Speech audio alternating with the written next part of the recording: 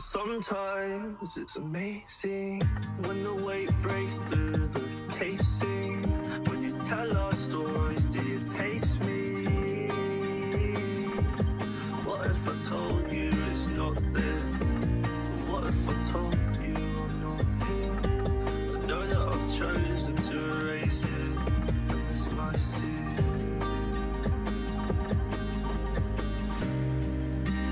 I wait up, hold on for so long, so low.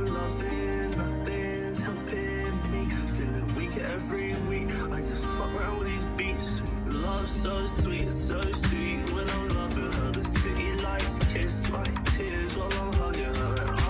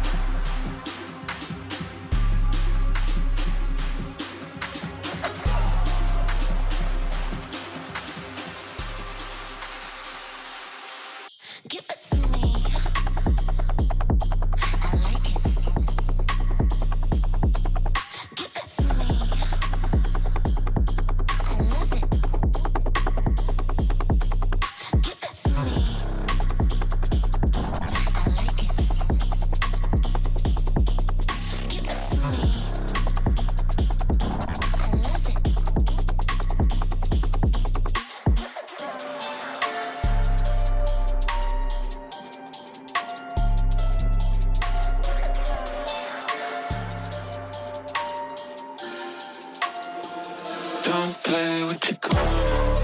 Don't do it with a kink in your armor. Don't do it. Don't fake like an actor. Don't do it. Tell a lie to your pastor. Don't do it. Focus like a laser. Focus when you leap from the rafters. When you leap, better off going harder. Going off. You don't wanna be a martyr. You don't want when you flirt with disaster. When you flirt with disaster.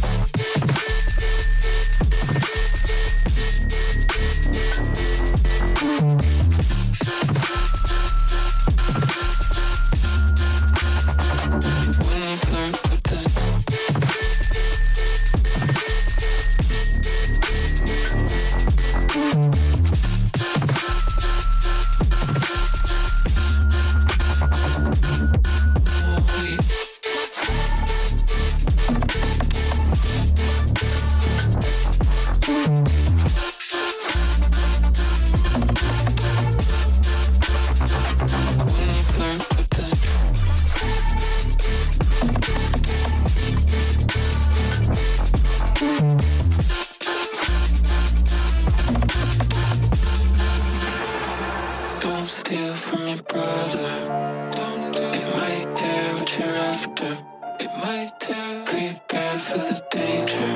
Prepare when you call out your master. Call him out. Don't trust in a stranger. Don't do it. Get killed if you capture. Get killed. Sabotage in the parlor. You don't wanna be a martyr. When you flirt with disaster. When you flirt with disaster. When you flirt with disaster.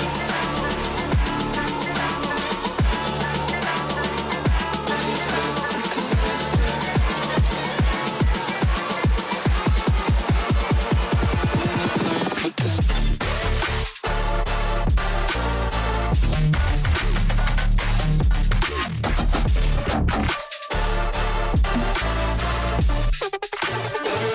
When you flirt with disaster.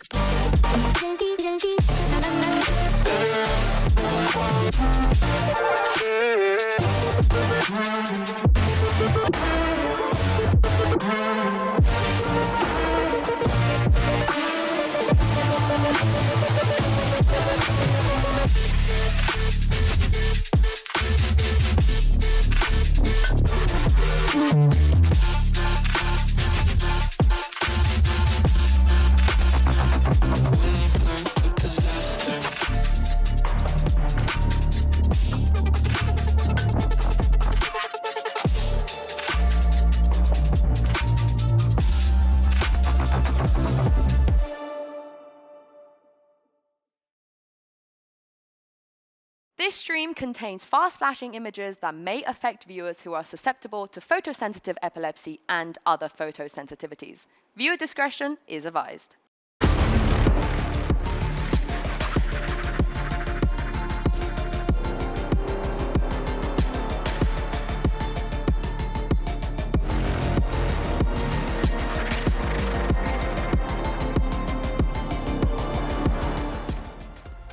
Happy playoffs qualification day! The stakes are very simple today. A win will send our teams straight to playoffs, where our #1 seeds are waiting patiently. Hello everyone and welcome to day 3 of Masters Toronto, coming to you live from the NK Center with 2 more Swiss stage matches. I am your host Yingsu, and of course, with the day being so important, I've gotta bring you guys Shopify Mel. You've been here before, having to qualify for 16 different events at this point, so you know how the players are going to be feeling. Yeah, I mean, it's always an exciting feeling. I think at this point, you know, in the bracket, it's more so just more excitement than nerves, I would hope. And as the former coach of Teddy Tactics, Ender, Mentioned. you also know what it's like to qualify, you know, for playoffs, and more importantly, to lose to Shopify. Yeah, I'd say I'm more familiar with getting sent to the lower bracket by a team like Shopify, but you know. Actually, can we get a show of hands here? Who's ever actually lost to Mel on this desk? I choose to I've lost believe. to myself. I'll Yeah, say it. yeah. I'll claim it. It's just me. I have 100% win rate against you, Mel. Well, I wouldn't 0 say out of 100% 0. win rate, but you haven't lost to me. True. See, I choose not to believe that I lost, and instead that I won 4 rounds versus Mel. So That is You know. 4 Spicy. more than I ever have. to be across fair. 2 maps, no big deal. Across 2 maps. Yeah, and great segue, because that is kind of a similar story to how Genji versus Oh, no, I'm That so was great. sorry. Love that. I'm so sorry. But yeah, Ender, talk me through some of the things we saw yesterday. I mean, look, the first series yesterday was insane. Honestly, Wolves pushed Sentinels to the distance on that opening map of Split. Sentinels ended up coming back in that second half with some really solid play, some good calling there too, to end up winning this series. But Mel, the second series was a completely different story. I really thought the way these 2 series played out should have been swapped in my head. I really, truly thought the second series was going to be the giga banger we all expected it to be, and it frankly was just a complete wash. And the first series, like you were saying, I think looks can be deceiving. It was a 2-0 on paper, but the first map, I mean, we were on the edge of our seats wondering who was really come out on top, and Sen just had the composure to actually end up taking the win. And of course, after the draw show, we do know what we're going to get next. And today will be the 1-0 teams going up against each other. And the scriptwriters, they knew what they were doing with this one. Mel, we get Paper X and Genji running it back for the 9th time now. Yeah, and I feel like they've kind of have been in this situation in similar stakes. Nothing crazy in terms of like elimination, but still a very important match in terms of getting into that playoff spot. Yeah, and in terms of the first series too, it's Sentinels versus another Chinese team here in Bilibili Gaming, so a lot of fun to be had there as well. They could do, you know, the every seed. They go the 3rd seed, 2nd seed. Keep maybe, working their way up and the then ladder. Go up to the 1st seed as well we go. But of course, like you guys said, Wolves actually had an amazing performance, so it'd be interesting to see how they do tomorrow as well. And that brings us to today's Mastercard fan poll. We want to know which team will win the Battle of the Pacific, and I need Jen, Paperthin, and Achilleos to be voting for this poll. I want to know what they think. Make sure you guys scan the QR code to cast your vote between PaperX and Gen G, and we'll have the results later on. And make sure you use the hashtags Valorant Masters and VCT so we can feature you on the show. Yeah, and it's funny because usually you look around any arena, right? Any Valorant arena, even in Bangkok, there's so many PaperX fans. They're not at the tournament, but you see the jerseys everywhere. But I ran into a few Genji fans on the way to the arena today, so they are definitely coming in here for that match later on. Did you get the merch, like the headbands and stuff? They were giving them out. That's Yeah. I'm going to be right back. If the fans, you guys behind me, if you haven't already grabbed some of the Gen G merch, please go do it. I saw some headbands, I saw some scarves and stuff. I saw a get on that. hand-drawn Genji jersey. Oh, actually. I saw that too. Hand-drawn, Yeah. like actually beautiful craftsmanship, by the way. It was super, super sick. Now it's time to check in on the MVP race. Just to remind you guys, we will be giving out a new, of course, MVP bracelet. And the previous winners are not here. So somebody who hasn't won it before is guaranteed to win it. And it's also a great opportunity for Aspas, and I cannot believe I'm saying this, Crashies, to move up in the global kills leaderboard, albeit Crashies is a little bit further back than Aspas. Also, Crashies, what's he doing? Getting first seed out of EMEA, so he plays less games, less chances to get kills here and climb up the leaderboard. It's a tough spot to be in for him. And Victor is still up there. That's crazy. I think it's really interesting to see like the difference in like the points from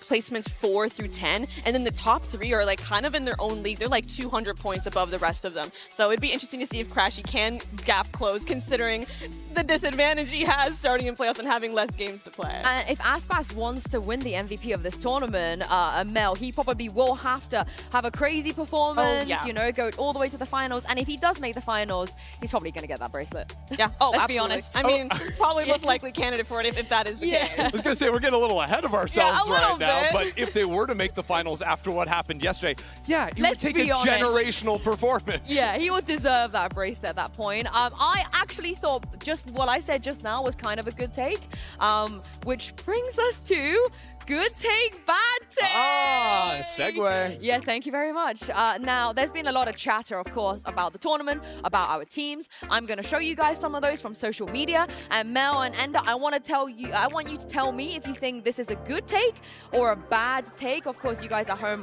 play along with us. First up, we have, I believe, a tweet from Fnatic, which is, did we break Heretics? Yes. Yeah, I mean, that's not really a take, that's a question. I'm gonna say the statement is they broke Heretics. You have a right? paddle? You want to agree, disagree with this? Yeah, I'll agree. I mean, look, Heretics Hello. were looking like the best team in the universe throughout EMEA until they played Fnatic, and Fnatic just flattened them completely. It was brutal. And then they come in here into Masters. I'm like, you know what? Look, it's just a Fnatic thing. They're a pretty good team. Heretics are so back. No, again, destroyed. I think Fnatic has like a history almost of just breaking teams. I'm not sure what it is. I think it might just be you see Boast on the other side of the stage. He's dancing and he's like making faces at you. On top of that, you look at the scoreboard and you're like losing 13-6. It's got to be like a mental killer. So strongly agree. If I had a penny for every time they broke a team at stage 1 of EMEA, I would have 2 pennies, which is not a lot, but it's kind of strange. Yeah, that TL only it had happened one. twice. It happened twice. Yeah. Next up, let's see what PaperX had to say following their opening game, which is this match alone makes up for us missing Bangkok or no. Strongly agree. Yes. I don't even care if they win or not. Just them being here makes up for everything. It's just all I want. I just want to see them here. It's the way they were here for me. Like, it was such a dominant first map. I feel like it just shut up anyone that was still not on the train, like not at the station for the PaperX train. Like, at this point, if you aren't believing, like, I would love to hear it, because how can you not? How can you not? I mean, look, you're saying that they're a good team, and I agree, but does it make up for missing Bangkok? No! Win some more games! Go the distance! Like, let's actually see that first before it's like, okay, yeah, they go 1-2 in this tournament, fall out. Yeah, we made up for Bangkok. Great take. If it helps, I saw this tweet and CGRS responded to it saying no. Yeah! So- Thank In you. that case, I'm gonna do one of these. Game recognized game. All right, okay. This is the next tweet about a Sentinels. This picture has absolutely no aura. Whoa. I'm sorry. John QT being in any picture gives like plus 1,000 aura points. So that's a hard. That's just a bad take. Yeah, it's just a random flame. We're just calling them happened? out. Yeah. Right. You know what? I'm not going to lie.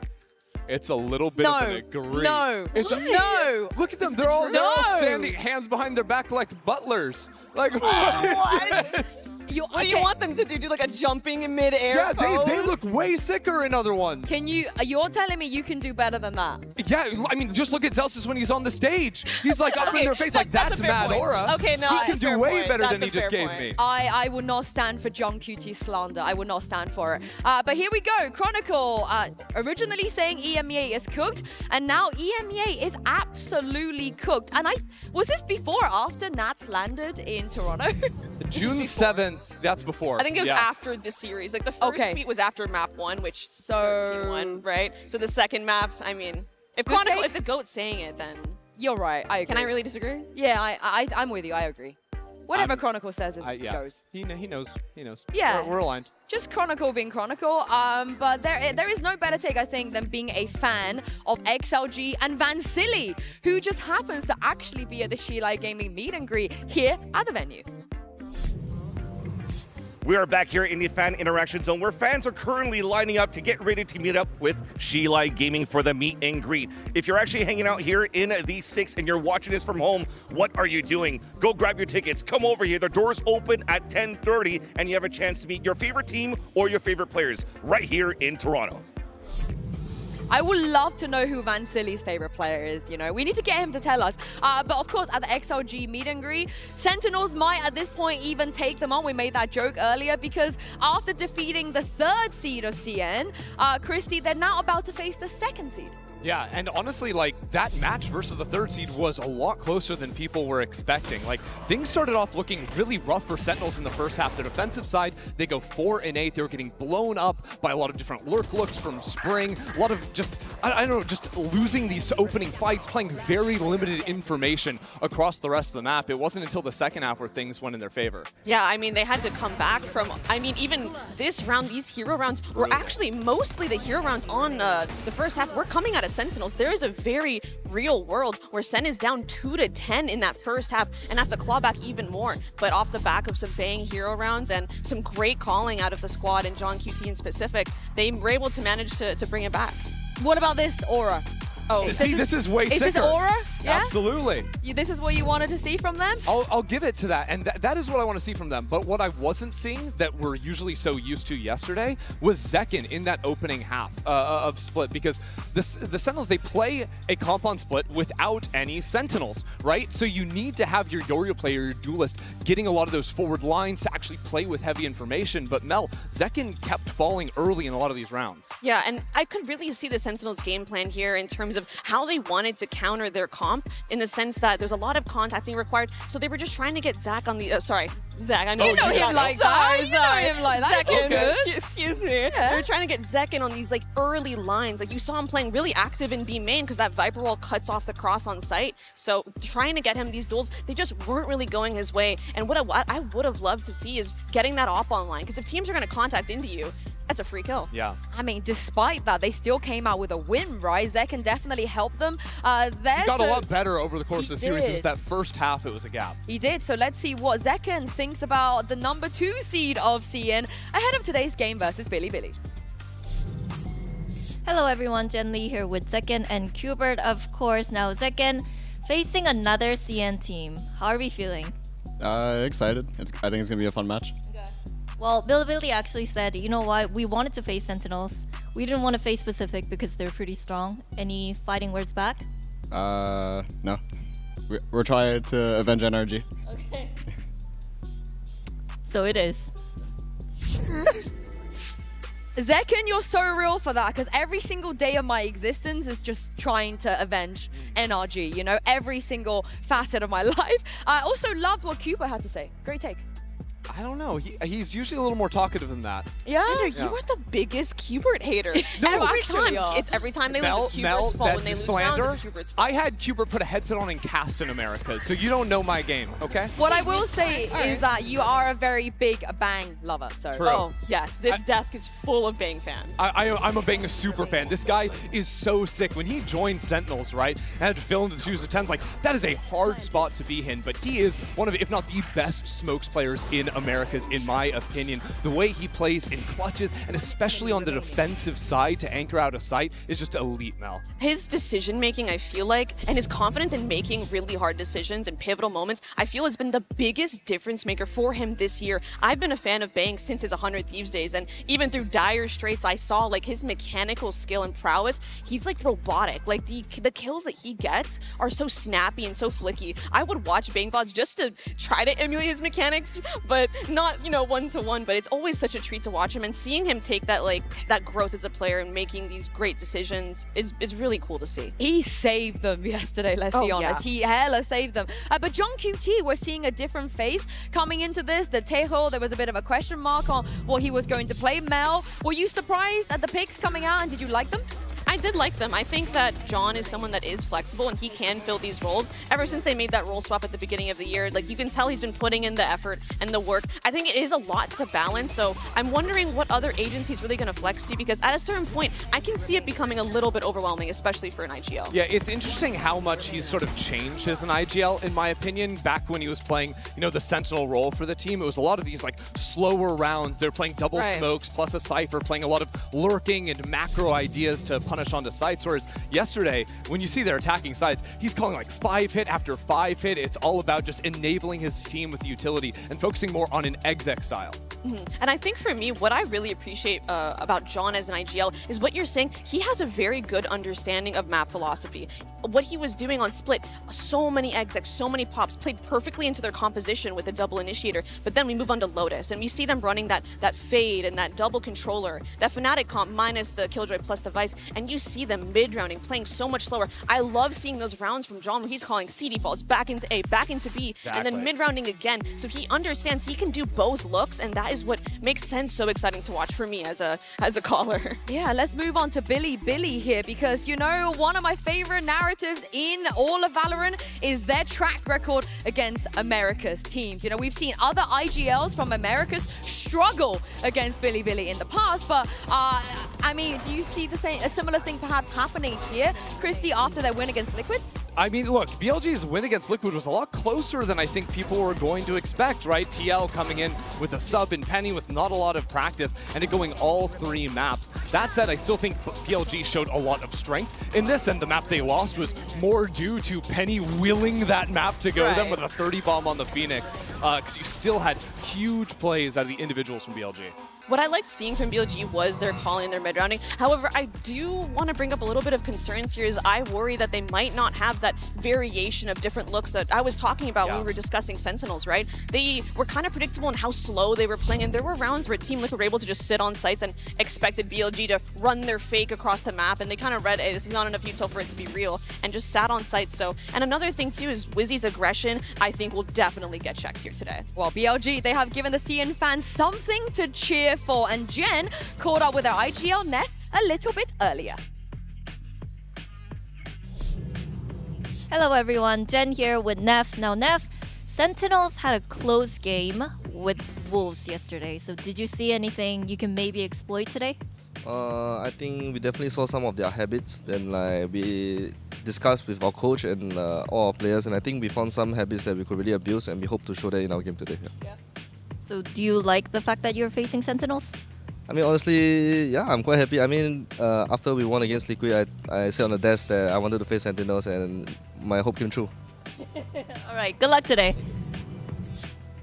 A lot of Neff's, takes and hopes have come true for those that do, watch him stream and stuff. He's pretty vocal about these sort of things. But I want to talk about his teammate Rusha real quick, because Mel, very much like Bang on the other side for him, he had so much impact for his team, and that Harbor was just great. Right, I'm really excited to see the controller v controller matchup here, because I think controller in itself is such a slept-on role, but really we see so many players like Russia, like Bang, who can completely take over games purely off of their mechanics, right? I'm so impressed with Russia's firepower, and in situations where he doesn't have a lot of util, the decisions he makes and the peaks that he makes. Yeah, especially when it comes to like late round, like clutch situations, right? Which angles is he going to be taking? Like, he was so money for the team, and when things were getting close, when things were looking like maybe it could slip back into TL's way, all of a sudden you have Rusha coming up with rounds like this, just knocking out 3-4 players to win it through.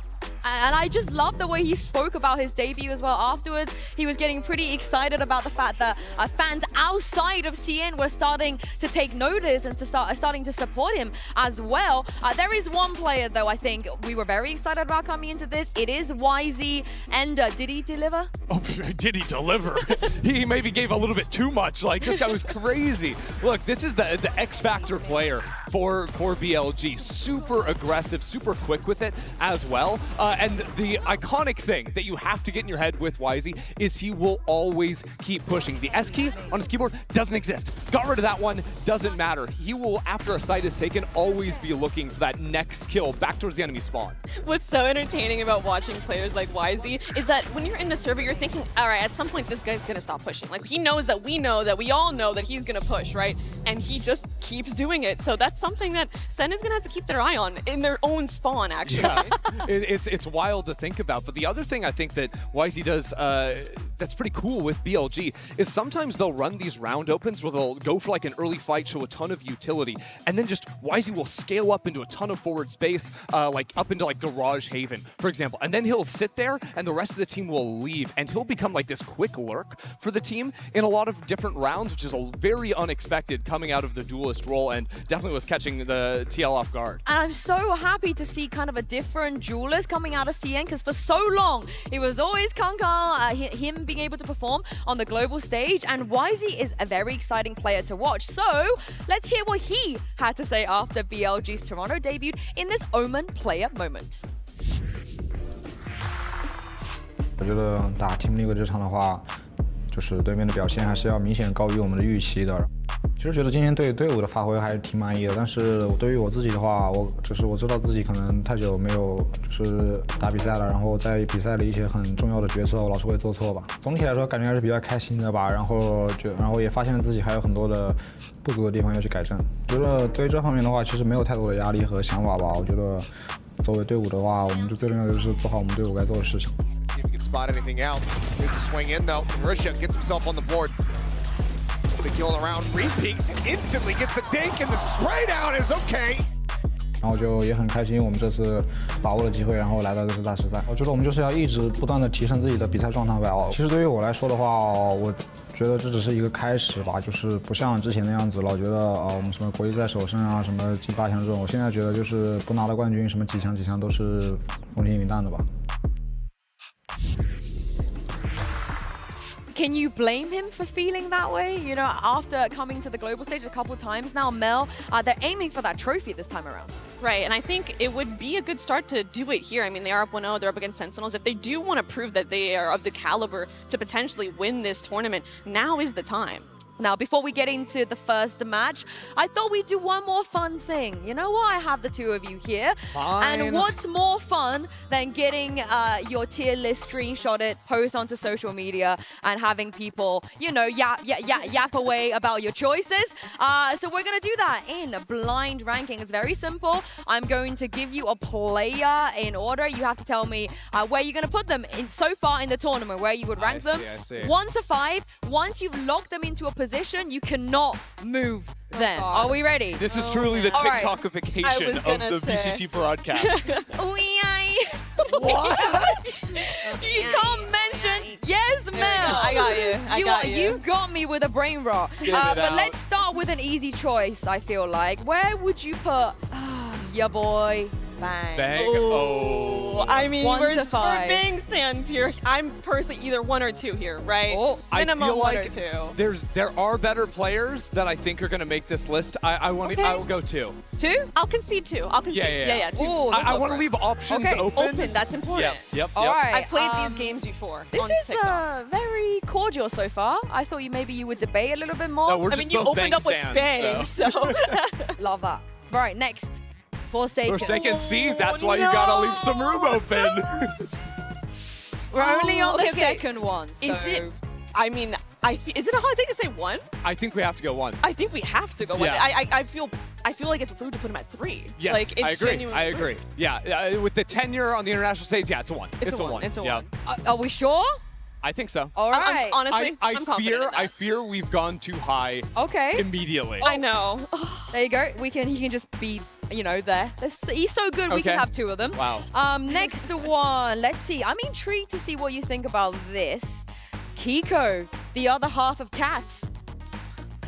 How are we feeling about this? They Okay. lost, but he had a Oh. good performance. That's true. Keiko played great, but I feel like we kind of have to lean towards the bottom of the I list here, just agree. purely off the Wow. result. He's in 0-1 right now. I'm really scared that we're going to get like a demon player, and because we've already filled up 1 and 2, like This is gonna look like a crazy list. I'm going to go 5. I'm going to go 5. I fear. Yeah, I'm in agreement 5? with you. Yeah. All right, okay. I had nothing to do with this. I don't feel good about any of this so No, far. me either. I feel horrible. I'm not involved. I'm just a tool. I'm merely a tool. Next, we got the player that's going to be playing on stage first today, Wisey. Wisey, okay. Okay. But here's the thing. Who could be next after him? Like, this is so tough to put him between 3 or 4. I mean, we still have like a texture. We've got. I know, we that's have what like I was an thinking. boss is. But if we're going by current events, By current events, it's probably 3. But I think our last player has to be a demon. Well, that's true. They have to be a demon. I want to go 4 with Wisey. But I'm again, down. I don't feel I'm good in about agreement. this. Me either. Me either. I'm in agreement. are you 4? Yeah. Are we it's sure? a blind ranking. All right, we're locked. Oh my goodness. You can also just It be would be there as cool well. if this was posted as just ranking. okay. Omit the blind. I would lose it. I'd have to deactivate all socials, never show my face again. There we go. It's just rankings now. Wow. It's just rankings now. Last but not least, you do not have a choice. We're going to default him on 3rd. We got texture. Oh my god. Okay, Thank good. God. I'm Saved. glad. Okay. Saved. Okay. It's not as bad as I thought it was going to be. Yeah. Would you change anything here? Yes. Yes. I mean, are we thinking the same thing? Hold on. Are we thinking who we Swap started 2 and with? 3. at Yeah. the very minimum. Yeah, 2 Oh, and 3. And you could make an argument for 2 back to 1. Yeah.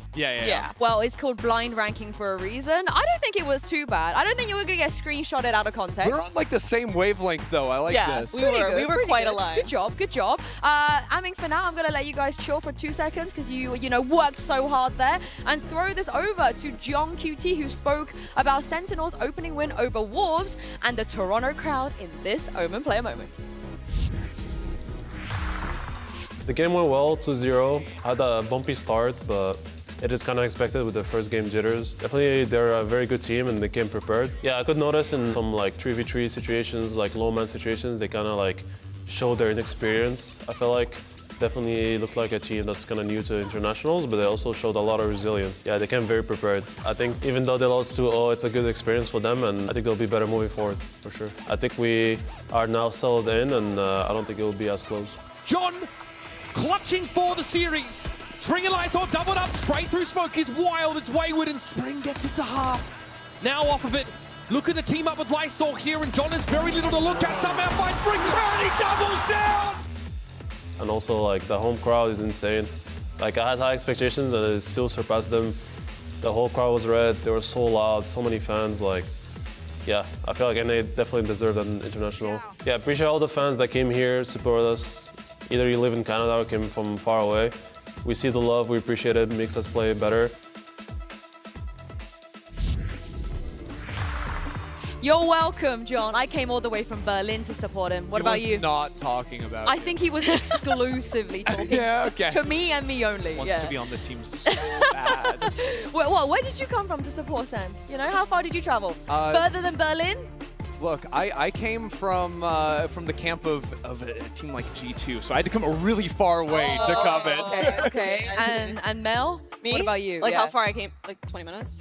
Like 20-minute drive? That's dedication, But Mel. still, That I mean, I is got out of bed, actually like Toronto dedication. traffic too? Yeah, Like, that's what I'm saying. I love that. That's dedication from Mel. And it's time for the results of our Mastercard fan poll. Earlier, we asked you who will win the Battle of the Pacific, and the results are in 63.1% towards PaperX. Do you guys agree with this? Is this where you went as well?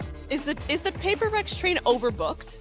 Just No. a question. I feel like this should be a bit more 50-50 now. Oh, you're surprised with how I'm a little dominant shocked. it is. Okay. Yes. Yeah, I'm also I'm leaning slightly Gen G later on. How But again, I slightly feel as good well. about nothing I'm saying today because the teams are so close. Do you know what? Why? Let's just take a look at where we went, because I've been terrible with the predictions so far, but I believe today is the day where I'm gonna apparently still carrying on being the odd one out. I'm really surprised that at these situations I'm still the odd one out. Look, it was literally just full Sentinels, so we had to cut the graphic instantly. Yeah. No, put it. Oh wait, there's one Okay, BLG. Hinze saving again. Okay, I thought it was a God. curse and we were trying to avoid that, but that's good. These are the exact same preds as yesterday, essentially, in honestly, terms of Sentinels. It's always Sentinels for me, because against EDG, I was the only one. Against Wolves, I was the only one. Against BLG, I'm the only one again. What is going on? I don't know. Honestly, I think you're crazy. Is the truth, because But it's we need Sentinels. you. We need But we her need to be you. crazy But we need for you. for the counter jinx. Oh, you think I'm doing it for the counter jinx? I mean, we appreciate your work. We Okay. need everything we can get. I'm let's gonna be honest. say it with chess. I am doing it specifically not for the counter jinx. I truly believe Bilibili Gaming are Can't going just- to beat Sentinels today, and everyone out there right now hates me for it because it's all They're Sen just shaking jerseys. their heads like, what? It's just is- pure Sen jerseys out here today. But if It's I'm just a sea of red. It literally actually. is. It really I can see is. it. I can see it. But it's gonna feel so good if I'm somehow right. Now, every tournament has a turning point, and today will be one of them. 4 teams will take the stage, but only 2 will move on to playoffs. Toronto, it's time to get behind your teams. The fight for playoffs between Sentinels, Bilibili, PaperX, and Gen G starts right now.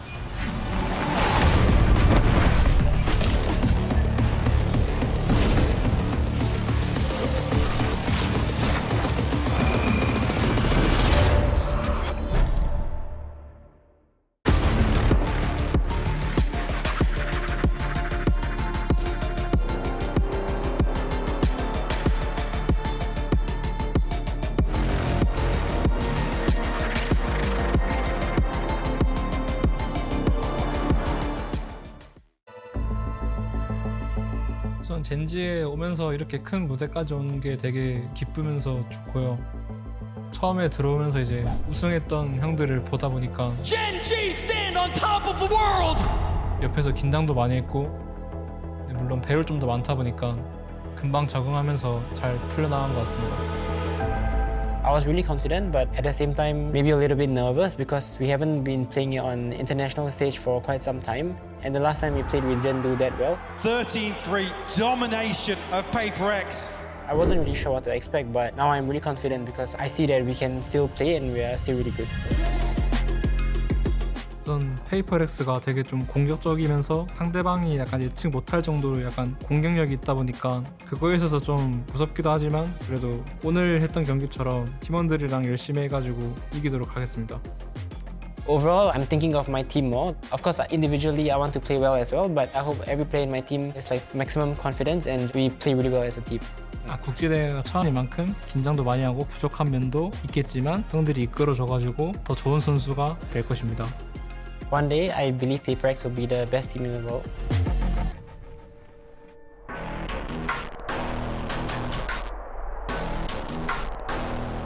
当时总体还是比较难受的吧，因为就是距离参加曼谷大赛就是只有一步之遥吧。然后我们也输了一场很可惜的比赛，然后但最后我们就是调整好心态嘛，因为比赛不是只有这一次，我们后面还有很多机会的。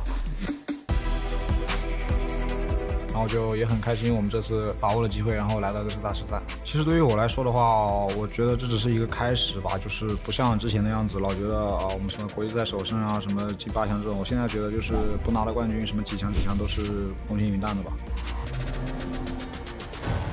BLG and NEF are very experienced. They made it to a lot of internationals. Obviously, they didn't have the deepest run, but they're a team on the come up. To be honest, it's probably our favorite pick because we just beat Wolves and we kind of want to keep playing the Chinese teams. I think it's always fun playing against them, so looking forward to it. 我觉得我们就是要一直不断的提升自己的比赛状态吧。我觉得我们第一场比赛的话，其实是包括我自己啊，然后就是状态没有提升到最好的那一步吧。然后我希望就是后面的比赛，我们所有人团队的所有人能够一起把状态提到最胜，然后我们觉得是有机会去拿冠军的。Definitely a lot of mind games now that all the teams kind of showed their cards. It's going to come to a lot of adaptability and like being able to think on the spot and make new plans. 这也我从来不关心别人质不质疑我，我觉得质疑声越多我越开心吧。我最喜欢别人质疑我。Sorry, drew us. To be honest, you guys don't want to see Sentinels next.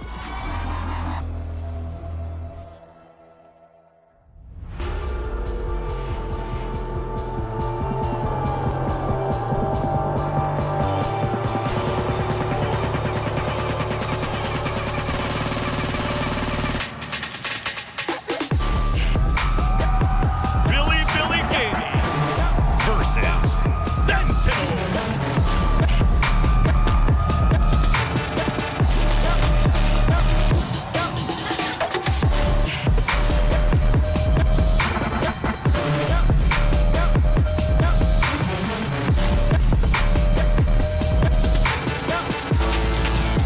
Both teams had a great start in their opening matches, but that was just a warm-up compared to the stakes today. Playoffs are on the line. Yeah, first team moving on out of the Swiss stage here, and it'll be Sentinels going up against the number 2 seed out of China. This match is going to be a good one.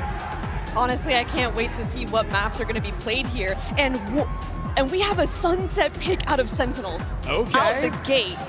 I mean, as we take a look here at the Omen map select, like you said, Mel, Sunset is going to be chosen by Sen. This is what we wanted, right? Even in the opening match, we wanted to see them go to Sunset. Which this is so insane because in their opening match, they first banned Sunset. This is complete. I can't imagine like this isn't going to take them off guard. I think they must have seen something from that Bilibili game that they could maybe have an answer to. Yeah, they have the VODs and maybe just, let's have 7 maps in the pool. Let's make sure we can play everything with high aspirations to make it towards best of 5s towards the end of the tournament. I also think it's quite interesting opening things up on Icebox here. It's a map we haven't seen Sentinels play since the nerfs to Taeho. That's a map that we still had John playing the Taeho on. Not every team was rocking the Taeho there, but what agent is he even going to play, Mel? That's what I'm wondering. There's so many different options. We've seen Sentinels play so flexibly in so many different agents. I'm ready for anything, but I'm specifically looking that this could get a little spooky here for Sentinels, considering YZ's aggression is very rewarded on a map like Icebox. Yeah. And Yeah, I was just gonna say, you saw him like pushing so far forward, whether it was through Viper walls or even like going through like kitchen and fighting back towards spawn on the attacking side. I think it's so interesting that for Bilibili, they get to play 2 out of the 3 maps we have already seen against Liquid. And for Sen, how have Bilibili been preparing for this, Mel? They don't have footage on the first 2. Exactly. Honestly, that's where I'm wondering where this is going to go. And I think a lot of it is going to rely on what they were saying in that video was adaptability on the fly. And we are going to see, are these Chinese teams capable of doing that on the fly right here, right now? Yeah, you also have to keep your eyes on Icebox. Like, this is a map where Ruscio was absolutely popping off on the Harbor pick, was looking really strong there just the other day in his debut. I love the Harbor so much, but if it's anyone that knows how to deal with that, it's probably going to be Sen. You know, they play against plenty of it, for sure. They're familiar with the Harbor here. But what would you like to see John QT do here? We saw the Sky already. We saw a Viper too. Yeah. What are his realistic options here? I mean, one of the first thoughts my mind goes to is Sova, but at the same time, you know, Neri does play Sova. I could definitely see them going back to something standard like Sova, KO. You really can't go wrong there. Yeah. They have 2 great players on both of those roles. Because most recently they have been playing Zekken on the Omen. They've been playing no Duelist on that map. And you know what, like, you are bringing up Sova. John did play a little bit of Sova early on in the year, back when Sentinels were playing like Abyss, for example, but we haven't seen him playing it on Icebox. And that is an agent that you do have to put the hours in to get up to speed on a map. Yeah, and looking at what Bilibili are going to run, because we don't anticipate them to change anything. Icebox look pretty solid against a Liquid. Is there anything maybe Sen can just do to counter, you know, their Harbor Viper comp with their agent select? I think in terms of reading into the Harbor Viper comp, they need to be very vigilant about the Cove usage. If Sentinels is going to start attack, or if they are on defense, they need to constantly be aware of the Cove and whether they need to break it. Yeah, I also think that you need to do like some amount of exploiting the timings of the Harbor walls, because like if you're attacking into a Harbor Viper, like you can just get permanently stalled out, it feels like, over towards the A side of things, especially if you can't find a way to like break through the wall when they're recycling that. So a lot of times teams will try to bait that utility and bait that Harbor wall out before like a quick pivot or a fake on the other side. Exactly, and I'm specifically looking towards Sentinels on the defense here, because just yesterday they did struggle against a double controller comp on Split when Sentinels started on the defense, and I'm really expecting Zekken to step up here and get those opening kills that we did not see him get in that first half of defense Split. He's got to, right? And especially it depends what his agent is going to be, because, you know, we haven't seen him play the duelist on this map on a little while, but he is so key, I think, in Sentinel's game plan, especially when it comes to like having any amount of forward information, the lines he's going to be holding, whether that's an operator or with a rifle in his hands. If he's not firing on all cylinders, they're going to struggle. I mean, Sentinels, they have the Pope on their side, so I don't know what Bilibili can do. Is that the new Pope? In this matchup, it's going to be a tough one for them. I also do wonder, on the side of Bilibili, who are they sending out to match Zelsis? We saw on the side of Wolves, Sufa BB was up there, was giving it right back to him, and we saw really the impact you can have when you can get into the heads of some of the Sen players. Bilibili, I don't know, K-Knight maybe? I'm not sure. I know Neff was very chill and nonchalant when he was up here in the post-show yesterday, so I'm going to assume it's not going to be Neff, and YZ is also that silent killer kind of duelist, so not looking at him for that either. Yeah, I do want to highlight on the other side of things, though, Narrate, because this guy came back into the server just the other day and was looking real strong with Sentinels. Again, like, you think about like a few of those like really clutch rounds, these moments on Split from Narrate, where he was just absolutely sharp, and on like the bonus round as well, that got them snowballing in this comeback in the second half. And on top of that, his cross-map utility with the breach stun setting up his teammates was just excellent. And in those rounds where they were down in the first half, where it was a pretty lukewarm start, we saw him being pretty yappy, pretty emotional, and pretty, I guess, talkative in those rounds, Mel, which I definitely didn't expect coming out of him. Yeah, what I'm liking seeing the most out of Narrate here is the fact that he's really coming up to the occasion, right? Like, they were down 4-8. He comes in with a 3K on the pistol to bring them back in. He's the ultimate example of composure for Sentinels. If Sentinels double down with a Tejo. It will be the first Tejo we see at Masters Toronto, and not something we would have expected. And we are seeing Russia lock in that harbor. 2 people instantly locking. I think one of my favorite parts about the live agent select is really just seeing how instantly some players lock and how some like to play around and wait and kind of give us that anxiety. I really hope they play Sage. I'm such a big Sage enjoyer on this map, Ender. I'm an enjoyer too, but I just don't really think that's in the Sentinels' wheelhouse, all things considered. I think Sen have a lot of experience playing up against this BLG comp. This is a comp that a lot of teams over in America's Crew, MIBR, love to run. Even going back into last year with Leviathan, this is pretty stock standard. It's going to be John QT going over to the KO, all things considered. So KO, Gecko, double flashes, and a lot of options to like fight past these double smokes that BLG are running. This is really interesting, and I think it's going to pair exactly into what you just said. Getting in front of those walls and disrespecting the controller itself is, I think, the best thing that Sentinels can do. Also, catching good knife timings against a Viper or a Harbor completely invalidates that cycling of utility to hold onto the A site. M80, well, you'll always be famous. You'll always be famous. I can't wait to get into this one. With playoffs on the line, it's time to send it over to the big dogs, Uber and Wyatt. Thank you very much, Yinsu. Those memories of Sentinels shocking 0-2 at Bangkok are starting to fade into the periphery after their opening here in Toronto. But to make those playoffs, they've got Bilibili Gaming standing in their way. Why? An opponent who said they wanted to go up against Sentinels. They feel more confident against America's rosters.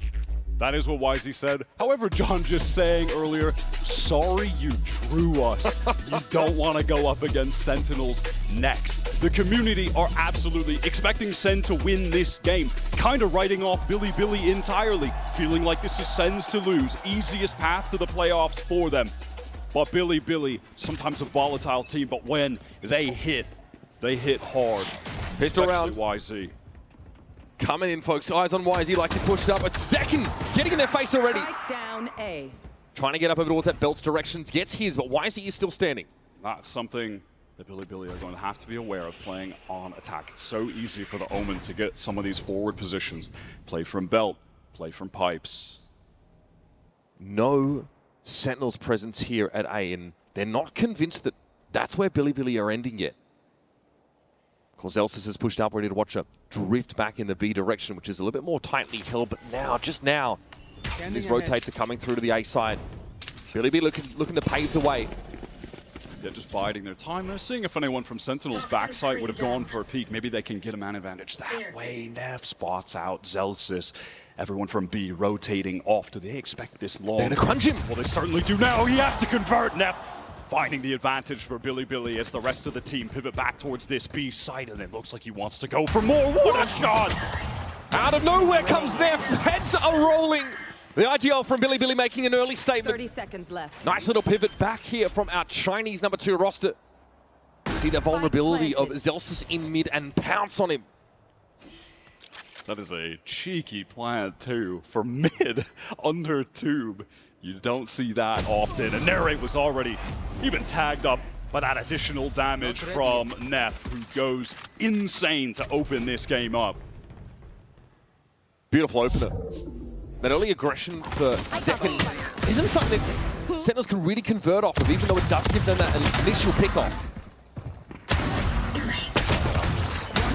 Nasty. The reaction on just the re-swing from John is crazy. And also just credit to Neff for finding that perfect window where the site was open, where the team dragged the rotates, and then he knows that that is his opportunity to get the space. They have enough time to pivot back. Great opening round from Bilibili. Well played, well called.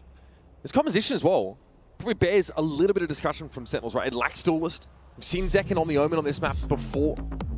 It is obviously the kind of, you know, agent that you can post up with an op at some moments, but there's no real scan initiator on this Sentinels roster. The KO, of course, can 0 point in, but outside of that, it's pretty flash heavy. Absolutely, yeah. Those 0 points are going to have to get a lot of value. They're great on attack, they're throwing back yellow, etc. Last time we saw Sentinels on this Icebox map, it was in that playoff run in Americas, and they beat G2. That was with the Tejo, but even still, that was the first time an America's team beat G2 in a full series. So they are no joke on this map. Bilibili picking into one of their better looks in the pool. Yeah, we saw this Feels like it's going to be evenly matched. We saw Bilibili obviously face up against that Liquid squad, right? And they sort of mentioned they were not really satisfied with that win. And it was I think it's safe to say, slightly weakened Team Liquid that we saw turn up for their first game here. That won't be an issue going forward, but this would be a real result. And that is a very illuminating 0 point early. Turret out. BLG opting to buy in fairly light here. No one committing to a full upgrade rifle on this anti-eco. Neff watching over towards B for any early aggression, posted up with that Marshall.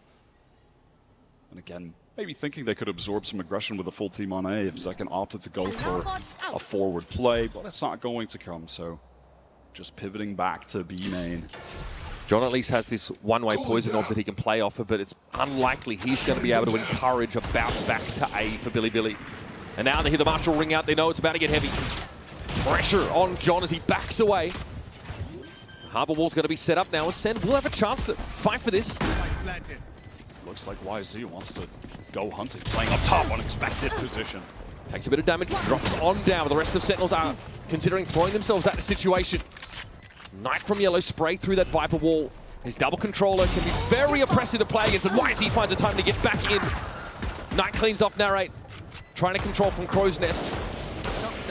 And Zekin and John, yeah, not long for this one. Great little shock dart that catches the KO out, and Zekin has not got much to do.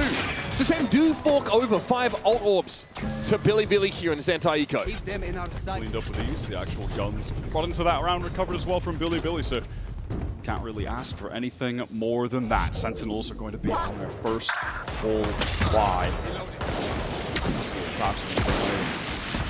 Last player. I'm so low on HP then. So it's a stack for Sen over on the A side that doesn't really pan out. Bilibili just, Spidey senses tingling. They opt not to commit there. And they make the right call in the end. Rifles in hands now. Still a Marshall for Neff, Guardian for Rusia. Levies with the Bulldog. YZ takes a big hit early. And my goodness, the audacity to stand and fight that.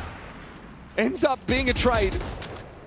Happy enough with that for the attack side on your bonus.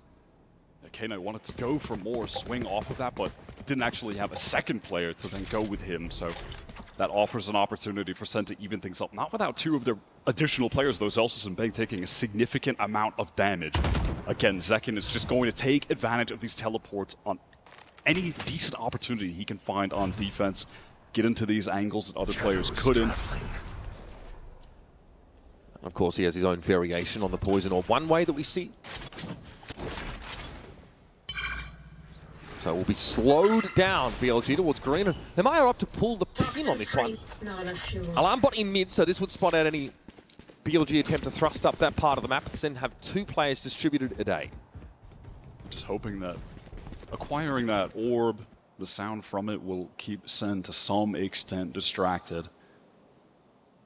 Now have them 30 seconds left. Steadfast on that B site for this late pivot over towards A, where you do have Bang, John stacked up. They want to anchor. These are entrenched positions.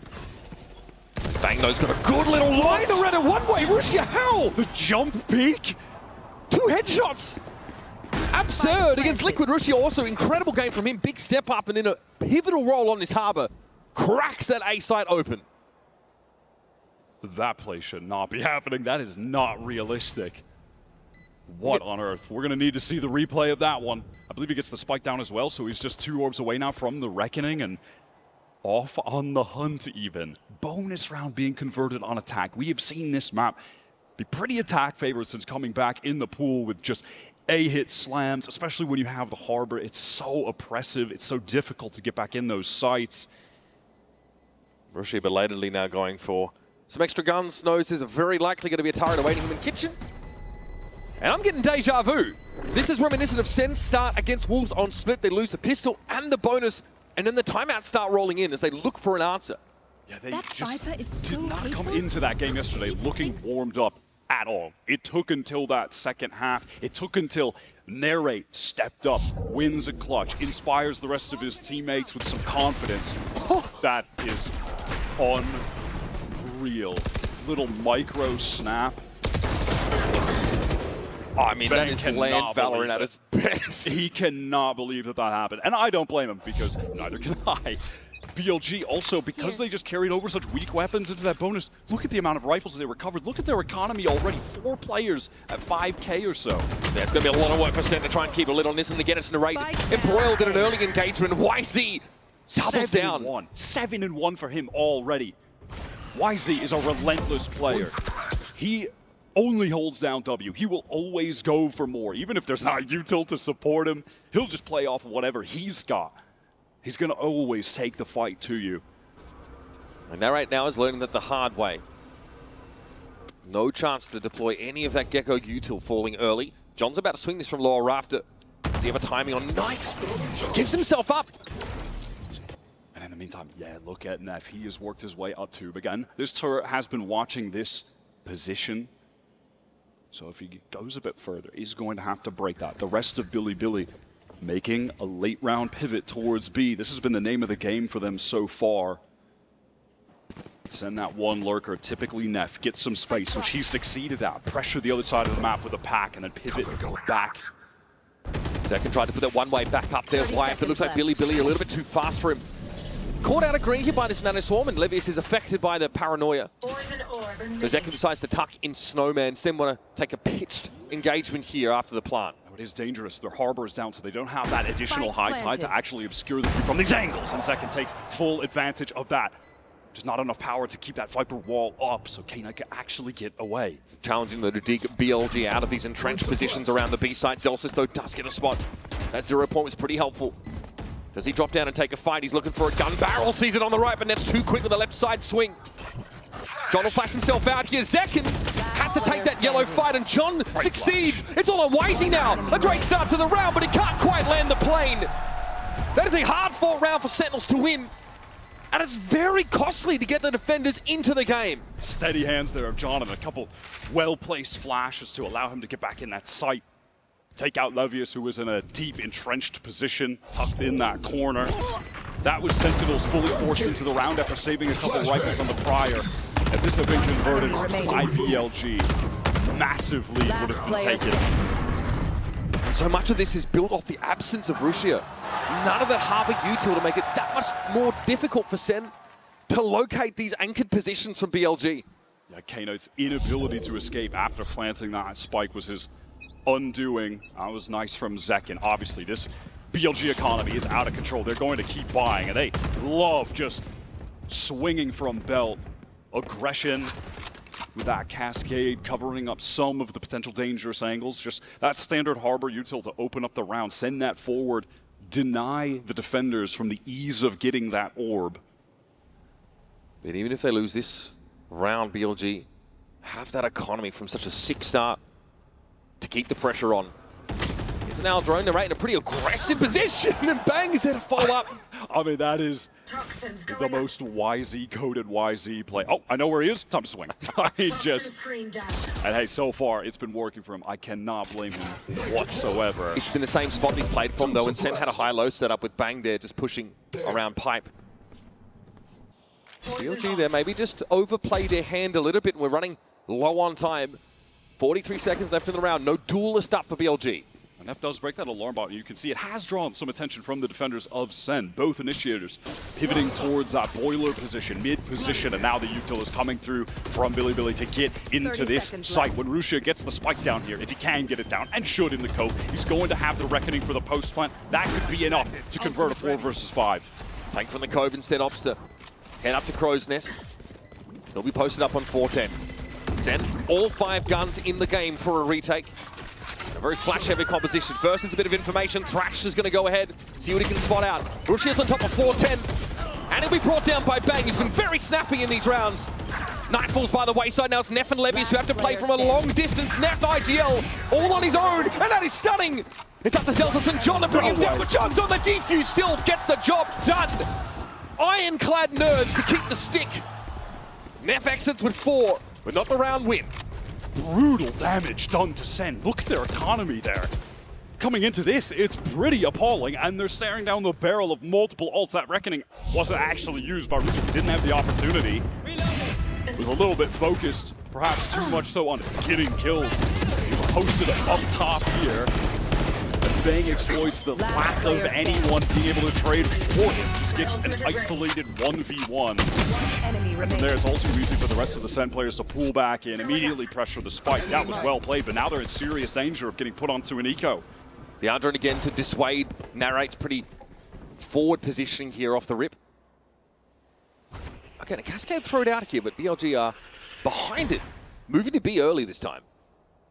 BLG have been getting pretty free control of B main, and you can see that they're leaving the orb. They're going to give it to K-Knight. He's going to have the Hunter's Fury. Deltas here has to play as safely as he can. Harbor Wall to follow up on the Viper one. The BLG under the cover of all of this site. Obscuring Util will have their plant. Just walking through. He's just walking through the walls. But he can. He's not walking into a high-low setup like he was the previous round. It was that singular player of Zelsis. And he wasn't even in an aggressive spot. Viper's bit to follow up here. Zekin found YC to again. Not slow down. He's just going to keep fighting. Maybe that's exactly what Zen are hoping for. They've evened up the odds now. Okay. Here's the null command. Rushia has to respect the fragment, stepping to the side of it now, still occupying this pit, but takes a big hit down to 30. It's dangerous, but Rushia thrives in these circumstances, and the spray is good. 2 for the Harbor. Levy is now playing from Crow's Nest. Sees John on the low ground with all these ultimates. It's just too much to handle. BLG close a round out. That is just YZ opening up the round with a great kill onto Zelsis, always going to hunt for more. But ultimately, in that retake situation, there's just too much util remaining, too many ults remaining for the Bilibili side. Once this pick goes down before Jahan is able to use the null command, they are in a horrific situation to get back in. And look, going into this, we're looking at a YZ that throughout stage 1 was able to be the highest ACS, highest kills per round player in China. And you're wondering, is that just because he's able to farm some of the lower tier teams, get away with things that he shouldn't be allowed to get away with as the competition scales throughout this tournament? Look, so far, he's had a couple misses, but he's hitting hard. 9-4 right now. Finding good first kills. In that series against TL, he's involved in 30 first engagements. Ends up 15 and 15 first kill, first death, but often on the Neon looking to create that early space and be traded. He's always looking for a fight, but it has hurt him on a couple of these rounds. Walking into a high-low setup, standing on top of yellow, above the Viper's wall where, you know, Zekin is easily able to pick him off. Couple of things there that can be his unraveling. Got an early timeout call from Kaplan, can't blame him. Things are beginning to get out of hand for Sen. This is essentially a full eco right now. Kaplan said yesterday in the coach interview, midway through the game against Wolves after that first map, that it was difficult to execute our game plan. We're not used to their style. We're not used to the way that that region plays. It took time to adapt, to get in the game. And Bilibili, they're pretty unique. YZ, one of one player. 5 suppressed. 0 point revealing all of BLG. They're on a slow roll in this A direction. Now, last time there was a stack here for Sen at A. On that round number 2, they pivoted away from it towards B. This time, though, YZ's licking his lips, looking to put this Blade Sword to work. Reckoning also going to be deployed now. It's a lot for Sen to manage with these weaker weapons. And YZ, float like a butterfly, gets hit pretty hard, though, there. Dropped low. Zelsis did fall by the wayside. And here's K-Knight in to the cookie jar. And we'll have his meal. It's all on Zekin now. We'll step up and let this one be done without much events. Absolutely effortless with that Reckoning. I mean, when your positions are getting scrambled and you have to fight out in the open, awkward engagements with bad weapons, you're just absolutely fried. And that's going to be Billy's economy thriving in the latter part of this first half. Serious control of this game. Sentinels maybe just at least glad that all of those ultimates have been expended over the last couple rounds. These early explorations for Bilibili have been pretty effective, often pivoting away from a bomb site once they gain enough info. Now we're headed over towards the B direction, and as always, Nev trying to play through me, but this time John is ready. Playing from Boiler. Oh, Zekin just unaware of what's going on, and Zelsis tries to swing in for him. They end up going 2 for 2. Not a horrendous result. Safety in the cove to get this spike down for Rusha. How do Bilibili want a position right now? They're going back into B main. Why is he going far away? It looks like he wants to try to rewrap through mid. The danger is the spike isn't exactly planted for him, so he's going to have to pick up the pace and get really deep towards that site. Wow, up on top of two, but he's made a bunch of noise and bang is ready for him. Never change, Wisey. Found them. Two players over here towards yellow. That's what BLG are working with in this post plan. John is readying a pop off this flash. Russia moves in. Oh my goodness, again! That is ungodly from Russia! In the mosh pit, not a care in the world. Another buy round from Sen, slapped down. Swings out in the Molly. Sen a little too slow to react. Wall lined up. Again thrown onto an eco. This is brutal. Things getting so scrambled with the anchors here between Zelsis and Zekin. This is again been the issue though. Look at Sen's overwhelmed by this pace. Like, Zekin is not ready for Wisey to be so quick to yellow. Zelsis, as a result, is caught out in the open, and they do well to go 1 for 1, 2 for 2 in that case. But still, they get overwhelmed. This really is some serious deja vu from yesterday against Wolves. The team from China starting on attack, hitting crazy shots, running over them mechanically, and it took Sen until the second half to get their heads in the game. But right now, things are getting completely out of hand. Feels even more so than with Wolves yesterday. Here comes all of the Harbor Util deployed. Code placed down a little further into the open. K9 able to get a plant despite being a bit more exposed. And there's Russia yet again. Sharpest attack. Narrate tries to show. Just another reckoning already. Absurd. And they're making great use of this now. Sen really having their Jimmy's rustled. Only with these sheriffs to go to work with. Another clean execute. BLG once more commit that reckoning into a half buy. An eco round for Sen just to secure it. What was it, 2 rounds ago? I think on the other eco he had used one just to convert it with ease. Only a handful of opportunities for Sentinels left to get into this. As I mentioned earlier, this attack side on Icebox has certainly been favored since its return to the pool. Teams are just so overwhelming with their assaults on these sites. 2 is not nearly enough to play with. That just feels like an inevitability for Bilibili to take this when the sides swap. Another buy round, many ultimates to play with. Bang yet to get super involved on this map, and it's a map that I associate with his dominance. His anchoring here is typically fantastic, but just hasn't had opportunities to get things rolling just yet. So far though, Bang really has been the only antidote to the chaos that Wisey has brought. Catching him as he, updrafted onto Tube or part of that high-low swing on A. Sen have not been able to string these rounds together. This time though, they got ultimates that can dictate tempo a little bit more to the defender's favor. Viper's Pit there at B. Lockdown should have been needed unless Zelsis gets flattened here. I do like this setup from Sen. They have good information across the entire map. Controlling B main with the pit. They've got the turret to watch for players coming up tube. Zelsis can watch under. Just jiggling that angle. The sack on A. This is a solid setup. All right, what is this? Split right now, the rare A split. Okay, we've got some pressure coming from A main at the same time as well. Narrate has fallen on the side. John getting a little bit nervous, but he's going to spray him anyway. Oh, it's a 3-piece for the Moroccan mastermind. And he knows there are players on the side for Bilibili. Bites his time. Gets second up by Rafters to take the fight, but Levius beats him to the punch and through the smoke, apparently. Levius deals with John. You should run. Numbers are even now, and both teams go for these lockdowns simultaneously. A Venn diagram of disaster in the middle as Zelsis waits on them to come on out and give them a fight. Boy howdy, Sen having to fight tooth and nail for every one of these rounds. That was so chaotic. John again goes off. At the moment has been the catalyst for Sen getting rounds.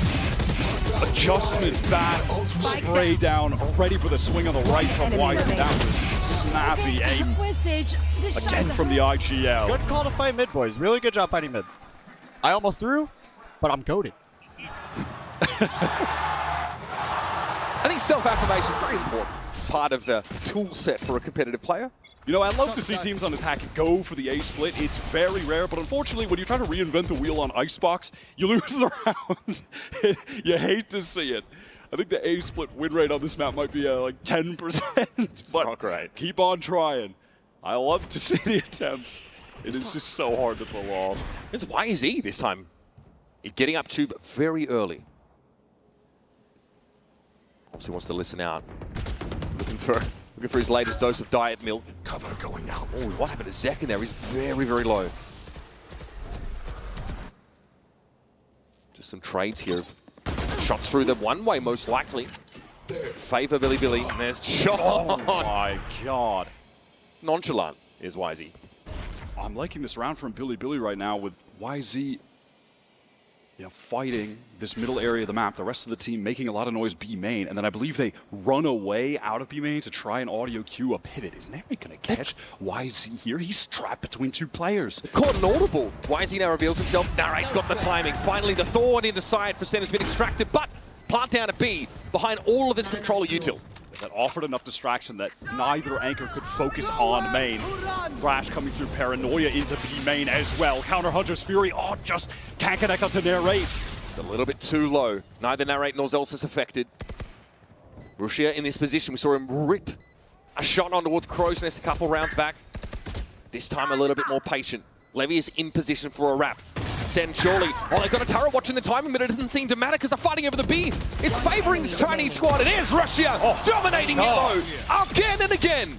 Russia is looking incredible on LAN right now at this international event. He's stepping up from the last games we saw of him during their qualifying run. He was good, but he's hitting another level right now. Just another reckoning. Just around the corner, by the way. It is meant to just one more orb and he'll have it. VLG are just so proactive. They are just choosing to swing out together, find a timing where Center trying to move forward. They're catching them out in the open on these retake efforts.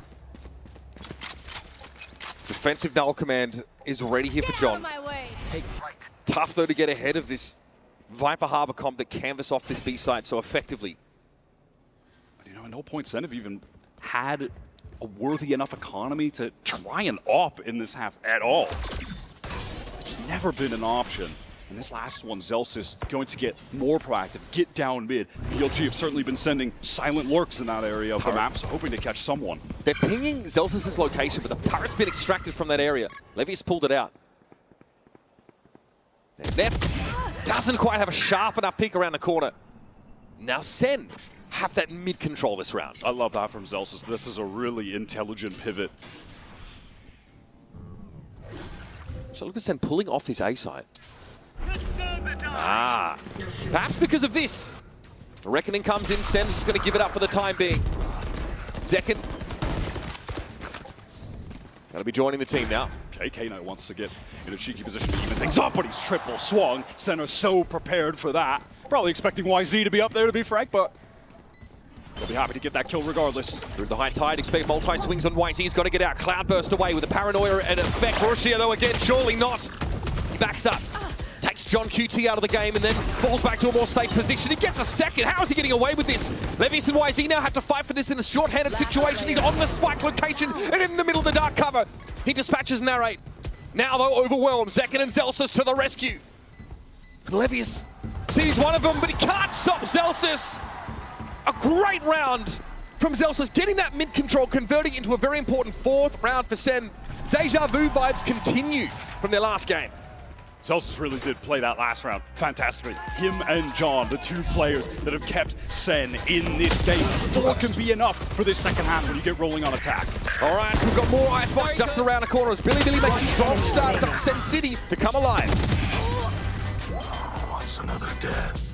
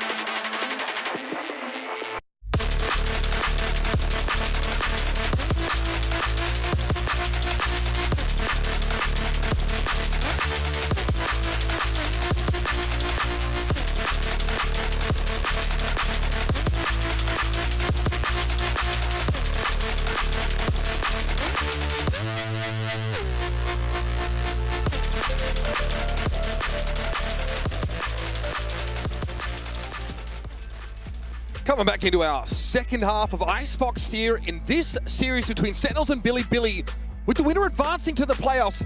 We got you guys a Coinbase econ report, and already Russia, no surprise to me, standing out. Guys, been looking pretty incredible, but a lot of very efficient play here from Bilibili. Remember, this is a measure of the sort of damage you do divided by the credits you spend on it. And we know that the economy was incredible for Bilibili over so much of that first half, Wyatt. I think specifically what's been incredible is YZ. He's taking so many first engagements, either getting a kill or often dying. He is constantly pushing and yet has been able to have a very strong number for this econ report at 68.4. He's dying a lot, taking so many fights, having to rebuy. Yeah, he keeps rebuying, but he's still going off. Right now, 15 and 8 for him. Most deaths on the team and most kills. That is the most YZ stat line imaginable. Now, the word from Kaplan after Sen's game against Wolves, where they started in a really similar fashion. It was only a 4-round defense side on split, admittedly. He said, we just needed some time to calibrate, but when you lose the pistol and you lose the bonus, you're going to bleed a fair number of rounds. That's a fairly disastrous way to start a series. See what Sen have for us, though, on this attack side, which is where obviously they were able to generate some momentum in their last game. With the pistol now, already early push up from Bilibili here. YZ, unsurprisingly at the front, and Zekin is waiting. Nice little classic right click to open things up for Sen on a much-needed pistol round. Now taking their time. Zekin's going to wait for the rest of the team to be able to group up so they can take B main together. Neff just hoping to get one kill and then escape, and he does exactly that. That was narrate, poor guy. Get taken down there. So that at least has given Bilibili a bit more confidence. Evening the ledge, there's now an encroachment from the Sen side on A, and it's just K-Knight who's watching for belts. Bro is out in the open. Just watching for belt. Recon going to go through today. Attempt to swing onto pressure coming both sides of the map. That, well, gets swung on. K-Knight's the one that precipitates that action. He is very exposed in that spot. Here's Russia. He also pretty exposed and on his own. Fellas, we're getting a little bit too silly with these peaks right now. Sen are exploiting that overextension and aggression from the defenders. Now Levius wants to get in a decent position. He's go for the one. I love the way he's playing. This is the movement. It's sick. That is raw sauce. And there is Neff to come to the rescue. That could have gone awfully wrong for BLG. What a tale of two teams in that round. Firstly, individuals out in the open getting picked off, and then Levius, 3 kills from behind that box. That is diabolical. That was buttery smooth movement. He's breaking ankles. They don't know which side to look on. He's just taking 30 seconds. One enemy remaining. Look at how he's able to isolate players with 3 of them staring at him. Neff says, all right, you've done most of the work. I'll come through and clean up the round. That's pretty rough for this America's roster. Sen desperately needed a pistol here to get something going. No force here, though, in the anti-eco. Pistols, and Neff says, well, don't mind if I do. He loves just pushing up, getting one and leaving. He gets away with it again.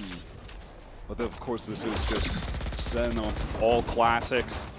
Pretty standard way to take yellow there. We're going to probably see that a couple more times in this half, where you have Zekin teleport across, basically pseudo-jet, while that flash comes through from John. Neff trying to see what he can find. YZ, front center, delivers. Zekin flattened Russia. Pick it up where he left off. And he'll have himself a defuse here because, of course, we love Reckoning. Great ability.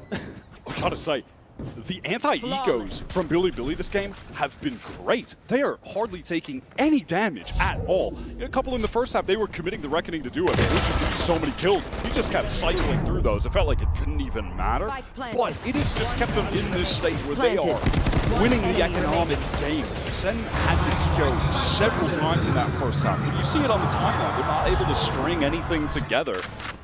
Billy were just chilling the entire time. They even won the bonus on the first half. They don't take any of the upgraded rifles on that initial anti-eco. They still won it. Same case here. They have Bulldogs, a Guardian, a couple SMGs.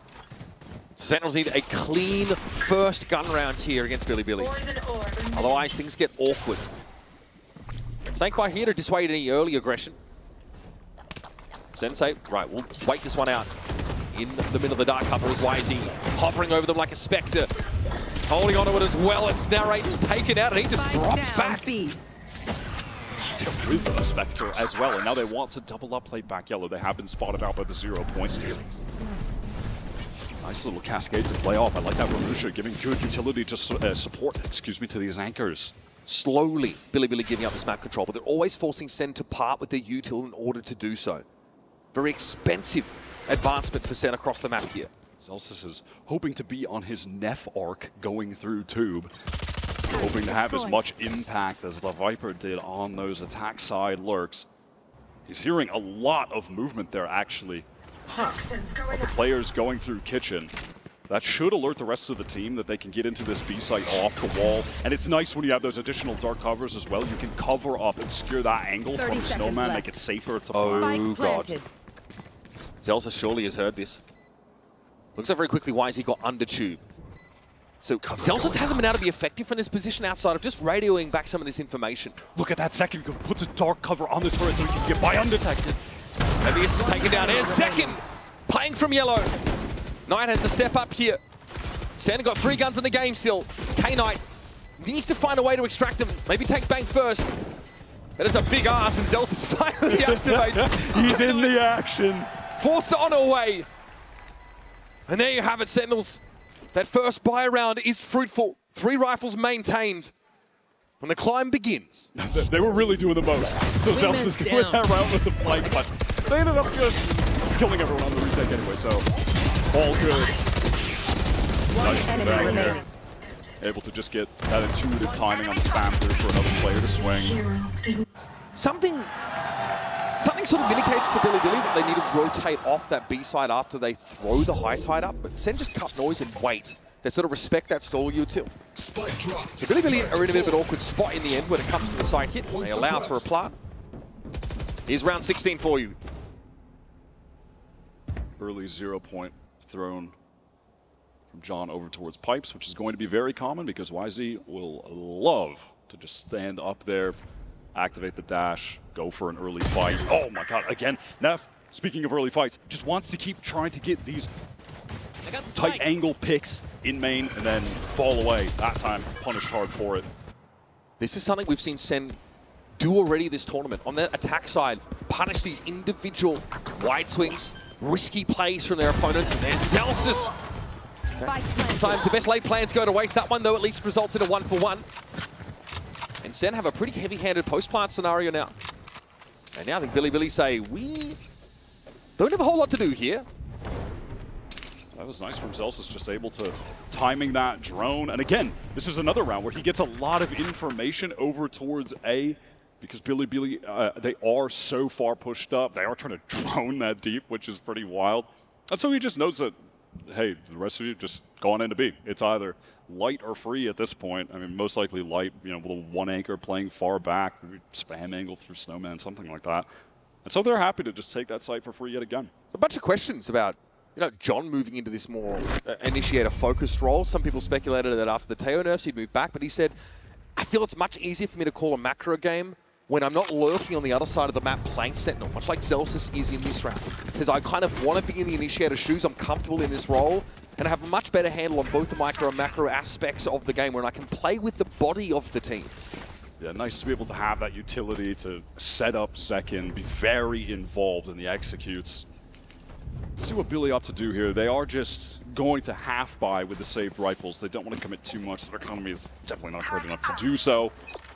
Rushi actually with the glass cannon Guardian, very rare, and has another record. So perhaps that can be enough to win this half buy round. I mean, what he did with that Guardian earlier in that first half, that was should be studied. That was disgusting. Sentinels here, kind of enveloped by that high tide on A, and no hurry to leave for now. But this Al drone is likely going to reveal at least Zekken. So they know the omen is there. On B, tentatively, Sen are starting to probe this part of the map, and Neff has to find a timing sort of to swing out, but sees nothing. Bang Scotland in a great forward position. Neff will be falling back. The Billy are happy to be stacked up towards A. They want to push up right now, but what a timing on that 0 point. That sees 2 players, so Sen actually going to back up on A. They are really working the map right now. With Neff pulling away from B, Senna found a good time to rotate, but likely will be sniffed out by Bilibili pretty darn quickly. They're going to make a 4-8 straight down mid. They'll get to B pretty quickly as a result. This Viper's wall, though, will be a factor and in play. 30 seconds left. Narrate's looking to try and get up a plant. They're really trying to delay with these mollies, and in fact, if time gets low enough, they might want to use this Reckoning if they can stop the Wingman. They didn't. Wingman gets the plant down, and John and Bang get to work. Oh, buddy, blink and you miss it. Bilibili try and interrupt the plant midway through, swing that wall, but they've got no idea what's waiting for them on the other side. Deleted from the server. John is turning up. Another 3K. I think that's his third of the game so far. Deny that half by deny any value for the Reckoning, which is ultimately just thrown out the window now. Pop flash through. I love how John's playing this KO. We're talking about him being set up teammates as an IPL, but also when you're in this KO role in a this you're one of the most active entry players, him and Zekin, and there are going to be a lot of moments where you're going to want to take time and swinging through Viper walls. We see just how these very heavy flashes for Sen let them just play forward for that space in the post plant, get through their own Viper wall, take some of those engagements. Bilibili have to call a timeout here because Sen they're doing the thing they've been doing, right? The whole only get 4 rounds on defense and then lay it on thick on the other side of the map. And this is Sentinels who lost this second half pistol, was still able to recover on that first gun round with 3 rifles in tow. And the economic situation in this half has been a far cry from what we saw in the first 12 rounds. Great economic state. Ult's coming into this next pivotal buy round for Bilibili out of timeout. A difference between the two teams on the respective defensive halves is that because Bilibili got off to a hot start, they do have off money. That's something that they can bring into the fold heading forward, and they are going to do so. That's wisely picking it up. We'll see what they opt to do with this setup. Super common to just do something like, hey, get your Jet Opera to watch B main. Everybody else go stack towards that A side. They don't have an Aldrone Sentinels to force that up, but Dizzy can have a similar effect. Wising is glass cannon here, so he probably has to be a little bit cognizant of that. Strong wind would blow him over. Try and take this mid-cross, which is going to be, oh my god, okay! We just said it! Not the kind of caster curse I'm sure Wisey would have liked. No armor, very susceptible to that spray down through the smoke, and that's a high-value kill that Sen got. Zekin, though, is out of the game. I like that confidence from Levius hearing the teleport. Swinging out to even things up. High tide to cycle when that Viper wall drops. The lockdown is placed. Bilibili try to fight or just get out. K-Knight is hoping to just get a spam kill before retreating out of it. They will play this safe. There are amidst this getting Neff in a backstab position, but he's spotted out by the turret and actually has to call a cancel on that. Narrate's in the side. Here comes a Viper spin now from Sentinels to shore things up. K-Knight swings out. John, man, he's been solid. Finds his one. Rushi, though, has been very, very dangerous in situations not unlike this one. Zelsus knew this was coming. The turret got broken about 10-15 seconds ago, and he knew Narrate's okay. Gets in there and interrupts Rushia. Now Levius credited with that first kill of the round on Zekin. This is just too much to expect from him, and Narrate steps up to clean him out. Op not able to get an ounce of value. They just free spam through, gets that kill, and then Sen, very easy 1-2 hit with the ultimates. Lockdown, take the site, everyone's off, Viper's pit, playing it with the post plant. It's just that simple sometimes. You don't mess with Zelsus again with that awareness too to watch the flank. He is playing a great map right now. Really impressed by him. Trying to very flank smart, me. more than anything. See how it goes. Null command on deck here for Sentinels. They're always the option for a fast hit behind that ultimate. It is going to be someone eco around here. Neff going for that Guardian. Early high tide here just to cover that A side of the map as Bilibili look to hedge their bets through mid and B instead. I'll tell you, Billy would love to be able to force some of these ultimates out on this round. So when they get to the next buy round, they can have the advantage in terms of the ult economy, with K-Nut being one away. Still holding on to their lockdown as well. Bilibili have no current information about the A side of the map. So the Aldrone does get deployed. K-Knight needs to get an idea of the movements of Sentinels, and they've got a bit of info here. Blade Storm's at the ready for YZ. The timing looks pretty good. Here's nobody. Okay, just one affected by that 0 point. An in-comes Sentinel trying to make this hit, but Bang is taken down. YZ eviscerates him now as K-Knight tries to crouch and spray. It's no good. long range that frenzy. Not going to do a whole lot. I mean, I like John using the null command to turn those knives off, but he's just hungry for more. Trade it out. Still, YZ is in that flanking position. Sendo, there might be a little bit of a clock, and the knives are back out and ready to go. But Narrate getting into the game now. What a time to do it. Levy's again the last player standing. There's a lot to deal with. The turret claims him. Oh, you hate to see it. You hate to see it. I'm going to assume he stood up if I turn around or doing something after the turret kill. That's too funny. Okay, Bilibili, at least, like I said, all right, they get one of the ults out. The null command is forced because they want to ensure that YZ can't do anything on the flank with the Blade Storm after he kills Bang. And frankly, that did end up mattering. He had the angle. One of the players probably would have gotten a kill with the Blade Storm, but only had the Frenzy as that secondary. Yeah, as expected. Yeah, get that soundbite in there. Make sure we don't miss that one. Early thrash off the rip here over towards the B side of the map. Bilibili quickly have to give that space up as K-Knight's looking for a Hunter's Fury to light them up and sees nothing. Not a damn thing. I was just hoping to, of course, catch Narrate there after he uses the thrash. That is not the case, and Narrate should be able to recover that ult to use it again. Second time that K-Knight's tried that. Last time was when Narrate thrashed out on defense. Zekin is, look at him, entrenched here in mid. Also, has his ultimate available. Where are we headed with that? This is Sen taking their time on the flanks, waiting to see if anyone is going to push out. Thrash clearing out everything. Front side does get the ping on the YZ, but certainly no one should be able to convert on that. He's way too far back. I think they're going to try and fight this anyway. Going for it. He's recovered. Yeah, ships in the night. They pass through the dark cover on either side of each other. Zekin has gotten deep, but YZ has a chance to pop out here, and Zelsus is not ready for it. There's a gap in the net. Zekin, though, himself is the cat amongst the pigeons. Tries to get away. The Reckoning deployed, and BLG able to catch him out. Deny Sen the chance to even up the game and now get one step closer to claiming this map themselves. That was almost so clutch from Zekin. Just didn't know exactly where he wanted to teleport. Waited one unfortunate extra second. At some point there, I believe Rusha got a kill, which was why he was able to get and then gets that Reckoning at the very last moment just to ensure that they can win this very crucial 2 versus 1. YZ was able to slip through and get 2 kills on that retake. I think Zelsus is just not ready to see a Bilibili player come from there after Zekin already pushed into his own smoke like that. Awkward. Does have the Viper's Pit. Does he want to just use this on B straight away? No, he doesn't. Expecting maybe there's going to be a Dizzy with a teleport up top from Zekin there. Wanted to post up on the angle. Pretty patient from Neff. We saw Bang throw his down off rip in this context. Here's the Viper's Pit over on the B side. I'm going to use it fairly late, but it'll deny the common plant spot.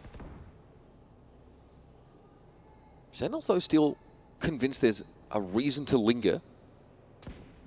Why is he pushed up very close? You can see the rotation that has been called due to that from Bilibili. All of the players stacked towards B, even with the Viper's Pit down there. Sen, they want nothing to do with it. You know, this comp that they have, it is lacking a tool to really effectively deal with getting through a pit. So they would rather go towards this A site. YZ is hoping to just get one and run away. Doesn't have a tailwind. Always had to be like a natty peak. And again, he has no backup. He doesn't expose himself like some of his contemporaries did in this situation earlier this map. 30 seconds left. Paranoia comes in. YZ unaffected, though. He's going to be tucked here by the box, but Zekin knows where to dig him out. But here come the reinforcements. The spike is so far forward. It is out in the open. Zekin has to help John retrieve, and they're going to come forward. Playing from Crow's Nest now. It's Zekin in a 1 versus 3. Haroshi is too quick for him. 3 for the Harbor. Map point for Bilibili. It's been a great effort for Sen to come back on this second half. But at the very last moment, Bilibili are looking like they're going to capture another win with Rusha and YZ both at 22 kills right now. That's what they finished with the other day when they played Icebox. And they've still got more rounds to push things further. They are playing so well. It was dangerous from YZ's point of view. This guy's committing to the site. He's trying to tuck. He spotted out. He had to break that molly. But Bilibili were so fast on that rotate back from B into the site that he got the support he needed. And maybe Sentinels were a little ponderous. the way that they allowed for Bilibili to get back into that site. And scaling so close to screens with the spike was an element of the loss of that round. Yeah, but it might have been narrate with that in hand. Maybe just a mix-up on where the Gecko was supposed to be in that situation. Made it virtually unrecoverable, especially with Bilibili flooding back in as they did. So last time out here for Sentinels. A good run back, reminiscent again, I'm going to say it, of their game against Wolves. But this time Bilibili have stopped their momentum dead. The difference between this game and that one might just come down to the fact that Bilibili win the pistol round in the second half. That might be the only difference, because Wolves almost ran it back, but they just couldn't at the very end. They didn't give themselves that buffer. All right, Toronto, let's get loud for round number 22s. Bilibili trying to close this out. Sen trying to hang on. Got the full buy for both sides here. Even if Sen can get this one, Billy have enough cash to keep things going, keep applying the pressure, and 3 opportunities to close this game out. Take their map pick. Shadows traveling. Dialed in our Sentinels, they know they've got a hill to climb. Does he catch us YZ, but he's hanging on the rope for the time. What am I watching? He still crosses. The sheer audacity from this guy eventually. Tailwind's going to get him back to safety. Bilibili, though, happy to rattle the cage a little bit. Arusha wants to go for more as well, just trying to take a little jiggle peek, catch someone before his exit. No respect for Bilibili here. They're happy on defense right now to just maintain those stacked up positions towards A, play B for retake. It's just the alarm bot over there from Levius to get the information if Sen are going to push up. He also ran out just hearing the footsteps. Everyone's here. 0 point clears back B. It's going to be a flash for Zekin to get back yellow. K-Knight does have that Recon dart available, so. Does K-Knight just have the 6th sense right now? He's hanging around, doesn't? Oh god, he's still holding that line. Zelsis is about to walk into a trap, and K-Knight from the rafters hangs, it doesn't matter! What a win for Zelsis! Now it's a step forward for Sentinels, but much more to be done. Look at this rotate getting pulled over. It's convinced them that they have to go back to this A site. Sen fully cut noise after getting space back yellow on B. Zelsis caught, so things are evened up, but the plant will be going down 4-3 right now. He single-handedly opens this opportunity for Sen to get an uncontested B-side plant. Trades his life out, he's done his job for now. John has a strong amount of utility to play with here as well. Actually has both flashes. They didn't need to use it to take back yellow earlier. He's got the molly for delay. Second is a paranoia. Going to be tough for Bilibili to get back in. They do have a cove maybe to get a safe defuse. They're hoping to use it there. Yep, it's going to be activated. Paranoia throwing out Zekin, just a little too slow to the punch. Narrate tucked in the corner, he knows he's going to be overwhelmed, and Wisey wants to push up into the rest of the defenders. The high tide comes down, and so does the curtain on this first map for Sentinels. The dragon stirs, and Bilibili are eyeing off that playoff spot. Defenders what a way to start. It looked like Sen were on pace for another comeback in the first map, just like what they did to Wolves yesterday. But Bilibili winning that pistol round on the second half, closing things out, making adaptations at the end, and finish it off with a great retake and an all-star performance from both YZ and Rusha. 299 ACS for YZ, not too shabby at all. A strong start for Bilibili. Much to discuss about this map for that. We head to a break, we'll come back, we'll talk some shot. It's time. Are you ready to rumble? Oh my god.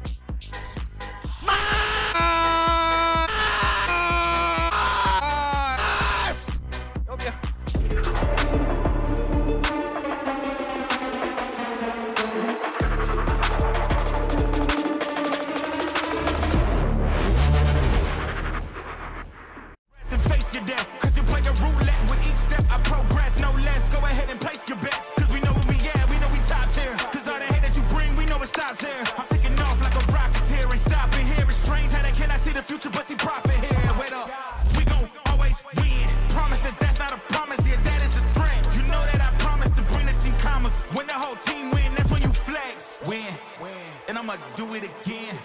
Watch me win. Then watch me do it again. Hey. Let me show you how to fuck stuff. Oh man, I was just getting warmed up.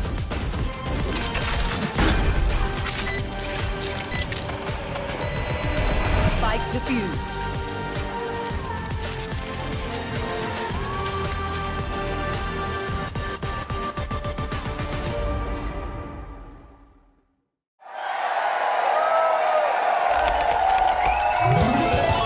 Red Bull gives you wings.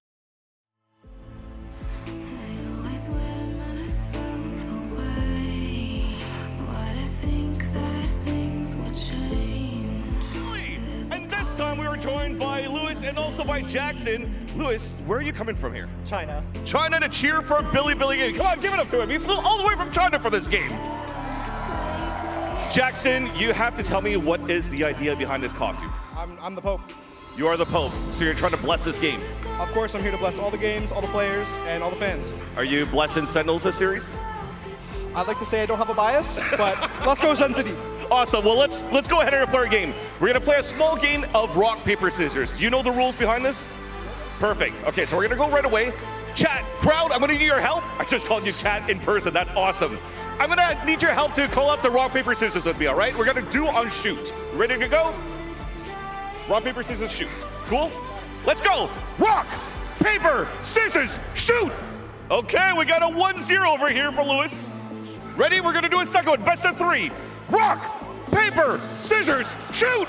Oh, 2-0. Thank you so much for participating. We got some cool prizes actually for both of you guys because, you know, you have a lot of guts to go on camera with this costume. I love it. So we have a signed Bilibili flag and also a signed Sentinels poster. So thank you so much for participating and good luck for the rest of the series. Hopefully your team wins.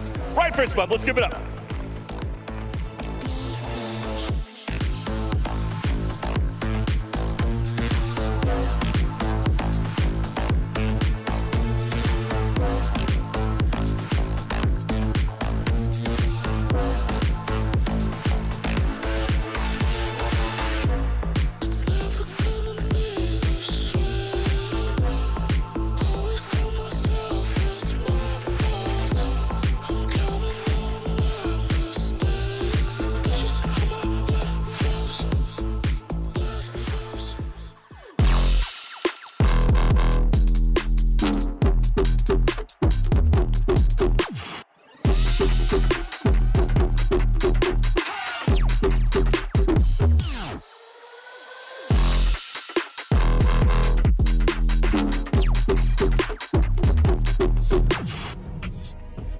Bilibili, they continue to dominate against America's teams with a great start on Icebox. I'm your host, so I'm back here in the venue on the desk with Ender and Mel. Another slow start for Sen, but this time, Mel, it got punished.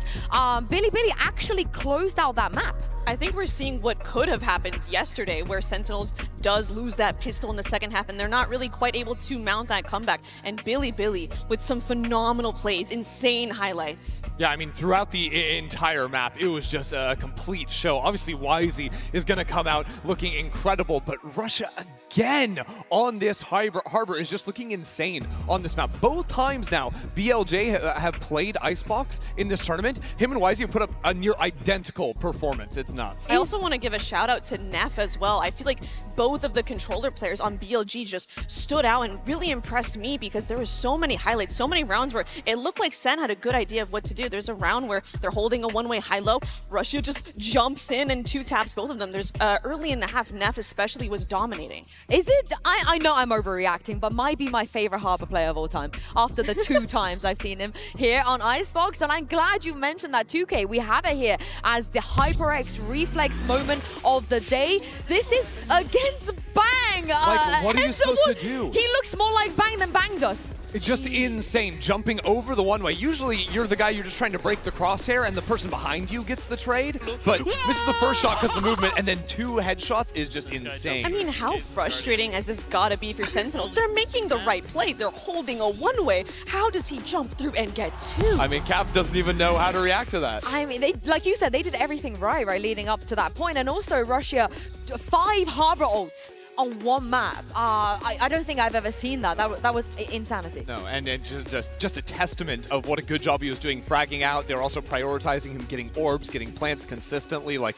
that was the game plan. Just get his ult up as much as humanly possible. Let's revisit some of that game plan on their first half, because they managed to build up a very nice lead. So the thing is, I really liked how BLG used lurks and communicated on a cross map based off what Neff was doing. I want to zoom in on the map here and just look at the early info that they're getting. You're going to see this KO knife go over into B main initially, and then there's also this big fight with a drone that clears out all 3 players on the A site from Sentinels. So then BLG decide, okay, we're going to call over into the B hit. It's a 2-3 split right now, and we're just going to leave Neff, to hang out over in this area and get the lurk down for a moment. But this information is going to come in crucially. There's a flashover. Do you see that out of the KO? KO has rotated from B and is going to flash on that line. And all of a sudden, that's 4 players spotted on the A side of the map. Footsteps are heard rotating away. And Wisey, who loves to fight forward on sites, gets that info call. There's only 1 player on the B site. So he goes for the push, gets that kill. And what it does is it opens up this huge amount of threat. Wisey now could be anywhere. Good luck, Sen. You're not winning this round. Oh, good luck, Sen, indeed. But let's take a look and see what Kaplan had to say ahead of map 2.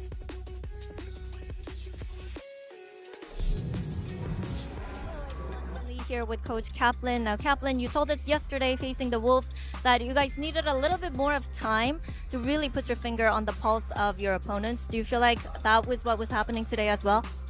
Today, definitely my less preferred way of losing. I think we're losing to ourselves, playing scared in moments and not playing together in moments. Just the team play is not where it was yesterday, and we just got to clean it up. It was getting there, just a little too late, so just got to keep it going. All right, so pick it up, get your head in the game. All right, thank you very much, and good luck. Thank you. Well, the good news is we are moving on to Sen's map pick. And Mel, this is where we want to see them go, right? Onto Sunset. But I guess the burning question with every map we've seen so far is, what does John QT play? It's always a question with the Sentinels roster, but I'm so excited to see them onto Sunset. I mean, the historical name at this point, Sunset, is a real thing. They were dominant on this map. One of the best teams in the world. They were dominant with John on Cypher. Yeah, that's the thing, right? They have not played Sunset in 2025. Now, this team did play Sunset in 2024 when they were putting this roster together, but it has been a long time since we've actually seen them work out on this map. I don't think they've played Sunset since Tens and Sassy. Am I wrong? They played at off-season tournaments when they had the new roster. roster. We're not counting Sen City Classic. Hey, that's a real tourney. We're not counting Valid Sen tournament. City. We're not counting that. But I mean, okay, what did he play in that tournament? Was it still the Cypher? No, I don't think so. I believe it was rocking the breach next to Narrate's Fade. Okay, how do we feel about that potentially coming up? I think we're just really going to have to put our thoughts of the John QT Sentinel to rest. I think the most we'll really I had it see flipped. really I had it flipped. It was Fade for John and Narrate on the breach. Yeah. Okay, but of course we've seen Bilibili play Sunset already, and maybe the thought was they could have countered some of the Icebox stuff. Mel, did you feel like there was something on Sunset Sen could potentially abuse here? I think so. I think Sen can really take them off guard because, one, we have no idea what their Sunset looks like. There's no footage. We don't even know what comp they're running. So I think there's an ample opportunity here for Sentinels to bring back this series and push us to a map 3 with the element of surprise. Yeah, I am interested because John played the KO on the last map, but I know that back when Sentinels were sort of driving the meta at the start of last year on Sunset, they were a big KO team. They did pivot away from that eventually, but I'm wondering if there's an element of like comfort there with like the old playbooks that John was coming up with and a lot of those KO lineup ideas. Yeah, and as we take a look at the live agent select, there's been a couple of pretty fast lock-ins here, and yeah, there will be a Cypher, but Mel, not for John. Yep, those days I fear are behind us and long gone, but this is interesting. I really like having Zekin on Neon. I feel like it's such a staple agent for him. He's hit so many iconic clips on the agent, and I think Sentinels is really good at building up behind him and helping him get those entries. Yeah, I think it'll be a really nice change of pace for him as well, especially coming after the Omen map Omen where gameplay. things are a little bit slowed down, right? You know, he's going to have a lot of explosive power in this one. Well, this is Sen's pick. Uber and Wire, let's see why they decided to debut their Sunset here. Too little, too late. Those are the words from Kaplan in that halftime interview. We see what he's saying. Sentinels again, a slow start in the first map of their series today. Not unlike against Wolves, and they can't actually assert themselves enough on Icebox. Here, we get a map pick of theirs, Sunset. They banned this map first against Wolves in their previous games. So we're wondering what the plan was there. Yeah, I found that to be bizarre. This was, as the Desk mentioned, their map last year, finishing with a 74% win record, all-time 17-6, and they banned it first. I was pretty shocked by that. But maybe they just wanted to leave it for a later series, perhaps, keep it in the tuck, and go up against a Bilibili Gaming who they were able to watch. This is where they beat Liquid the other day to get into this position in this match. So Sen going to be relying on the information that they were able to glean from that affair. The last time Bilibili made a global playoffs, it was to beat a North American team to do so. It was quite some time ago, though. My eyes are down. That's what waits on the other side of this map for your attack side team, folks. And they're already headed over to A. Sen, not really in attendance. On that roster, that was still YZ, K-Knight. They know what it takes to get to that position in the bracket to make it to those playoffs. Neff catches a beautiful timing while the rest of the players swing from mid for the distraction. Lovely. He was waiting for that. He knew, of course, there'd be contact taken by his top mid teammates. Even a dink onto Zelsis, 13 HP. Backboba doubling up with John, who has a full kit, but no players to actually use it with. Shock dart, that's dangerous. Definitely threatening to someone like Zelsis. Now, gonna swing out there, taken down. K-Knight is quite low as his Levius. We're in a post plant though, so Sen just have to throw themselves at this, and YZ will wait for them. Relay bolt to pave the way, and then he slides. Easy as you like. Forget about buying a Val. Can Sen buy a pistol? It's simple, but I just love what BLG are able to do there. Neff getting all of that space, the walk down, and flanking into tiles. And that's the thing that takes that fight. Then caught with a util out. Stun onto Zekin, I believe. That is so well played. So simple, but so well done. And again, gets Bilibili off to a hot start here on Sunset. Already saw this against Team Liquid. It went close. 13-10 result for them. We may not see Lotus if they keep this up. Already over towards B. Checking for trap wires. None are present. There's going to be a counter push here coming out of Market. Spike planted. Want to go off this paranoia. Zekin running in. Russia, though, ready to receive him. Zekin just cut down before he can really land any sort of damage. And that's just going to push this. Says, oh, well, let's just see what's on the other side of tomorrow. K9 will see John. He'll be low. Easy as you like. Pretty cheap, straightforward bonus. Russia even had a proper rifle in this round. This is continuing the theme of Bilibili Gaming winning all the positions, but then just having clean anti-egos. They are not, and what's crazy is they're running at them. But despite that, they're not giving guns away. They're not suffering too much economic damage whatsoever. That has kept them, as we saw on Icebox, just able to consistently buy. Okay, another slow start for Sentinels. Definitely don't want to let this one fall by the wayside, though. On Icebox, they gave up the bonus, and it really came back to hurt them. Why is he forced off that line, though? Fault line, Paranoia came out to meet him. Look at this fast pivot, though, from Bilibili. They are right into mid. And all of a sudden, there's so much pressure on Zelsis. Oh, Borussia caught on the teleport. What a snap from John! Tiny stuff. And so the round ends as quickly as it began. Bilibili commit heavy to Market and are stopped in their tracks. John has been on one today. So many multi-kills. A bunch of 3Ks on Icebox. The adjustment onto the slide from YZ. Beautifully done. I mean, they are running headlong into Cypher Util in Market, in fairness. Zelsis had paved the way. And that's why he's credited with 4 assists already. So, proper buy now for Bilibili. Realize perhaps a slower approach might be necessary. Not unlike the one we saw on Icebox, so they pinged across the map a bit. They may just have to bring the tempo down a notch. They have slowed things down a tad. That dark cover on the right side, they would hope could maybe make someone on Sen think they want to push up mid, maybe go left. They do now break the tripwire. It was there for the majority of the time that Bearcupper was obscuring that right side. For you, Levius has taken B main away from Zekin, who has been happy to face. He's looking for more. All of BLG are going to be here. Does Zekin have a way of getting out scot-free? Now wants to hang around, lingers for one, relay bolting once more, but Rushia's got the other side covered. He's fortunate to get out. Fast lane deployed.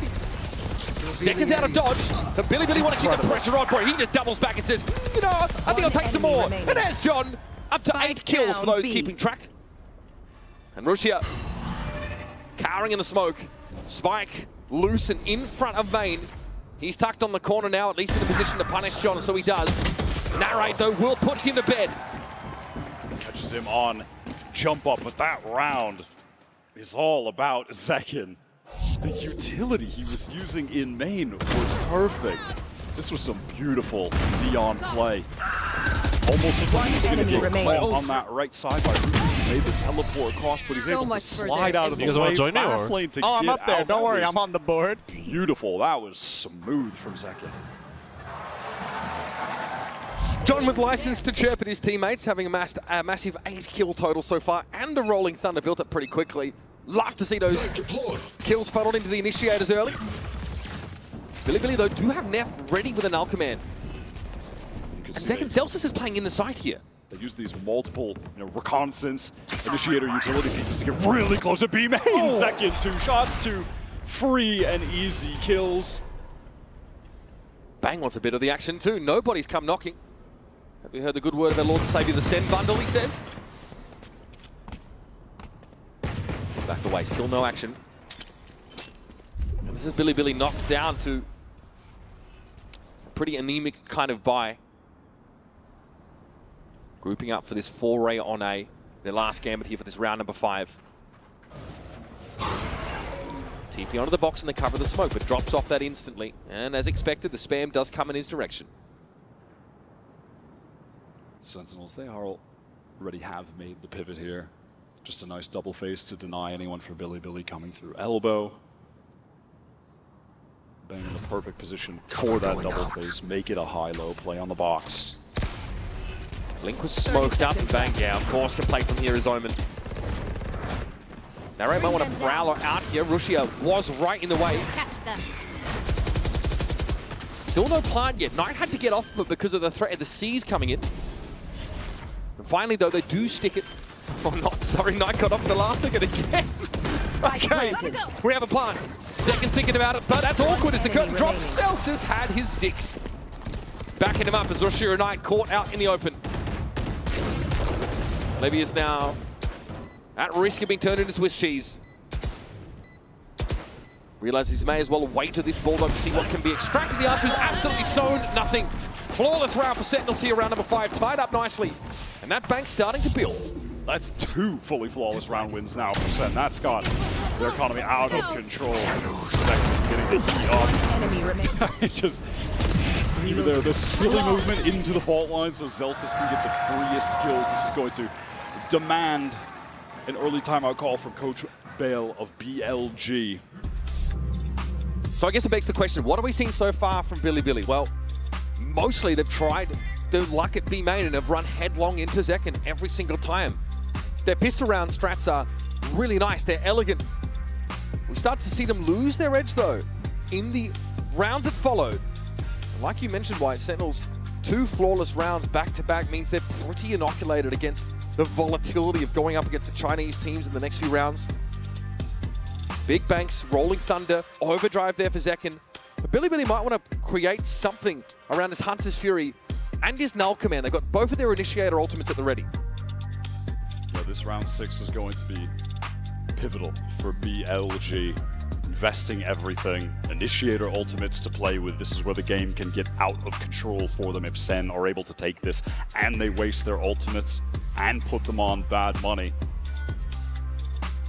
These fast pivots from BLG, or rather the one they attempted was fully shut down by John when they were trying to get into market, just weren't really getting information across the map. They run into that site for setup, they're absolutely denied. And as you said, these B main fights have been played well by Sen so far, and yet specifically it is Zekin who is just dominating that area of the map, but he's allowing the aggression come to him, which is sort of juxtaposition to the way he was playing B main on Split versus Wolves, where he was playing equally as aggressive, but now he's just absorbing that. All right, well, that's a nice way to start the round for YZ. You think Coach Bale told him to do that in the timeout? Is that the strat call? Was it that specific, I wonder? I'm not so sure, but that double stacked top mid for Sen is punished. And they've lost their fade util, so they really lack the mechanism with which to get this mid-round info and to set up their re-clears. Now flying blind to some degree, whereas Bilibili, of course, have their Sova setting up to clear their way into elbow. And that'll let YZ in. That deep recon dart will cut off, or rather get the information for that really obnoxious tuck close right angle. So as far as Sen know, Bilibili could be postured all the way up towards A right now. Second, and Zelsus able to collect 2 in this mid-fight. That's really taken off the pressure after things went a little bit awry early, but Levius has gotten deep here. Trapwire cleared Camera also out of the picture. He realizes there might be multiple guns waiting for him in Boba, and here comes the Rolling Thunder. Send, watch the sights right behind him. Seconds there with the overdrive 2 and a neural theft. 30 seconds It's going to tell them everything they need to know, that the spike is en route to A. Maybe hoping to get a bit more with that Rolling Thunder if Billy had already gone into the site, but they'll be content with just isolating another kill to extend the man advantage of this round. They certainly should expect that YZ could be postured in spawn right now. Rushia called with the utility in hand. Slip past YZ, he just wasn't ready for that. Rushia had no advance notice whatsoever. Fast lane thrown up here, Paranoia in effect, and YZ's going to wrap around, try and play from alley. Here with a fault line. Sen know where he's coming from no matter what, and Bang will simply try and defuse. John QT brought to heal, but YZ couldn't do much more. Second says, hey, Gabagool, welcome to Jersey, baby. Listen up. Takes another gun out of the game for BLG. YZ just going for the madman maneuvers at the end. This was a 5v4. This was a free kill from him at the top of the round. Removing that information gate in mid-round from Sen. The decision is to just post up in mid, try and catch Bilibili on a rotator off that A site. Or maybe just that lurk, if it is Levius maneuvering through mid-late. That was well done from Sen. Billy, they are forced into this round. Rifles and Guardians, why is he going fast? And what a kill on the Bang. Oh, I'm going to be punished. Bang not in a position. And here comes that null command now. Sen starting to scramble on the site, and YZ will run them down. Narrate can barely tuck behind boxes, and YZ comes calling. Makes short work of him. Oh, you know he's going to go for more. He is not slowing down. I mean, why not? Almost out. Why not? Sen here hopes to maybe play into this double up, but Rushia there is watching. Sat behind YZ, giving him a safety net. And of all the players to do this to, Zelsus here, though, not looking his jovial self right now, as Sen still working on that map deficit. So he will try to slink away. No smart words, no back talk, no sass. It's about getting out with this gun intact. That's the first time we've seen BLG just go for an A slam. Just play with that neon speed. Overdrive is maxed out in terms of value for YZ. They've been going for a lot of mid-round pivots, which just have yet to work for them. So let's take it back to basics. And this is likely what they called that timeout for BLG. Fast hit, A site behind the null command, get YZ in a position to succeed. Deny the stalling util. And obviously turn off any of that sentient util. Work is there. Oh man, what is that? Is it a stutter step?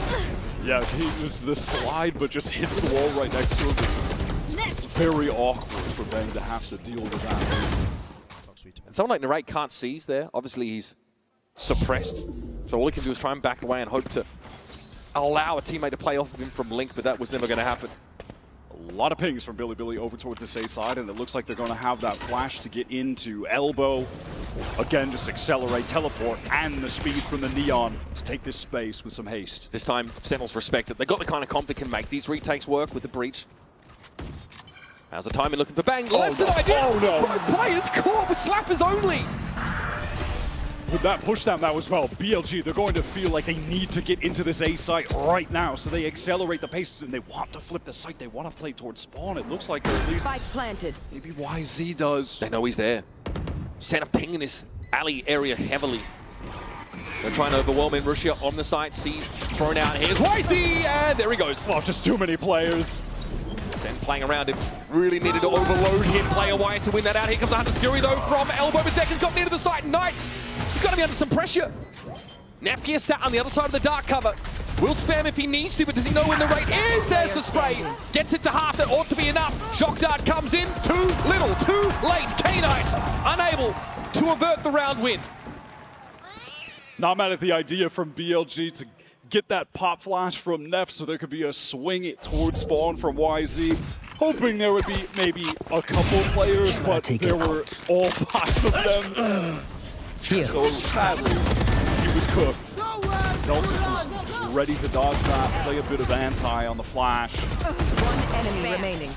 But there it's just overwhelming.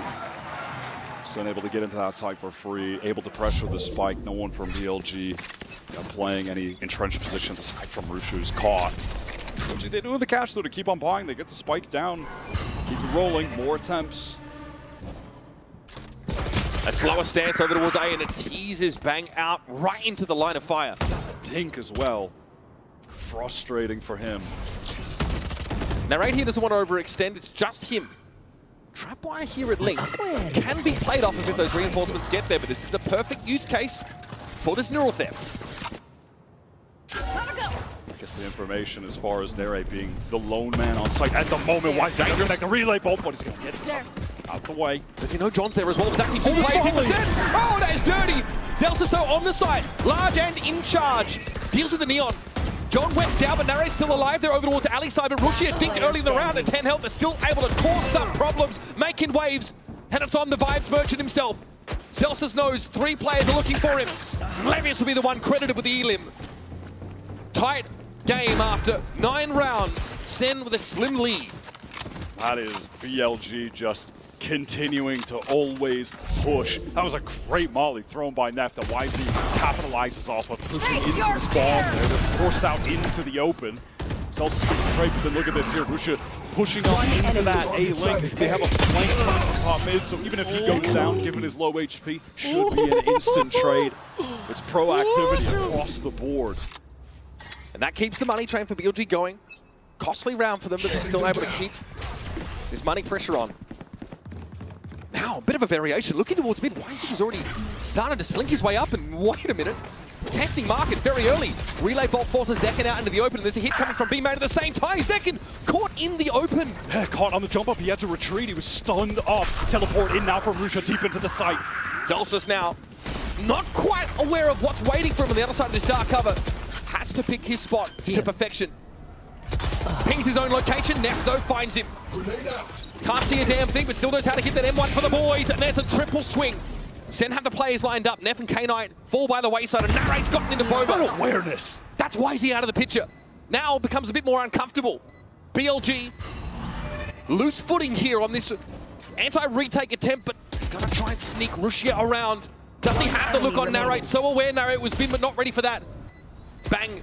Percent on both sides, tries to break half of the pincer, but doesn't know where to look. Oh, that post plant is just so well played from BLG. They are everywhere in the walls. Narrate was fortunate to have that intuitive internal timing to pick up the one flank that was coming from YZ, but even at that, you have Levius on the cross. Earlier in the round, that great stun forces Zekin to attempt to retreat. Then you have Neff picking up 3, hits another great molly, by the way, that forces John into the open. Utility looking excellent from him at the moment. IGL off the team performing. Bilibili have been able to tie things up. If they win this round here, the final of the half will be a tragic bye for Sentinels. But this defense side for Sen has descended into an absolute bar fight. Another null command up for Neff. That was a big part of their fast A hit we saw a few rounds ago where YZ had the overdrive as well. They are set up for something that looks reminiscent. This time Bang doesn't want any early action. He wants to teleport away. He's been having a tough time with those early fights that Bilibili have been happy to take. Double face down mid, K-Knight caught completely unaware. But Bilibili knew about the double face. YZ spammed that area in a previous round and got a kill. Sen still trusting in that setup with their 2 initiators at the top of the map. Drop the spike. Smoke thrown over towards elbow. That's from Bang. So YZ does feel a little uncomfortable pressing up. Look at this positioning. Double flash. Rusha wants to swing. Doesn't actually catch anyone. Sen are happy to just play off-site right now. This insert for Zelsis in mid. I'm pretty sure he hears Levius there and even sees him. Doesn't want to commit. Here's that null command now to supplement this hit to the A side. With the spike already down. Levius just doubles back and knew Zelsis was there, deals with him. I love this null command. I mean, Sen, they're obviously going to play this for full retake with the man advantage that they had, but it's just going to give so much delay. It's going to reduce the clock by such a significant extent. Here comes the util. Now the retake can come in. Decken gets into the side immediately across the Sneffel with the Stingers able to fight him up close, but YZ looking for the Neon. Gets out on the side. It's 2 with the Stinger for second. Now BLG down to just Levius, and he can't see this tap on the spike. Flash there for John to set up a 3rd kill. Sentinels, with the patience of ages, wait the null command out and have that retake util with Zekin getting in there. They had to move with some serious quickness at the end there. All of the utility had to be picture perfect. They needed to swing together fast. They were able to do all of that with the clock reduced so significantly. That kill is massive. Overdrive also earned now for Zekin. John has been delightful this game. 12 and 7 for the breach. He's got his Rolling Thunder again. That was such an important round for Sentinels to pick up. Their economy would have been in a dire state for this final one. Early action today. This time, Bang's been a little bit more careful about those early peaks. Does get some info. Then pulls off. No double stack top mid this round for Sen because John is helping it A early. Oh, and a rare round where Zekin gets incredibly active in B main. He was playing that much more passively earlier, mixes it up. They know this is coming, White. They know they can rotate early through alley. And again, this is Sen. They can play this for retake if they want. Bang is actually trying to swing, but is denied by the relay pull. He is inserted deep in the site, but this Rolling Thunder is ready to get ripped to assist him. Okay, TP out of that awkward spot for Rushia now. He's able to play that link side. Give another option for Bilibili. John is biding his time. He's got just the answer for this. And here's Bilibili, maladroitly touching down. Bang got dealt with. Rushia's in a bit of a nasty spot, but Celsius just clears him out. YZ slides back into action now. And there's some presence here from Ali. John's going to get pressured. Flash himself on the angle. YZ tries to turn it. No swing just yet. Takes 2, tries it again. This time, Sen have the answer. A 7-round defense side. It's very back and forth stuff. Determined to seal their path to the playoffs here and now. BLG make a go at it later in that half. Sen were dominating, and John QT is putting on a show at the moment. Both teams leaving all out there. Both teams looking for that ticket to playoffs. Stick around. More from Sunset still to come. One enemy remaining. One enemy remaining. You might have heard I'm going through a little upgrade with my tats. So when Verizon announced that everyone gets a free phone on any plan, pain-free, count me in.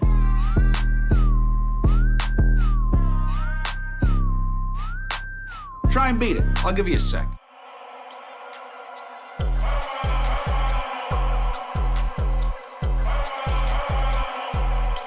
Hey, please.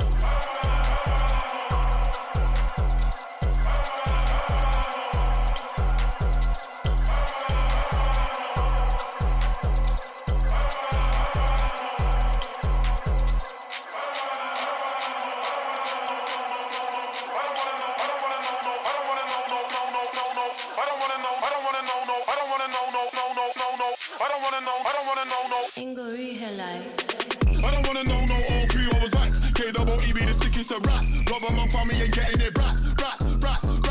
I don't wanna know no OP what was like. K-double-E be the sickest to rap. Rubber man for me and getting it rap. I don't wanna know, I don't wanna know no. I don't wanna know no. I don't wanna know, I don't wanna know no. I don't wanna know no. I don't wanna know, I don't wanna know no. I don't wanna know no. I don't wanna know, I don't wanna know no. At the dreadlock song.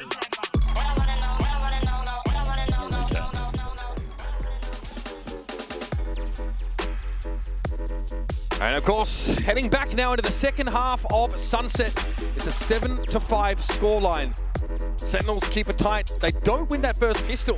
But in a war of attrition like this, your efficiency is everything. Here's your Coinbase Econ report for the first half.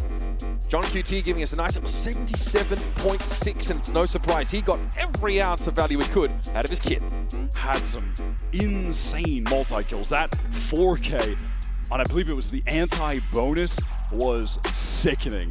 And obviously as a Breach too, you're making consistent utility investments, etc. So he was certainly making the most of everything that he had. We even saw in that last round the way he was able to shut down those last two players with the flashes he had, the fault line as well, Zekken swinging off of that.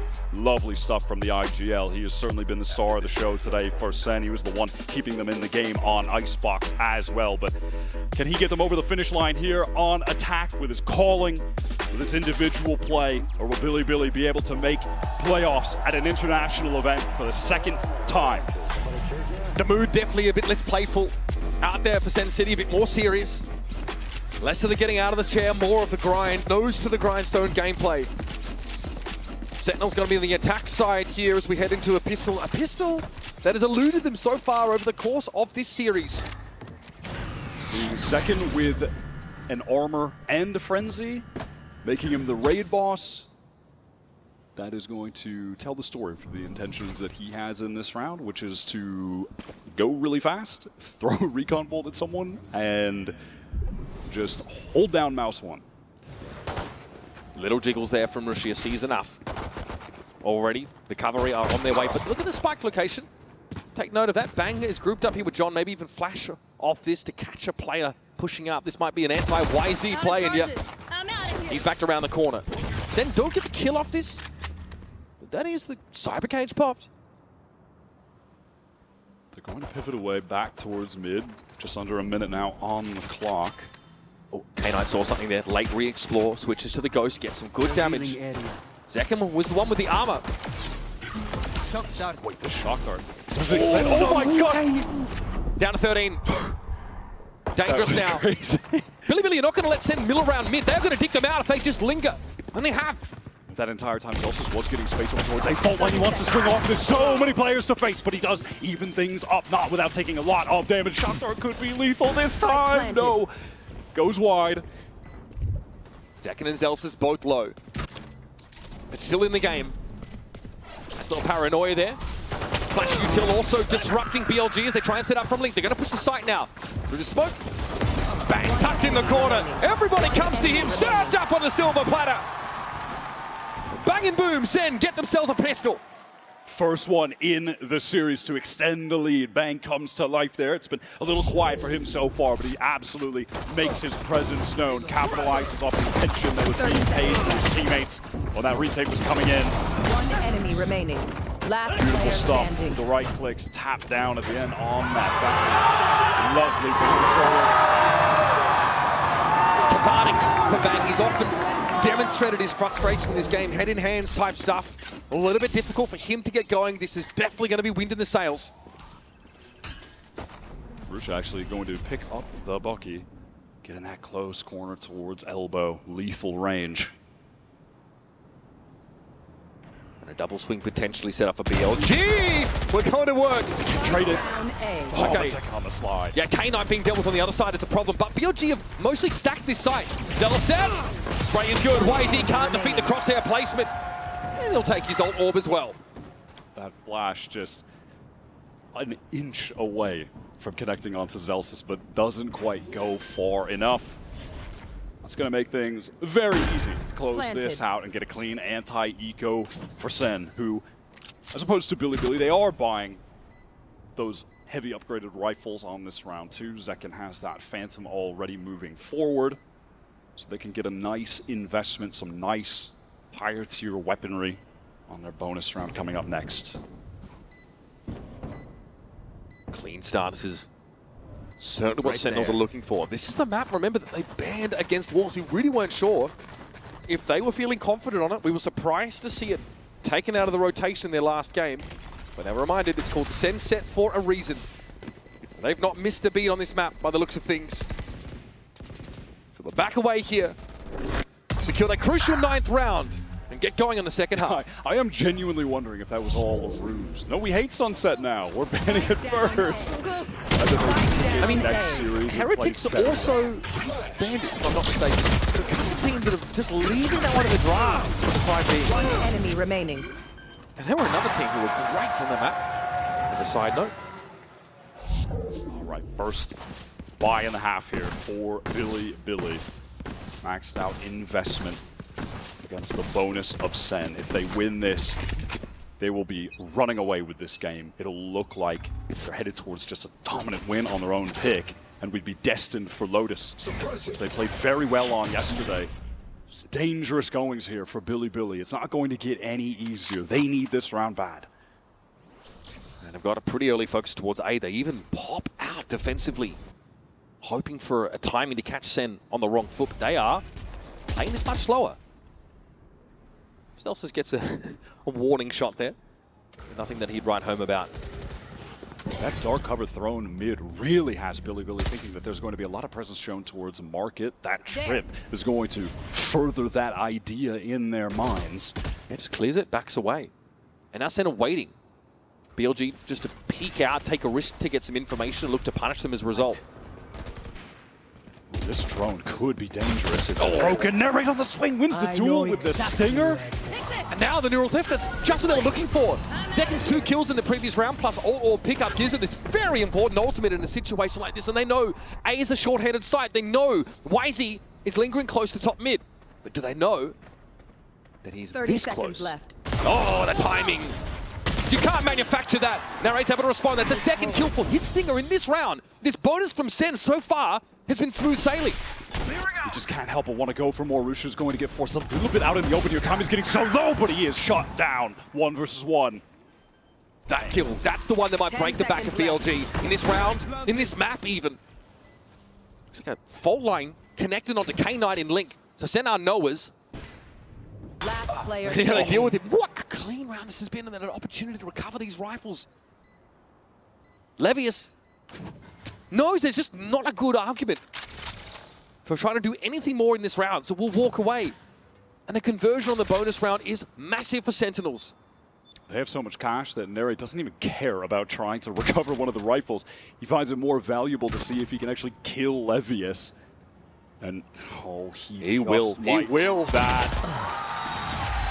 And gets the rifle on top of it. Not really going to get any better than that for Sentinels. The economy already out of control. This lead feels insurmountable for Bilibili. And look how Sen set the map up so they get best use out of these stingers. Look when Narrate is playing there. That aftershock forces Rushia out of that box corner. Last player Really standing. stepping up in that round.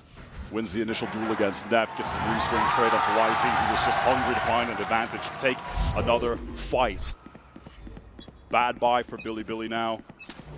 Judge investing pretty heavily. Yeah, Rusha is invested down to nothing to get this judge posted up deep in B main. This kid does sees the barrel. Rushia there. That really is pretty painful for the judge player who does not want to have his cover blown so early. And sorry, Zelsic just blew up your spot. Oh, and now they know he's tucked in the corner. He has the paranoia. He's stuck. He's cooked. He's cooked. Caught out by the util combo, and now the B side definitely has a bullseye on it. Prowler out. Because seeing that trap wire, Levius caught in the fault line, but inside the smoke, a degree of safety. He can tuck in this little alcove, but he knows the vultures are starting to circle. So they want to go even further. They're getting into that backside, trying to post up. Second at a deep position. Levius still there, and he is caught. Little wayward. That one is nice. Neff drops down. That's a Zekken understands his projectile motion pretty well. So this round, like the alphabet, will end with X.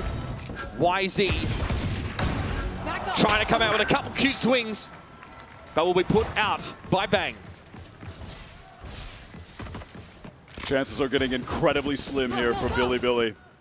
This lead from Sen is way too dominant at the moment. They are playing so well on this map, as we thought they would, which is so weird that they banned it yesterday.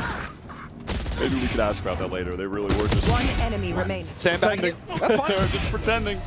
Bring it out day 2 to get into playoffs. They're looking so good. Zekken is playing so well. His aggression is being supplemented by some great util coming through from John. In the press conference yesterday, Kaplan sort of spoke about the road for Sentinels to get to a potential playoff spot, and he says, we're generally really happy to be matched up against another Chinese team. We feel like there are similarities between Wolves and Bilibili, and we feel like they can be exploitable in the same way. He said, obviously, we would have loved that first seed, but, you know, we know how that all went. He says, happy to take on this team after dealing with Wolves feels like it is the path of less resistance. And that's a narrative that's been definitely being parroted by a lot of fans out there. They feel like this is a more comfortable run for Sen to playoffs. But after the disaster that occurred in Bangkok, I think many Sen fans, players included, are happy just to secure that playoff berth and have some more time to get set for that phase of play. And it's funny that Wisey just said the exact same thing, that he wants to play against an NA team. He feels more comfortable playing against the NA style. These guys wanted each other. They both got their wish. And we feel just destined to go to Lotus unless Billy can convert this round with the economy on the line. I feel like I've heard that quite a lot over the last few rounds. We really have. The conversion of the bonus with the 2 Stinger buy for Sentinels is backbreaking for Bilibili. This is probably the last best chance wire to get into this second half. Aggression in B main, which is going to be forced back. They don't want to deal with this spam. Levius wants to pick up the trip, actually, to just adjust that somewhere else into the site to play off of later. Hoping to catch Zekin. Those tripwires can be the bane of the Neon's existence. That hasn't really come into play yet, however. Obviously, Sunset was changed so that that trip is not unbreakable anymore, but that was a factor of champs last year, so these teams have long since adapted to the changes that Sunset brought way back then. Rusha is holding a devious angle on main. Oh my god. Cover going up. Don't ask me how he saw that. It's going to punish the little tight swing. So no Zekin. Sen have to convert on this 4 versus 5 scenario. 0 point came out in that A direction. Tension really building. They know BLG are on the precipice here. They just need to give them a little push. Nev flashes himself out. Fault line was going to come from anyway. And why is he tries to swing off it? The fault line caught Neon. And now BLG down to 3. Guardian in hand for Rushi has got to stand his ground now. Found the Prowler, and all of a sudden, center out of dodge. They're leaving. There are 15 seconds left. John is taking the spike all the way through spawn. Can he get? So much. Oh, okay. Rushi sees this. He knows they're going to get ahead of this. One. Oh my god, this timing is just.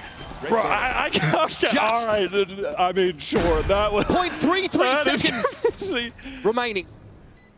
That is the tightest clearance that you could ask for, and BLG, again it's Levius, just in dismay, has to drag himself onto the site and face the music. For Sentinels, it's a cacophony of cheers. I can't believe he knew that timing. He had me sweating bullets. All good. All good. Center on a run. 5 rounds in a row. First kill converted by that disgusting shot. Made ultimately irrelevant. I don't think Neff actually got that flash banked far enough back to connect on the swinging players, or they were just a little bit out of the way, weren't wide enough. A little bit hard to tell, but regardless, it didn't connect onto him. And he was forced out of that position due to the utility. It's round number 18, and it could be the last of the map. They are getting dominated right now. Sen, as we expected, have this map at the top of their pool. That is going to make them so dangerous. They've replaced Fracture, which they didn't like, with one of their home maps. John opening things up already, collecting a kill top mid. I think Neff might have just peeked out by that dark cover. Smoke, yeah. Rushia, once again with the Guardian in hand, has always opted for this when the money has been there. We just saw how deadly he is with a single shot. Now, Narrate's selling this, obviously. Not always normal to have your Fade be that lurking aspect, so he's going to rejoin with the rest of the team. Mid is open for them. Market has some architecture that needs to be dismantled. There's the trap wire. That'll be dealt with nicely. Levius not in a position to play off of it. And now Sen, Simmer. As things start to come to a boil, let's swing of this smoke now. See Zekin break the crosshair placement and deal with Levius. Sen had the numbers overwhelming that sole defender of the site. And Wisey, all-star Wisey has to salvage. That's a good start. Rushia down, no big damage done. And Wisey eventually will be dealt with. Electrifying play from Zekin and a 4-piece to secure the equalizer map. Sentinels are far from done. Playoffs back into one of these teams, and they're leaving it all out there. The star duelists of Sentinels just went insane on that map. Just as good as we remember they left it for this game to qualify for playoffs. And now we're headed to Lotus, where they looked excellent the other day against Wolves. This is going to be tough for Bilibili. They have to rally back. Don't go anywhere. This Trans-Pacific clash is delivering and promises to on Lotus after this.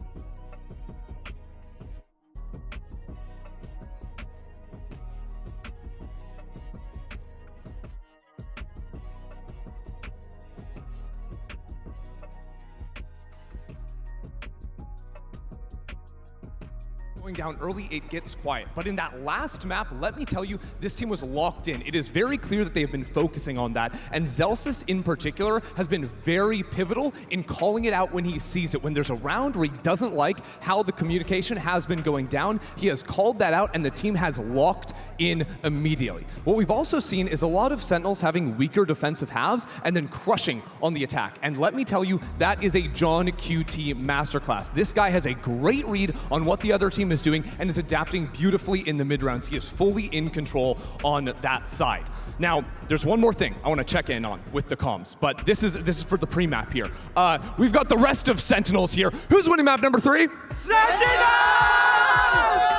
All right, let's send it up to the desk.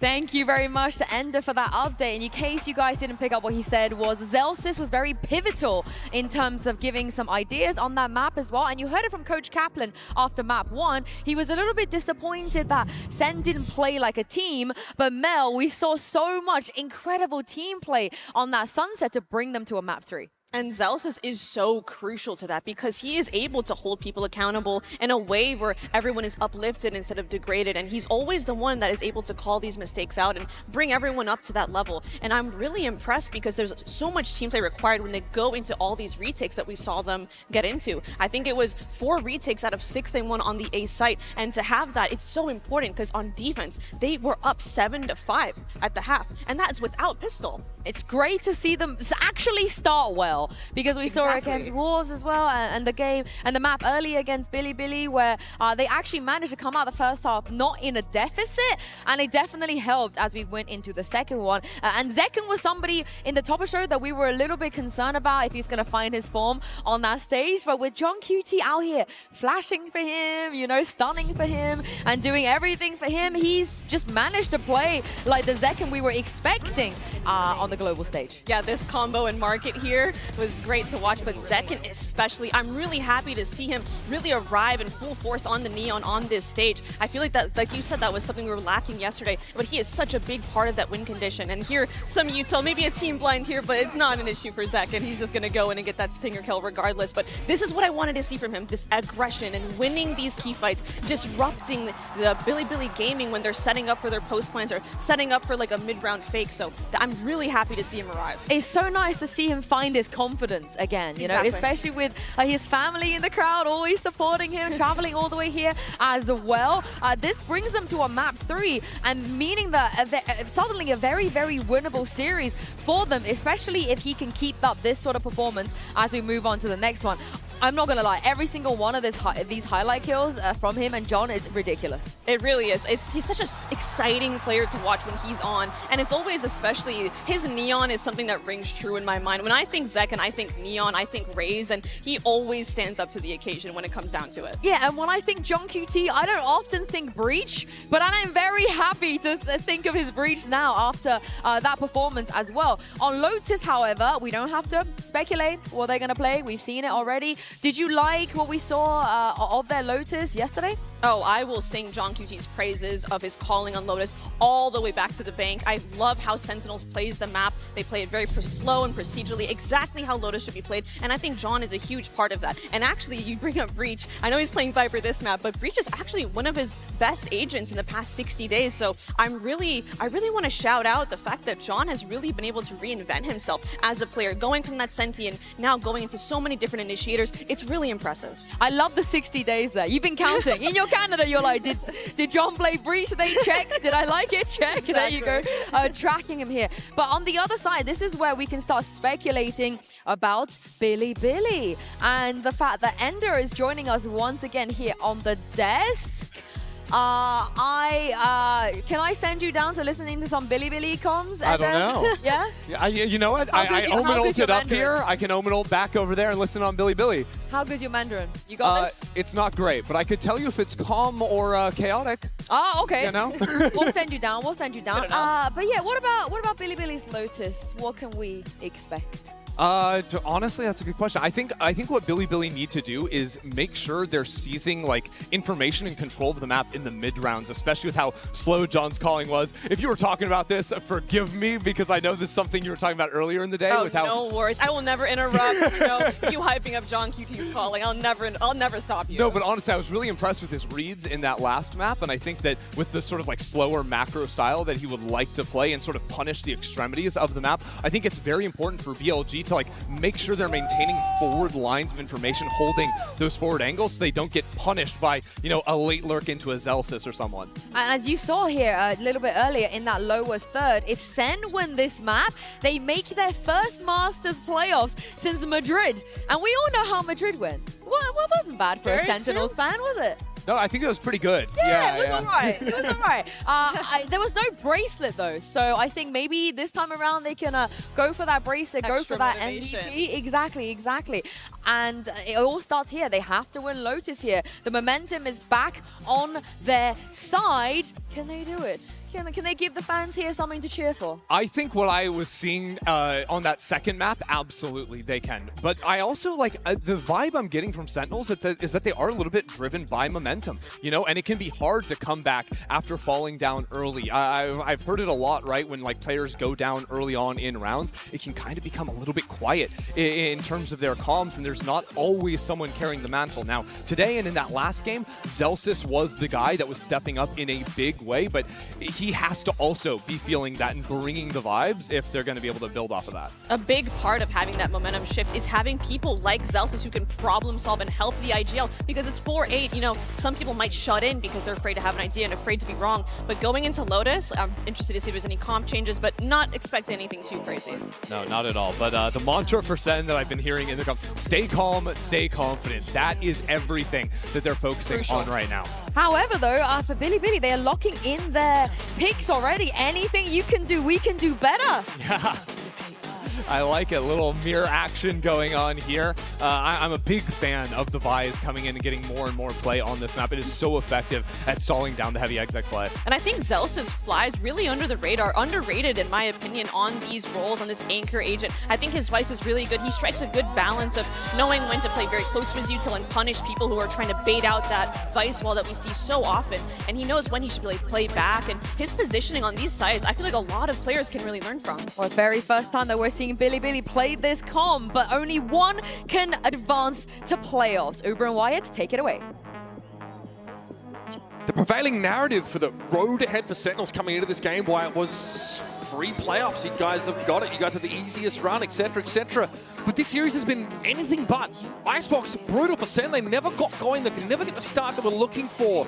But their pick of Sunset still proved to be one of their best. Stunning performance. Now sets us up for a decider map for the first spot for these teams in a Masters Toronto playoffs. And it all goes down on Lotus. Sentinels played a lovely defensive side against Wolves the other day, going up 9-3. Typically, the somewhat less favored side, especially when we're going back to this kind of old meta, old Lotus look that's just integrating Vice, who has been unbelievably powerful as a mainstay Sentinel on this map. I like that Bilibili have gone for this. I think it's a great comp right now, and it's always fun to see Zekken back on the agent that he made his name with years ago. It looks dynamic, albeit slow to start in that Wolves series. That was not the story for Sentinels on Sunset, not by any stretch. All right, here Prowler on the corner. Zekken plays off of it stunningly. That's Knight down. Sees to follow up with the nade. Already, though, BLG have pulled the plug on that big foray into tree, though Nev is unsupported. Just praying to find some kind of timing through door, but that is being watched by not just one player, two. This shear is about to be activated. Double push past it. They want to fight these players. Nade is going to do some damage. Swing out from Levius. Can they find this? Oh, YC just headbutts that bullet. Narrates handing out free haircuts. And again, Bilibili have Nev walk up in the tree, which traditionally, with his Vice comp, you see Zelsis sometimes go set up his arc rows and his util there, just headlong into it. God, that is sick from Zelsis, Zekken rather, that reaction time. And Neff just feels so pressured that he has to get even more space towards A to allow the team to go for a pivot back after they lose that initial player. Thank you for saving me. Zelsis carry. Hey, and if there was ever to be a map where we get a Zelsis carry game, well, first of all, he was playing very intelligently back on Icebox. He was great there so far in this series. But Vice on Lotus early this year is where he had some of his best games we've seen from him, if not his best all year up until this point. Delta's this time at the seaside. And they're trying to chase Bilibili off this mound position, and Zekken's inching forward. Here comes a hit. Razorvine comes out, going to be avoided by YZ. Extreme low. YZ! It's not a molly, but close enough. John down though. Rush is having to deal with him with that classic, and Levius has got some sharp shooting here. What is this? Dominating! What is Sentinels happening? on that B side. Utter pandemonium. And Zelsis here, of course, is a beat behind the action. Rushia makes the turn, sees him come. And even at that, he gets the dink onto him, double face. Zelsis, there's no hope.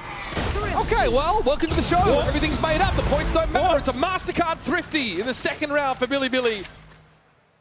Bizarre. Someone said, YZ, nade yourself. He just jumps into it in the corner. What is happening? How are they able to convert this? The shots from Levius were For my next disgusting. trick, I'll catch my own nade. Look at this from Zek, and he satchels out in one tap. Narrate can't trade. I think he had a bulldog. He can't see, man. This is ridiculous. I mean, listen, you're hoping when you're a Sentinel, you play B. Maybe you cut off a rotate. You get someone maneuvering towards C. You're usually not getting 3 with the Ghost on your eco. The third while you are blinded, by the way. Well, that didn't make a lot of sense, but that's fine. Oh my god. All right, Zelsis is alone towards A right now. Playing in the dark cover, hoping someone may take a little stroll into it, but that's not going to be the case. YZ timings it, though, to get in the next one with this judge. Got John's weapons from the previous round, and he's decently set up for this, but Razor Vine's going to slow him up. Roshia, though, not so fetid. He's able to push ahead. Make short work here of Sentinels into the grinder. They've become mulch here on Lotus. Well, they were stacked up on the proper site, but BLG were just overwhelming with the numbers, with the superior weapons, not really able to get anything done at all. Being left on his lonesome, probably just going to eventually perish to the spike. Looked like Sen were just going to carry all of that momentum they had from such a dominating performance on Sunset into Lotus. On defense again. It's what they did to Wolves just the other day, but Billy are right back in the game. You can't account for a bizarre Thrifty like the one we just saw. That's definitely throwing things for a bit of a loop. And that individual talent on Bilibili, it's really easy to spot. It feels like, you know, throughout this series, maybe, I guess, save for Sunset, what any player on this team has just pulled out some magic individually as far as being a shooter with the mechanics, you know, specifically on Icebox. Even the guys who had less kills total when Rusha and YZ were taking over, Levius was still finding moments to hit some snappy multi-kills. Neff has been playing well. All right, full buy here for Sen after it was looking like a great start. Then went disastrous on round 2. Let's see if they can wrangle control of this defensive side. A couple players maybe trying to get out towards Mound. But Ben can take a forward position to teleport away. Bang wants this Mound fight until he doesn't. Paranoia comes in, forces him out. He's able to TP away and just get up onto the side. Don't have any utility left. YZ already used that nade, so no real pressure can be further applied to Bang when they know he's been routed into Bend. Not ready yet. Good Flash hit. from Levius is going to get the Retrieving information that Zekan has pushed up towards B main. Someone is playing close. In the meantime, you have Neff taking a lot of space towards A. You know, already you're seeing some differences on this attack side from BLG compared to Wolves, where Neff is able to take a lot of space. Spring wasn't really able to do that the other day. But here's the look. YZ, no blast packs here, so no fast hit. Behind the Prowler though, plenty of util left for K-Knight. Zek just trying to play his life as well as he can here through ARPA, but that Snakebite is going to make it, in theory, a little bit more challenging. Just bank a nade here. Response, oh, the C's as well. Rushia though is able to get clear of the blast. And that combo fizzles. BLG can't take too much forward space, but they have a couple players in Baby Door right now. Things could get awkward. Sen can dump so much utility on them right now. They do. Rushia near side, and Zek with one. The paltry point of health is able to get his, and Narrate found double. Levius is squeezed up on the side. Rushia is still there, trying to crouch, trying to hide away, trying to live. Instead of having none of it. Bouncing back into pole position. A B-side retake. 2 guns still to carry out of the round. That was a real opportunity for Levius, but the spray was haphazard on that entry from Heaven. I mean, BLG do a good job getting into the light side. Yeah, you know, they get the spike down, but they just can't get forward. There's no real opportunity to do so. The option there was we just have to take the timing to swing out of this smoke behind the wall together rather than in front of the wall. But Sen were overwhelming in that situation. You know, I think earlier as well, Neff was feeling more confident to take a lot of that space off A, because what we saw on defense was Narrate, Bang. That was a duo that was pressed up on Rubble together, but when you know Bang is at Mound, it feels like, oh, this might be my opportunity to go. It's going to be a bit lighter, but it's not like this round. Sen have 3 players ready to go. Nade, sees, caught right onto Russia. He has to teleport to safety. Took some damage off that though, didn't he? Just a lick though. Zekin's able to get back. YZ dealt with. Bang has the TP out of what could have been a pretty hostile situation, and so the rubber fight goes very poorly for Bilibili. There's a pause in the action almost, as it sees Nade combo came in. And from now on, Bilibili have to account for that threat. I have to TP across the rubble, maybe not up. Narrate able to get so much value playing around that tree position with the Guardian. Eventually, I'm sure he's going to try to pick up the Odin as well. What can BLG do here? As Sen are more than content to just play this nice and slow and go for the retake when they need to. Zekin sees this coming. K9 attempts a wide swing, but Zekin looking comfortable. Strips Neff down to 16 health. Levis has already earned that Steel Garden. That spike is dropped just outside of Baby Door. It's going to be a very difficult recovery mission. This round looks like it's destined to come to a slow crumble for BLG, who will have enough to continue the pressure, buying up on the next round fully. But this is well done from Sen. They've been able to get to a couple of crucial ultimates for the next buy round too. They've got the Showstopper and the Nightfall, so they have many tools to use to try and extend their lead. We've seen the variations from Sen on this defense side. Quite often the action is where Bang himself is. They fight over at Rubble. The Omen's there. They make an early foray for Mount Control. Bang is also in position. So they've been varying, moving across the map. Here's this Rubble fight. I see, yeah, TP back, of course, towards him by Bang, and he's able to punish Zekin. One enemy remaining. Waits for them to step on up. Gotta say as well, Sen, so far we're barely into this Lotus Mount, but man, they've gone for a lot of Siege nades. That one back Rubble is pretty standard, but they used it in B main as well very early on. I think that was on the pistol, so that's going to cause a lot of concern that at any point, if you're a Bilibili player, you could be getting hit by that util combo. They want to get this early A control again. It's just that aforementioned duo of Narrate and Bang playing towards Tree. They are often just in tandem on this A site, playing together, controlling that space.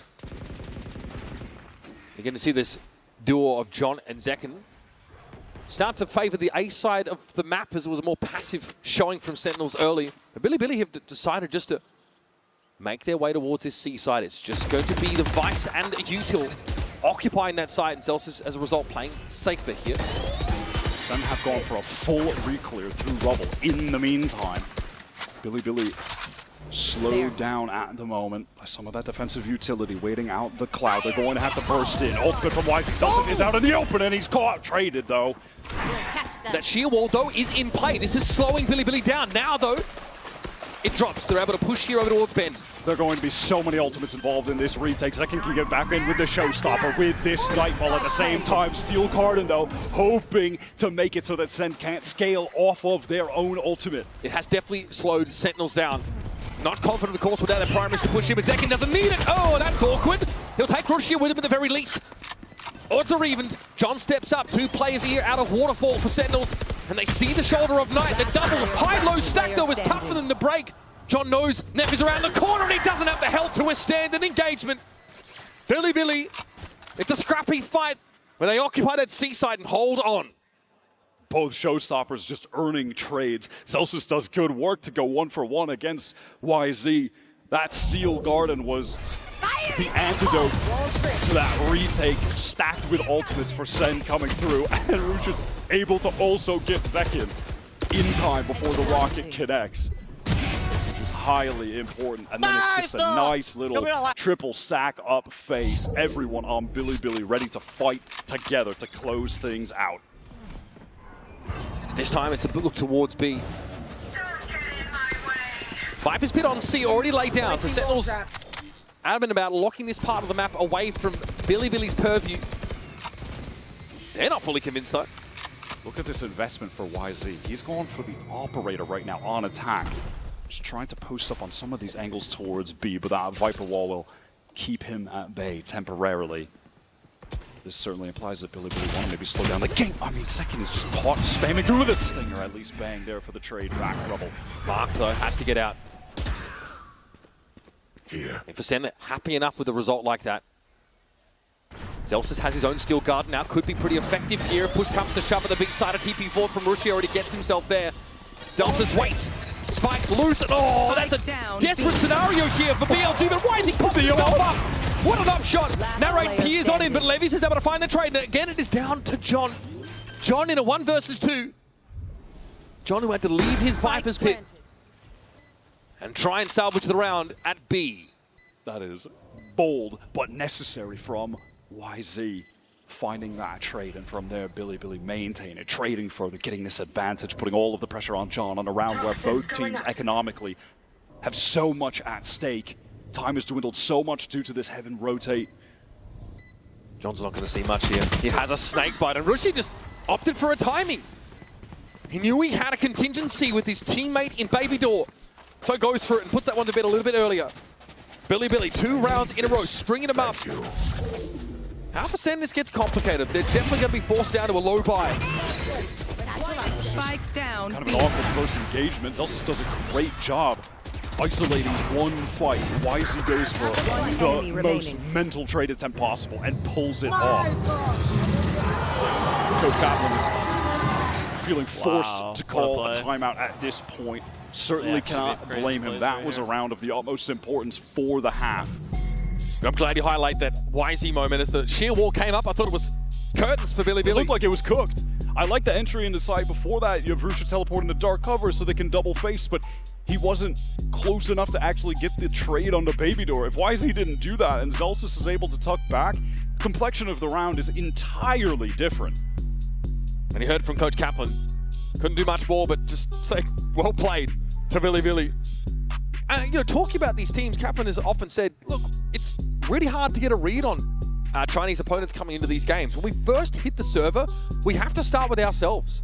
And then we have to find a way to adapt. And you can see that's been a whole process, right?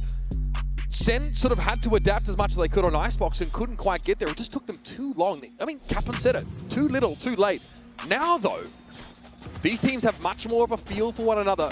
But there's no accounting for moments like that from YZ, popping himself up with an op in the B site. It's bizarre, but it's the brand of a Valorant that Bilibili like to roll with. Out of that timeout, Sen have 4 players ready to go to fight towards A. And on a scrappy buy like this, where you have some stingers, if Zelsis finds an opportune moment to use that Steel Garden, that could be enough to win them the round. They have full A control, and with all of that noise being made, easy call for Bilibili to get this free B site. Now, no stingers now looking a little bit awkward at the periphery of the map. TP, I mean, ultimate forward from Rusia in the B. They were convinced they'd have that one dead to rights, and they went wrong. Sen here have to look for a way to employ Stingers, Sheriffs, and this singular Bulldog. Line up for Zekin. Comfortable double swing that outwits him. Mind you, that operator has been maintained, even though YZ went down previously, so it should be a comfortable end to the round for Bilibili. They've got all players up. They still got util to spend. Sentinels probably don't want to feed them too much more old economy. Will say that Bilibili would love to hang on to these guns. They still have a couple players at really low cash. Oof, okay. Nice snap from K-Knight. Finally able to get on the board in this round. Taking stock of things, though. We had that timeout from Sentinels. They've had a chance to sort of consider how they build into this gun round. 3 defense side rounds, acceptable, probably. Need to go big here. Yeah, they index heavily and just going for that 4-person rubble fight, praying that that's where Bilibili are going to be headed, but it ends up being a very standard situation on Lotus Attack where you have one player kind of floating towards that A main. You hear, wait, they're using like 3-4 different pieces of utility. All right, just go elsewhere. That's very common to be occurring on this Lotus Attack. Why is he still playing with this operator? Where are you? This is definitely an inflection point in the first half, round 9. See Sentinels finally get some rifles under their belts, but there's that operator punishing these contact peaks. Go get it. It ended up being a 1-for-1. There's been a lot of early trades in this half, just like that. Look in at the where meantime, John is playing. Poison So orb far emitting. back. Poison's picking up. up a lot towards this A site, but again, you know, they can just feel fairly content to play this for the retake when they still do have that steel guard and have the potential to collapse into that site off the back of it. But now Sen want to get back in, entrenching the site, anchoring positions now that they're doubled up. They have the read on the situation. Obviously, Bilibili making a lot of noise. They want to execute. Sen are getting over here now, right? No one to trade onto him. Finds the advantage for Sen. And that was all before a Nightfall came down. Sentinels take the risk of being susceptible to that in order to have a player posted forward to get an easy kill. Now the momentum starting to peter off. YC has to just skirt around that Razor Vine and, yeah, trigger the sheer wall. Needs to try and find a way to use this op. 30 How seconds far left. will this madman push with the op in the waterfall? Has he heard this? No, there's a player way. making noise behind No him. way! Okay, rewarded and not punished as two players from Sentinels quickly try and spring to attention. No Hall's presence for the defenders. YZ is going to be permitted to push up here again. If he catches this second kill right now, the Nightfall could certainly be enough to win this round. Bang wanted to check the site. It's unclear if he got any information about where YZ is set up. Okay, the Nightfall, but later leaving from Bilibili. Look at how decayed they are. It's easy. Player standing. Able to spray two of them down. Narrate has to challenge YZ here. Blast pack to try and disrupt. Shorty in hand. He knows exactly where his assailant would come from, and YZ drops Narrate like a sack of potatoes. And 2v3 Clutch is in an awkward spot where the op still converts. He is just a fearless maniac on that round. The push into waterfall, adjustment to kill Zelsis, gets the free sight for the team. And by team, I mean K-Ducky. He's the only one. He gets over there. What a win. What a win. Brutal for Sentinels. They're going to force into this next round too when we get back into things, and it's left them with just a stinger for Zelsis. Not ideal, a lot of light armors. And this time they're more than happy to bully their way out into rubble, Bilibili, and there's nobody here. It's another round where Sen only have John on this side of the map, and he's playing very far back. That poison cloud going to go forward to cover up the view from the stairs. Intentions of going through the tree right now. Sen, they're trying to be fast on the pivot. They've got Zek in here. Narrate wants to get back sight again. Assist John when the pressure is coming in, when he's blinded up by the paranoia. It expires quickly enough. The YZ's brought down by Narrate. He's watching it from that high ground. John gets absolutely saved. That's the one with the op here. Having to peer out from tree. Sen are not going to offer up any freebies. Look where that spike is. That is going to be an extremely oppressive scenario that Bilibili have to fight into.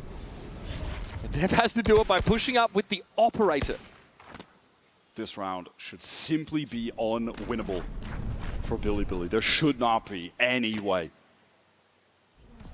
Sick round from Narrate. Wyatt, he was the standout. Sentinels in their last game. Won't be able to do more than 3 here, but should be enough. Okay, all of a sudden, John brought down. Viper's Peak going to be deployed by Neff, but he still needs to plant Steel Garden. But he has a shorty inside the pit. Not the worst scenario for him. And he'll wait this out, maybe look for a timing to swing out of the wall, and he's found bang! Zelsis! Oh my god! Quells what would have been a ridiculous uprising from that solo Viper. Sentinels, they've managed to claw their 4th round, but it's another costly one. And they yet to stabilize the economy, but Narrate here is able to find Corey, protect John. Spike down A. Second picked up the op at the end of the round. Oh, he's missed. Oh my god, you could see that clutch happening. Oh my god. Like I said, unwinnable, but Nev made me believe for a second. I mean, he commits that solo Viper's pit to play from. And he got that crazy timing after his primary was jammed. Finally, Zelsis rips that steel garden and does get the value out of it. They were in an advantage situation, but given their economic state, that was a must-win round. You gotta commit it, you gotta convert, and they do just that. Sentinels have conditioned a weaker A-side presence of the map now with consecutive rounds of just John being there and playing on upper A-side. They might look to throw a variation that has Narrate come back, play tree, and Odin by. A few options here as Bilibili have now tested that A-side a couple of times consecutively. I'm wondering too if they're going to reinvest into this operator. they've been loving using it. At that time, obviously, right, they threw it to net because they wanted YZ to be able to get deep into the site, but Nerate was just a hero. Absolute hero. Specifically for John, who was looking absolutely doomed until that lovely three-piece was found. Nerate topping the board. He was the MVP of this Sen team over their win against Wolves. He got them back into the game with a crucial clutch on split. Phenomenal play from him, and he is picking it up for them right now to try and get into playoffs. Bilibili have reinvested in that op, as you speculated, Wyatt. And yeah, early looks at 8. Narrate has come back here with the Odin. Preamble doesn't spot YZ, just ends up going a little bit short, so he wants to wait for this dark cover to fall, hoping that someone is going to go for the common jump peek, and it does happen, but Nerate was not too overexposed. Often players do it more towards the middle, but he was a little bit off to that left side, and I think that saved his life. Why is he unable to react quickly enough? Okay, shield wall to dissuade a push off of the C site. That is actually where Zekken is set up. He does want to try and put himself where the action is. But whether that means he'd actually push off of C in the direction of the attackers remains to be seen. There's Rubble presence, the threat of the Odin. All of the util coming out from Bang and Narrate here have definitely slowed BLG up. So YZ opts to try and hold a B line. Viper Wall will cut him off. Still guarded. He's going to get that C site free. Descend try and actually pull back in here. They have a few players near it, but wow, look at this pivot from Bilibili to have to go through the thorns. Bay wants to swing off of it. Trades coming through, but now the site is taken. Spike should be able to be planted, but Sen have other ideas. Now YZ decayed very, very low. Sentinels though don't really follow up on the Nightfall instantly. Simply choose to get in position. Yeah, cut off by some of those mollies, the thorns on the ground. Nate going to do some damage tonight, and it actually nets the kill. Decker now with the showstopper, stopped in his tracks. YZ with an op shot now. He's in the thick of things. In the heart of the maelstrom, YZ wants to push upper with this op. Oh, are you kidding me? Devastating impact from YZ. Almost an ace for him, but Delsis is able to interfere. He gets the damage through the wall. Delsis down to 10. A little bit of regen, and he is going to get out of there. No cash left, needs to save this. YZ is a menace. And again, it's just absurd. Operator pushes onto that B side like we saw those few rounds ago where he saves it for Bilibili. YZ with a masterclass on subverting expectations. Sen still struggling to adapt to this duelist. Seeing in that instance too, some of the power that even on attack Vice provides, where it's a denial of the flood. Those thorns being forward made it so that no one could really scale or try to fight off of the Nightfall that was used. And then, I mean, shot onto second, denying the showstopper is outrageous. And then somehow he tops it a mere few seconds later by pushing it to heaven solo and gets a collapse. John never had a chance to get his gun up. He will never slow down. He is ruthless as a duelist.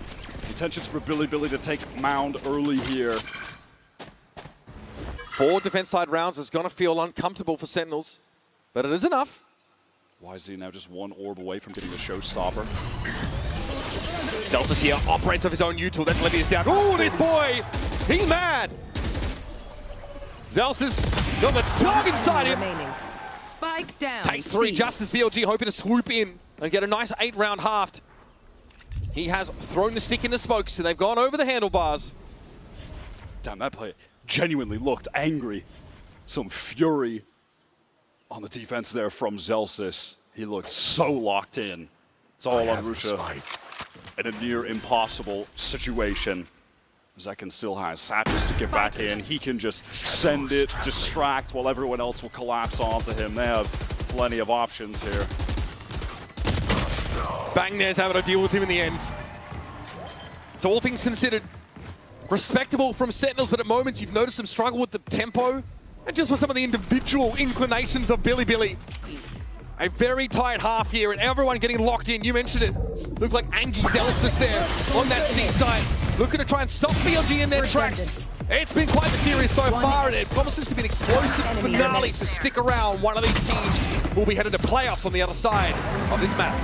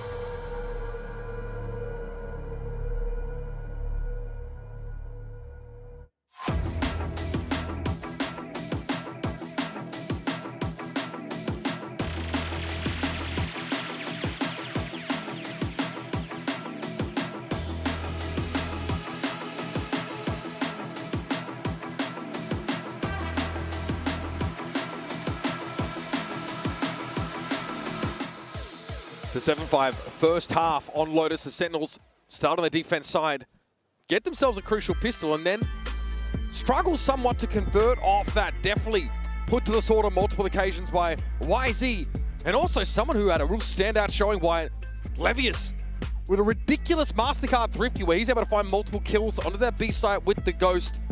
The guy is looking dynamic on this Vice. On the opposing side, Zelsis was playing very, very well towards the end, shutting down some of those executes, getting a ton of value. I think it's so interesting, though, with this Coinbase Econ report to look at how much value YZ was getting from his heavy investment into the op on attack, which is something I wasn't expecting from him specifically as a player, but you just don't see it very often on Lotus, and certainly not with a Raze when your job is getting in deep, but still able to find that bang for his buck, spending it on that weapon, even despite having tied for the most deaths on his team. He's still getting value. The op absolutely paid off, as we saw, and I'm interested to see how much he's going to try to pick that up on defense, because Bilibili, they've won the majority of the pistols in this series, and even this first half when they lost, they won in that round to Eco. If they get the op rolling for him on defense, that could be the catalyst for them making it into the playoffs, for YZ making it into the playoffs for a second time at an international event. Everyone thought this would be an easy road for Sentinels into the playoffs. It's been anything but. Bilibili stand tall on the attack side of Lotus, but now it's Sentinels' turn. With these comps, the way we've seen them play out has generally been favored as the defenders get spread fairly thinly across these three sites. But it all comes down to how you can capitalize on that distribution of defenders. Let's get rolling, folks. Here's your round number 13. Sentinels on the attack. Ball's over the top for this duo of Sen to work forward on C, but when the orb is tapped, they want to swing off this paranoia, presumably crunch through the door even. These two players, Bang and Zekin, could be in real danger. Here it comes. Like the trap. Roshia, though, cut down by Zekin, who didn't think there'd be a follow-up, and Levius is there. Pushed up so far that he was, luckily for him, able to dodge that paranoia. Now Sen, they are pivoting towards this A side where BLG have drifted. They are in the right positions at the moment, giving up C. Neff weak though, backside, going to be challenging to anchor against the Horde. Pretty quick moves though from Sentinels up onto the A side. No upper presence yet for the defenders, and Neff gives as good as he gets. He'll take 1-for-1 with that low HP. K-Knight now straight to drop. Here comes that attack side Viper Ball now. It's a little bit annoying. YZ can't see past it. K-Knight might need to be activated to disrupt a potential plant. So the paint shells had the intended effect. Some players getting weak. K9 flag! Right-click City! Last player standing. And they are both very low, below 60. 30 seconds Zelsis left. with the sheriff, but K9 thought he had him. Zaddy is home. Zelsis is determined to win. You can see it from his disposition on his face. Since that last round of the first half, he is getting serious. This is not funny, whimsical Zelsis. He is here to win. He is hungry, especially for this team. After that disappointing finish that they had at the first international this year in Bangkok. They want to come back and show exactly what they're made of. Why are you going here? Why are you going here? What the? Find you. Ooh, cut that one off at the right time. Two pistols here for Sentinels on this map. And it's an A site that is utterly bereft of defenders. In the first half, Sen won the pistol, but lost in this exact situation. If they hadn't, we could be looking at a very different game. Bilibili were able to gain so much early momentum for their economy off of that. Okay, Zelsis. In danger, just wants to stay alive. Can't. Oh, they're chasing. Even though he is the player with just the sheriff. Finally, I think Sentinels have been able to throw enough at Bilibili to cause him to simmer down. And that's an easy call now for the rest of the team to just get into the A side. Zelsis feeling all of that pressure. Should be light on the opposite side of the map. They are so patient about it. Here's a plant. John gets it down. Bilibili playing second fiddle, just trying to catch up. And now without much more than Frenzy Ghost. Neff will remain tucked here most likely. This would allow the game to become even. Narrate would love to get something for this Outlaw. Some little ROI farming. And he might get something from oh, buddy. Nefto doesn't overcommit. Narrate doubles back to the angle. And will handle the interloper. Oh. If only just. The right click almost got him. Spam here, Zekin says, okay, something to be had here, and he's right. 3 kills with the Stinger. Only Levius to survive, only to perish to the blast. And now, we have ourselves an even game.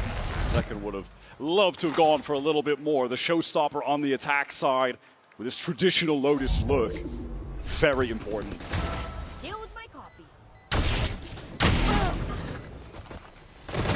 Close call, that one. Bilibili, though, again, the pistol came down to a 1 versus 1. They sort of knew they'd be here after that clutch was lost. Now can Sen convert on their own bonus. They are ready to fight out towards this A side early. It's light from Bilibili. Tucking to the box is YZ right now. And actually getting a lot of reinforcements through B. Look at this, Bilibili, they want to fight it, and Bang knows he needs to run. Sentinels got out in time, though. Bilibili want to chase this, but just how far will they go? Not as far as lobby, apparently. Now the look is over towards B. And does Sen want to accelerate elsewhere, get into the site? Do they really try to get into B? No, now they certainly cannot, but maybe they'll pick up the pace, continue that, getting through door into the C side, but they'll have to contend with that sheer, with this setup from Levius. Doggedly, Bilibili been defending, and Narrate's not able to trigger the sheer wall. That is still in play. Sentinel going to run low on time here. That is painful. Orb is now being recovered onto Zekin. 2 away from the showstopper. 50 seconds on the clock. They have no map control at the moment. They have, though. Look at the util on Bilibili's side. It's really limited. Just that smoke from Rushia. There's a horn for Knight. They've drawn it all out, but at what cost? So now with the wall down, you do have Rushia with that Guardian on this A side, just jiggle peeking. 30 now, seconds left. Calling it. He knows what the situation is. YZ, does he try to timing this? He goes through the molly! Vulnerable enough, he's too easy to bring down, and Sentinels here have gotten exactly what they were looking for. Drawing Bilibili out of the defensive lines. And straight out into the sunlight. And now Bilibili realized, man, we were so active, so good at responding to these early probes. And then they overheated just a little bit, losing to the Sen bonus. Not just losing to the bonus, Wyatt, but allowing it to be a flawless round for the attackers. That is backbreaking. They maintain their focus over towards that CB side. Really weren't able to take advantage of the low clock on account of it just being Rushia towards A. As you mentioned prior in the round too, just extracting all of that defensive utility out of Bilibili to the extent they just had a dark cover. That was it. There's not much more that Rushia could do except peek out, see what was happening. He couldn't hang. It's just great calling from Sen. They worked the entire map, get back to that light A side in time. Worked so well, credit to John. Wisely bold in that situation.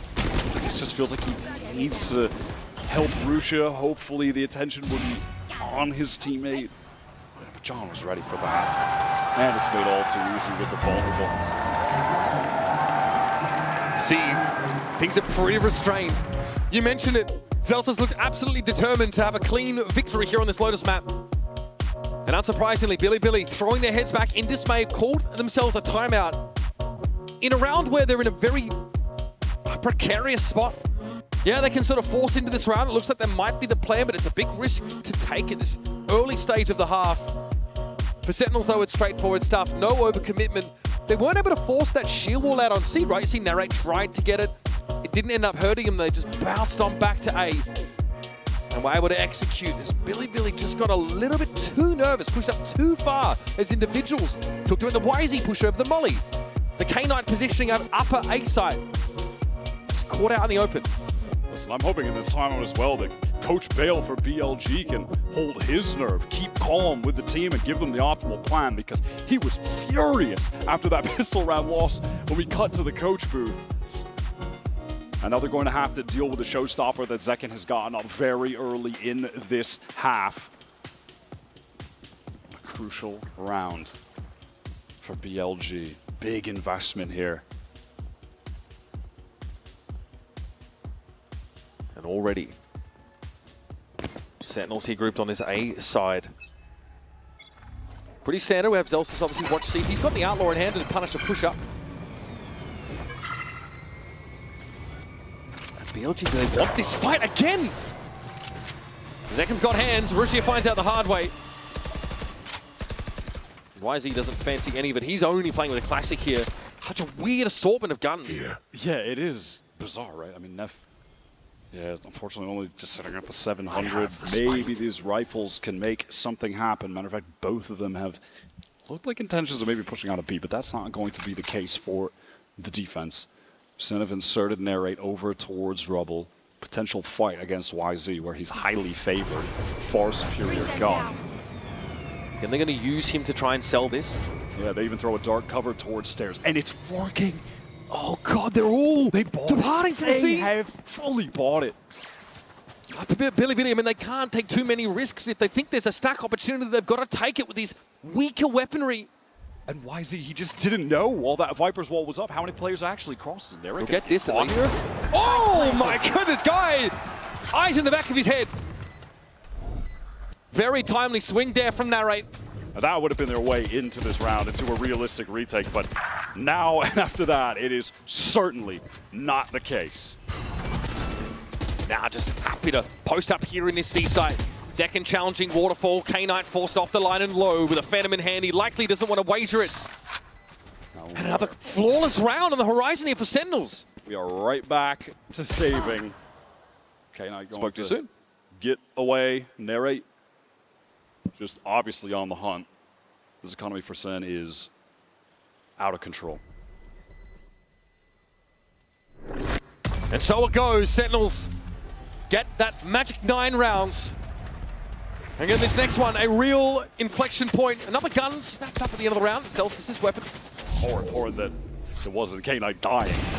It was Bilibili who really needed to save those there. And are able to get away with it. Narrate just turns at the perfect time. I mean, like I said, totally different round if that isn't caught. And now, finally, we've gotten to the point for Bilibili where this operator that we were talking about so much on attack is economically viable to be picked up for YZ. This is going to have to be where the half changes for BLG, where it's going to feel like they are absolutely down and out. They've committed everything they've got, and it pays off for YZ. That's exactly what they're looking for. The contact move up on B main. No more Vice in the map for Zen. Non-committal, though, in this early approach to the round. They had the spike left behind.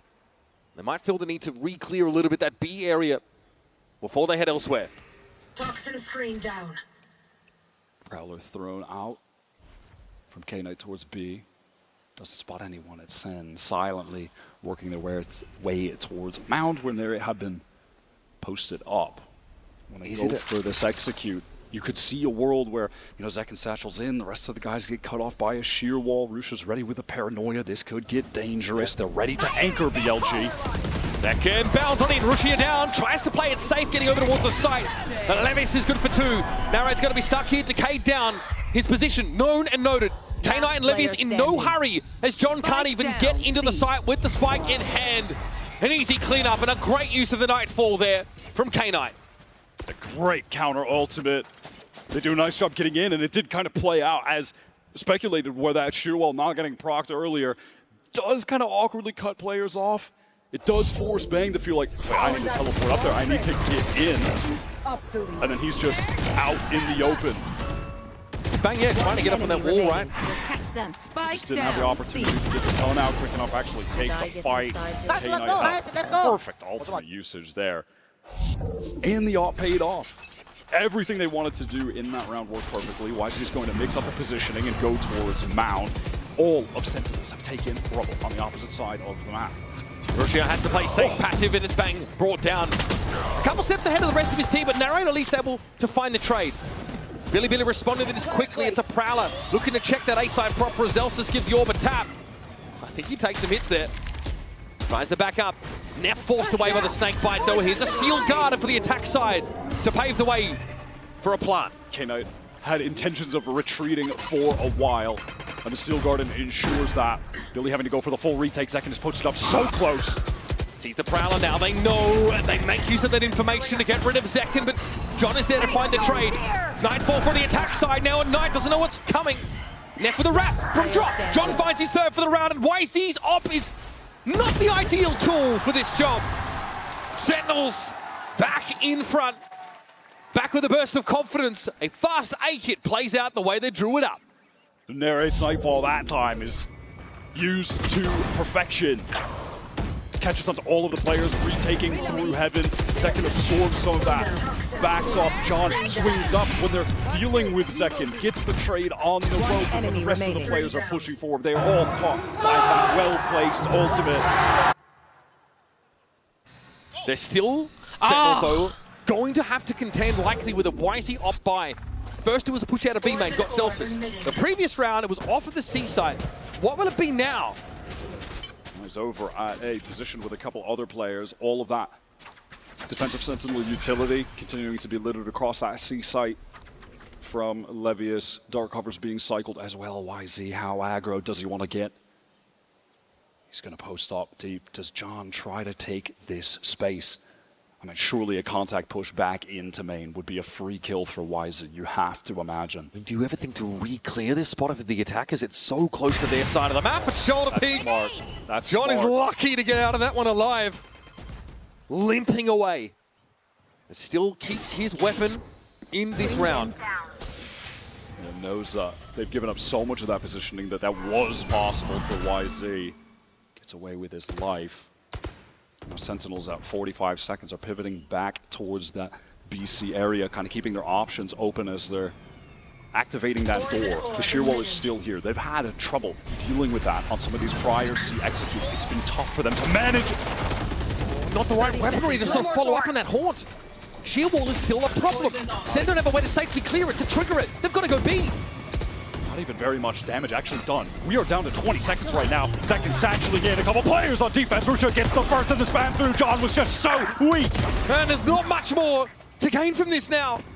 Celsius heading over towards the seaside, but that shear wall's going to get come up either way, and Neff will be waiting. Narrate steps up, and this is tit for tat stuff, round for round. Sen and Bilibili exchanging haymakers to try and close the map. Keeping each other honest, that BLG round was critical. After reinvesting into the operator, that would have been presumably worth two. That would have put BLG on the eco. But they were in the right places in the right times defensively. They do a good job nullifying the attempt from Sentinels to get back into that B site. Zekin in the air, shot down. Rusha ready to go. Sen, they are struggling dealing with this Vice over at C. I've got to say, they're not getting that util out earlier, and they're fearing late having to go into it when the clock is getting low. There are those thorns on the ground they have to deal with. Players getting caught up by the shear wall. You know, you can try to timing it where your Omen can TP top box, Zekin can get in, but it's still challenging. But what is it that forced him to C in the first place? It was YZ pushing up on A, getting aggressive towards Rubble. And that's exactly what you want to do with this operator. Once you've got it rolling with the Vice on this map, you take control and you just want to force the attackers to have to deal with that powerful defensive utility. You want to just route them into that sort of trap that you have laid on the opposite side of the map, and they pull it off there. So there's got to be a game plan for this early round action that Sen have been opting out of more often than not. Is it another Rubble fight? Maybe try and explore B early and fight through some of that fade util that's been deployed there. All that and more to be answered in just a few moments. You can see that scoreboard. A good start in this half of Sentinels. Converting on the bonus is big. Bilibili have found their niche in this game. YZ has carved it out, kill by kill with this operator. And in terms of the ult economy, look at PLG. God, that's still guarded, but they're so close to 3 other ults. And realistically, the only thing that Sen can have on top of the From the Shadows, which isn't all too viable unless you're going for one of those fast deep teleport executes, is maybe John can get a kill, get the spike down, and use that pit to win out a post plant. But even at that, you use the pit, you have to stay in it, easy steal garden. Sure, maybe you have the shorty in it, so there are counterplays to the counterplays that are available if we get into a situation like that. But as of right now, it's Bilibili again, posting up, taking A control with that op line deep. There. This time, Sen have to have a plan for this. They've got to, yep, here you can see, they've got to be expecting YZ to be on this line. First is the Prowler.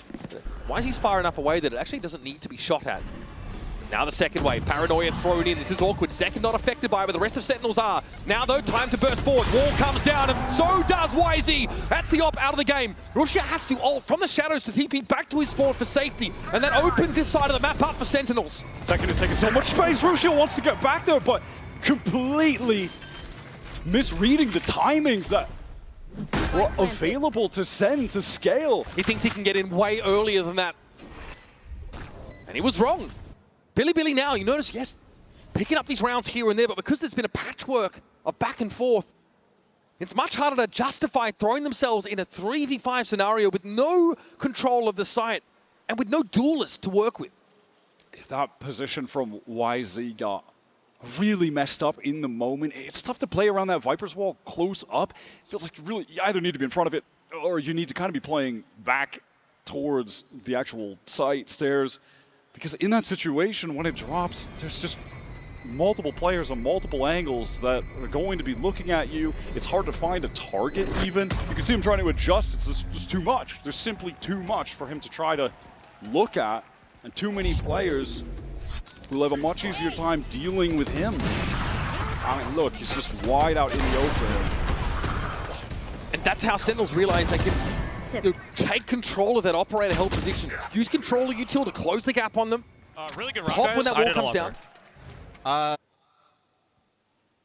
Bilibili with those saves. Of course, they can buy again. They do still have the Steel Guard, and YZ's got on the Showstopper. He was one away and died. Kane one away from the Nightfall, one away from the Viper's Pit. They could get so many ults in this round, which they need desperately a couple players on. Horrendous cash, while Sentinels just have a bank to keep buying over and over. This Poison Orb is set up to make even just trying to trigger the sheer wall potentially lethal for Sentinels. They can't just duck in there and make it come up.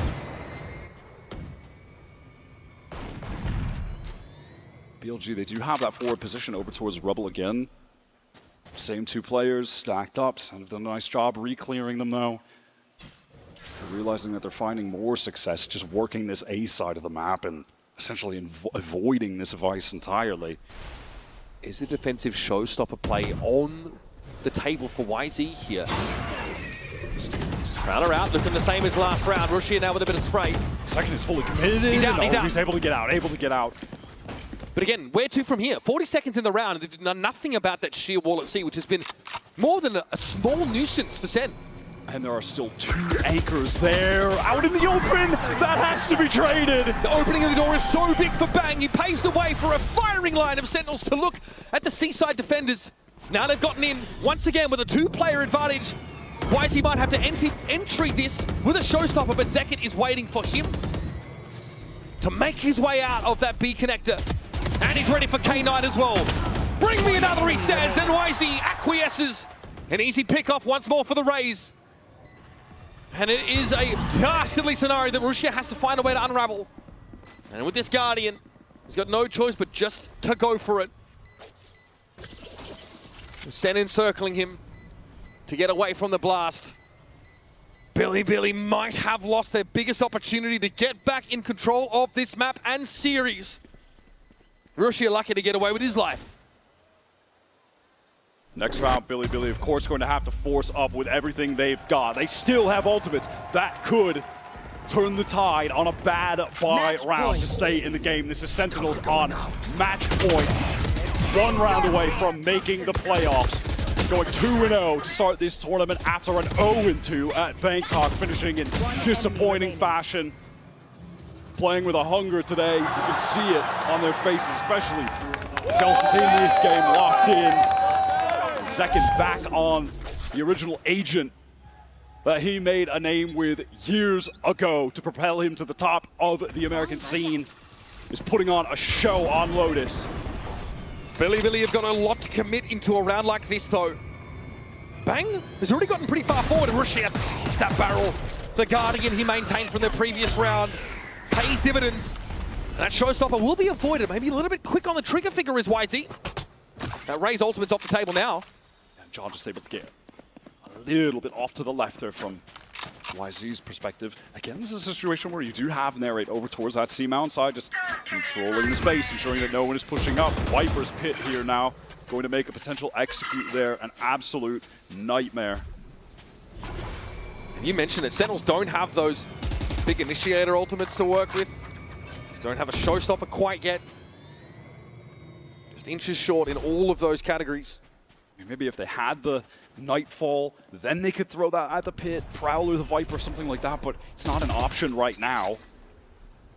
So is it a hard force? Hoping to catch a player positioned far forward, like we'd seen from YZ in the past, but BLG are actually giving a lot more map control over 30 here. seconds left. Now Santa going to run into this. YZ, does he dare jump up? Shot through the box, he needs to see over this wall and can't quite, so that's tree access now gained by Sentinels. Rushia though is ready. Pure stopping power. This time it's a Guardian shot to John QT's cranium. 12 seconds left. Sentinels have to go. Zeki getting sprayed down, but is able to find Rushia. Why is he trying to disrupt with the blast pack, but gets caught out. Knight deals with Narrate. Zekin and Zelsis back to back for the series. Steel Garden should be connecting onto both though. Zelsis on the run, Zekin just has the shorty trying to play back sight, but the showstopper as well. He got that with the spike going down. Zelsis is going to be jumped on in trees, got nowhere to go. Primaries are available again! And back to back! Zekin and Zelsis put Neff in a solo situation. Signed, sealed, delivered! Sensidia back in a Masters playoffs! Zekin was an absolute phenom on their 2 map wins, the Neon on Sunset, and an even better performance as the Rays on Lotus. Puts up over 300 ACS, drops a 23 bomb on Bilibili, who made a serious go at it today. Nobody thought that they would be in this game. Expectations were for Sentinels to make it. People thought this was certainly their game to lose. They won, which frankly was the expectation, but in this fashion, I don't know. Bilibili made a serious go at it. That Icebox game from them was stunning individually. YZ had some unbelievable highlight reel moments. And that was definitely the stumbling block for Sentinels, controlling that star player from Bilibili, who we know is always a problem for teams such as this, but in the end, they figure out how to answer that A-side operator play. They get that controller util up, eventually they can push YZ over. Let's send it down now to Jen Lee, down on the stage for our Verizon post-match interview with John QT. And it's going to be Sentinels in the playoffs! John, if I may have you over here. Yes, for a short interview. Lotus was a nail-biter, no? Definitely, for sure, yeah. Yeah, congratulations on making it to the playoffs. I mean, first one since Masters Madrid. You gotta be excited. Yeah, definitely very excited. That was the goal coming into the tournament. Kind of beating our demons that we had in Bangkok because we got grouped, so we're very happy of our result. Can you tell us a little bit about what happened in between Icebox and Sunset? Because it felt like after Icebox, you guys locked in. Yeah, we realized on Icebox we just started super slow. They were just like running us down. We were not winning our fights and stuff like that. And we're just like, okay, guys, like let's give them a statement game. We're gonna 13-5 them on Sunset, and we did so. So it worked out. Well, speaking of demons, we have other demons waiting for you in the playoffs. Who would you like to face for the first round of the playoffs? To be honest, I don't care. Whoever dares to pick us, I'm down to play them. We're coming in very confident, so I'm pretty sure they don't want to see us. Plus, you just avenged Energy. How are you feeling about that? I don't really care. Yeah, I thought you would say that, but congratulations once again. John QT, everybody!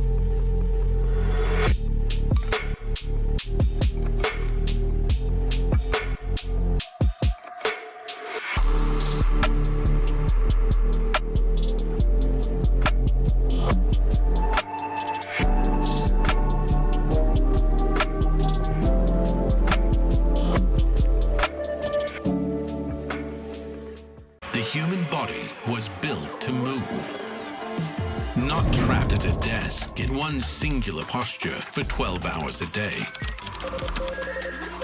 It's time your chair evolved. This is Secret Lab Titan Evo. Ergonomically engineered for you, gamers, hybrid workers, artists, backing your every move. An update is required. Financial system updating.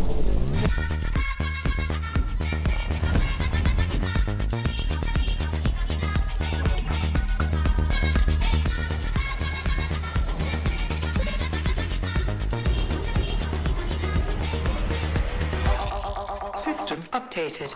We will dance together. The future of money is here. Feels good.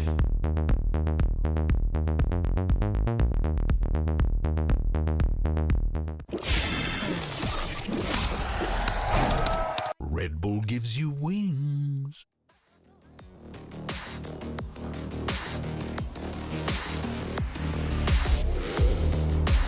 Mirror, mirror, wipe my eyes so I see clearer. Over here you tell your friends I think I need her. Dreaming about the girl you want, but I can't be her. Sabotage is on my mind, cause you're a keeper. No, it doesn't work, no, it couldn't hurt. But what if I'm the first one who sees a curse? Barefoot on the floor, I won't shut the door. Cause how could I be sure, never tried before.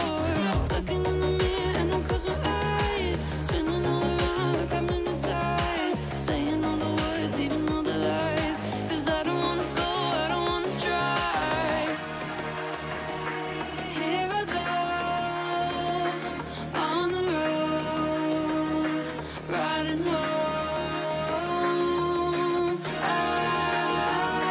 decompose in all your clothes. You don't know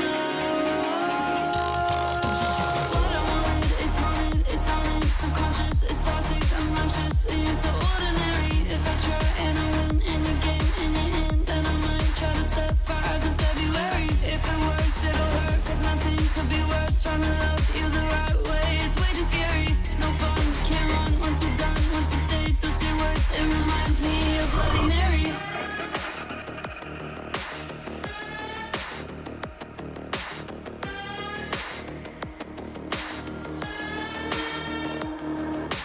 I can't take it, I can't fake it.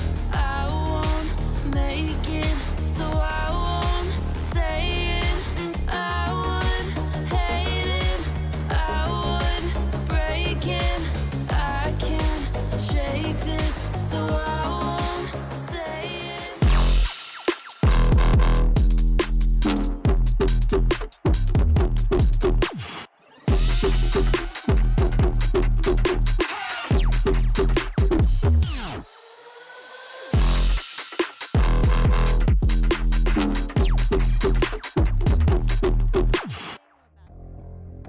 Hello everyone and welcome to Compliments from the Wheel. I'm joined by Texture and Karan, and here we are today to create an authentic, wholesome atmosphere here in the venue by having them spin the wheel and say something nice about the player that the wheel lands on. So are you guys ready? 오늘 뭘 할 거냐면 알아들으신 거예요?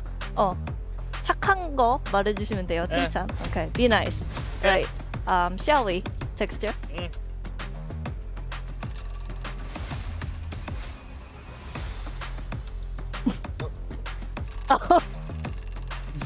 없어 먼치킨은. Okay. Monyet. 몬jet은 이제 착하고 밥을 잘 먹습니다. 일단 밥을 굉장히 잘 먹어요. 맨날 뭐 사달라고 그러고 내가 무슨 지갑인 줄 알아. Okay. 근데 하여튼 아주 착하고 밥을 잘 먹는 친구입니다. Okay, Monyet, he's a sweet boy and he can eat a lot, has a great appetite, and he always forces texture to buy him food, but still nice, sweet boy, and he can eat a lot. Okay, thank you for the compliment, Kara. Yeah.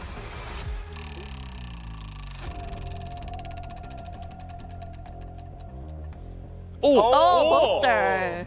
I like him. 보스터 일단 되게 뭐라 하지 이거를 유쾌하고 그러고 이제 모두와 이제 잘 지내려고 하고 일단 K-팝 좋아하고 아이돌 춤을 또 이제 잘 추기 때문에 이게 확실히 스타성이 좀 있지 않나 아무래도 네 그렇게 생각합니다. Well, Booster's really funny and he gets along with pretty much everyone here in the venue and in the Valorant community. He also loves K-pop and the K-pop idols, and he's a great dancer. So yeah, great boy. Thank you guys so much for joining me. Thank and you. Good luck. Thank you. Welcome to what seems like our monthly scheduled Paper X versus Genji showdown. I am your hosting, so I'm back here with Mel and Ender. Sentinels have booked themselves a ticket to the playoffs already, and Mel, and next team that could lock themselves in will come down to Genji and Paper X, and this is a difficult one to call. It really is, and I feel like even more so given how dominant both these teams were in their opening matches. I mean, 13 wins across the board is kind of insane. Just makes it that much harder to predict. But it does mean we're guaranteed a Pacific team advancing here 100%. And honestly, when you look at when these teams have faced off against each other, it has been so close for so long over the course of these teams' history. Yeah, and they have faced off against each other 8 times in VCT at this point. Today will be their 9th, and because the scriptwriters are so nice with it, it's 4-4 apiece right now, and this is a tiebreaker. It's the decider match. It's got to be good, right? But looking at it most recently, last 2 times it's been that face-off. Genji have taken it once this year. It was a very close match between the 2 teams. It was a 2-1, but can I just say, Karen absolutely fragged out of his mind in this match if he was a demon. I mean, if we're following the tournament storylines here, I'm going to assume he's going to pop up again with how great the controllers have been thus far. But yeah, I mean, someone argued Paper X is due for a win if Genji has taken the last 2 with how close it was. After their opening match, Mel, is it still even copium to say Paper X could potentially turn it around? Oh, that's definitely not copium. If anything, I think a lot of people are expecting Paper X to win this out, considering how much momentum they've gained in the past 4 to 6 weeks with all these wins, since including Patman in the roster. I wouldn't be surprised if Paper X. I think I'm personally leaning into Genji, but it would be such a close game, like 51%, 49% in my eyes. Yeah, and especially because it is a regional matchup. It's such a different beast than comparing like 2 teams from different regions meeting up on the stage for the first time. Like, there's so many different layers of mind games because you know the tendencies of all the other players on the other team. You know how they like to call as well. So the anti-game that's going to be coming in here is going to be really high level. Or could you apply it for the other way around as well? Maybe you have to get even one layer ahead, you know? You have to think about what they're doing to you and what you're doing to them, but you don't want to overthink. I mean, that's the whole thing, right? Is like, when do you actually stop it going down? But no, I mean, Mel, you can certainly speak to this, but like... Mind games. When you play a team in every single match so frequently, like, you do just have that natural read. And I think when people imagine the word mind games and how the prep looks like coming into these repeated matchups, they're probably thinking the coaches are in the back 12 hours after the match, looking at every single VOD, looking at every piece of util, every small detail, every single little read. And that is true, but it also comes in the moments of ultra instinct that kick in when someone on the team needs to make a call just based off of what they've felt playing against these teams before. Sometimes the prep does go out the window because of those mind games, and it can come down to like a microsecond instinctual play that can make or break these rounds just from how many times they've played each other. Now, one of the players that haven't actually tasted what it feels like in this matchup will be Patman, and this is what he and his opponent Munchkin said to Jen Lee earlier.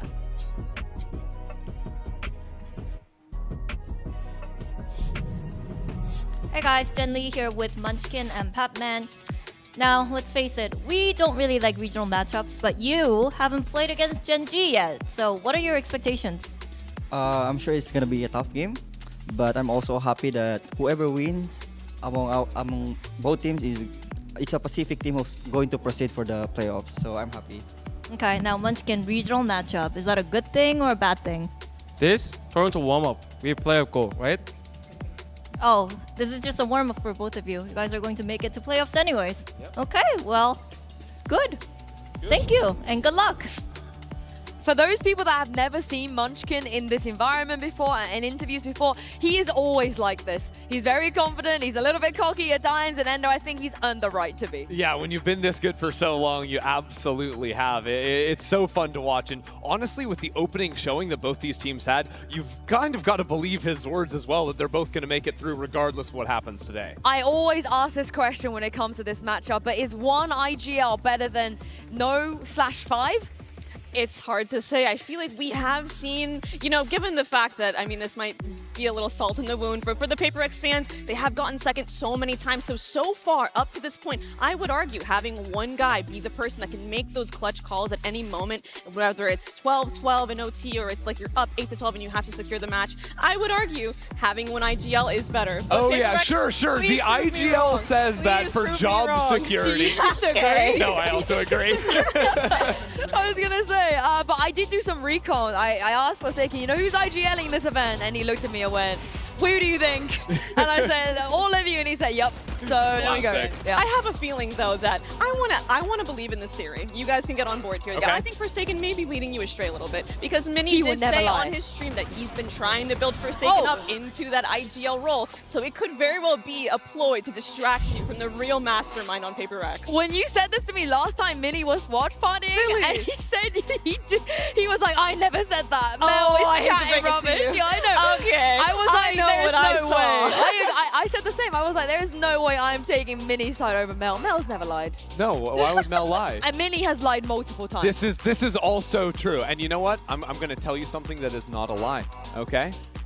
Jing freaked out in his last matchup. This guy who was so sick. His entry pathing, both on the Raze and the Omen over on Icebox, was so good, Yin. So, I mean, just look at this. Mixing up his diving into backside. Yeah, nice just movement, like in terms of air strafing as well, to get on top of the box in the previous clip. I just really liked what we were seeing out of him consistently. I think his aggression has just always been unmatched. It's honestly funny to see. He's been doing this for years, and yet still it takes people off guard every time just because of how explosive it is, and he has the mechanics to just kill you right when he lands. Yeah, and there were even rounds in that Icebox game where he's just instantly, like, round start, teleporting up on the attacking side, up into pipes, peeking. Within like 3 or 4 seconds, he's getting opening kills. He's playing Omen like I've never really seen someone play on that map. Just a cheeky 10-1, you know, in opening engagements against Team Heretics. Wild stuff. And it gets even wilder because if you look at Forsaken's performance, somehow he matched what Jing was doing on Astra. Yeah, and he was playing so actively, I think, especially in late round situations. There were a lot of times the rounds got down to like 3v3s, 2v2s, things like this, and he would just like sit around on a late lurk timing or actually push in front of his walls, his smokes at times. He was just completely locked in. Especially this round that's on the screen now was such a beautiful play by Forsaken. I mean, obviously his aim is incredible, we all know that, but it's his ability to absorb and retain all the information and the best plays you can make on so many different agents.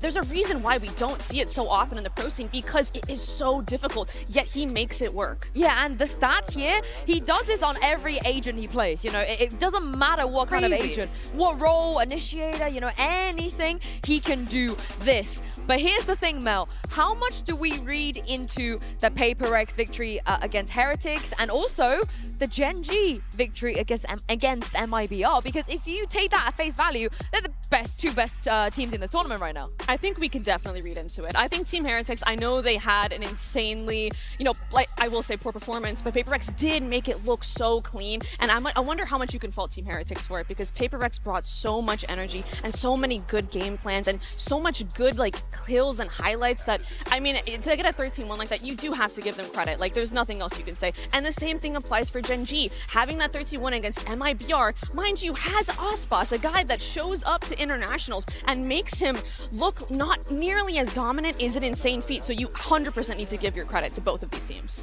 Yeah, would you agree? The Gen G MIBR puts Gen G as the front runner at Swiss stage? I mean, again, it's so close between the two teams. I am leaning towards Gen G, though. thought they were completely lights out in the way they play. And honestly, in some ways disrespectful to the fights they were taking against MIBR, especially once they got to a numbers advantage. They would just keep re-swinging into lines and just outperforming, outreacting, out-aiming their opposition, which MIBR is a completely stacked roster in terms of individual talent. So the fact that like Gen.G was diffing them to the level they were in server just speaks volumes to their own talent. And I don't think you need to understand the Pacific region. You could be from any region, watch a game and understand how Texture likes to play. Surely at this point, I know we haven't seen the first seeds yet, but is it too early to say best operator player in the tournament? I mean, the best operator on the Neon for sure. Look at how quick he's rotating, and this is what I mean. The disrespectful refights. There, he's got the stun, but he's coming back into the line a second time. He goes for a third one as well. He was feeling himself. When we think of prolific operas, we think jet players, people that take their one, dash out, re-peek, but he makes the Neon op look so seamless. His movement, his ability to immediately go into the either running or dropping a relay bolt on the ground to break the spacing, it's just so skillful. It's so beautiful to watch. Yeah, during the press conference, you know, a question was asked to him, who would you like to play after this game in the future? And he basically said, it really doesn't matter, I'm the best opper here. And I really don't think he's wrong. You know, Kankan didn't make it to this tournament. That probably is the only guy I can think of that could challenge him. So how much work, Mel, will PaperX have to do to make sure they don't make the same mistakes as MIBR? I think they're going to have to match his energy with an operator of their own in something, in my opinion, but also be really diligent about the anti-op protocols. You cannot be lazy. You need to track where the opper is or make good assumptions and good guesses on where they can be. And that's where I'm a little bit worried for PaperX. I'm not sure if they actually have the ability to deal with Texture's op. It is such a game-changing element coming in, regardless of what map the Gen.G are going to be playing. And when you compare this matchup to Something, obviously Something, very talented player in his own right, but I feel like Texture has just been in a league of his own so far. I almost think a lot of these times you just have to out-weird them a little bit. Okay. Yeah, throw in some curveballs, don't... Get funky with it. Yeah, or you do the 2021 CNED strat, which is you find Texture, oh, he's here, run. Get out of here, go to the other side. Is that a viable game plan? Yes, absolutely. There is no shame in doing that. Avoiding, I mean, the op is such a powerful ability, or not ability, sorry, a powerful gun. It is totally valid to try to book and run, but here's the thing. If you aren't running into Texture, you're running into Ash. He is solo by himself, rifling, and he'll take down 4, even if you can avoid the offer. I mean, honestly, there were a few rounds that like Gen.G realistically should have lost, like that clip from Haven, where he's just getting a 4K out of seemingly nowhere. It was just insane seeing what this guy can do on the global stage. But also, like you guys said, if there's anyone that might be able to bring a game plan that works, might be able to find a solution, it is an opponent that you faced many times. And just on some of the rookies too, and it doesn't even feel like they're making a debut on a global stage. They look so unflappable. They seemed so in control in that game, right? And again, they absolutely dominated MIBR, but it's a game like that that, you know, brings the newer players out, and it's just all of a sudden, there's no even semblance of nerves, right? You are locked in from the get-go. You're feeling so confident now heading into today's matchup. It's like you've been here a million times before. It's so cool to see, considering when you join a roster of people that have won so much before, when they've made such deep runs and they've won a Masters, I can imagine you feel the pressure that you want to not only make yourself proud, but make your teammates proud of you and earn the trust that you deserve to be here. And the fact that he showed up only shows good signs and good tidings for Gen.G. And for me, though, it'll be interesting, Mel, to see what happens when they're down, because neither team have even faced any challenges so far on this stage. There is a lack of adversity for both teams. That's a great point I hadn't really thought about, but I'm really interested to see how they will come back. What are the game plans going to look like? What are the changes we're going to see? And the predictions, I mean, Yenzu, of course. Yeah. I'm literally in the gutters. It's tough for you, but honestly, I was interested. I was asking all our Pacifics colleagues, so like, you've got 2 for Gen.G with Achilleos and Gen. Paper then went for PaperX. Makes sense. It's in the name, but honestly, none of them feel very confident in it. I don't feel like this is a matchup that can really go either way. I think out of all of the matchups we are going to see is one of the more 50-50 ones for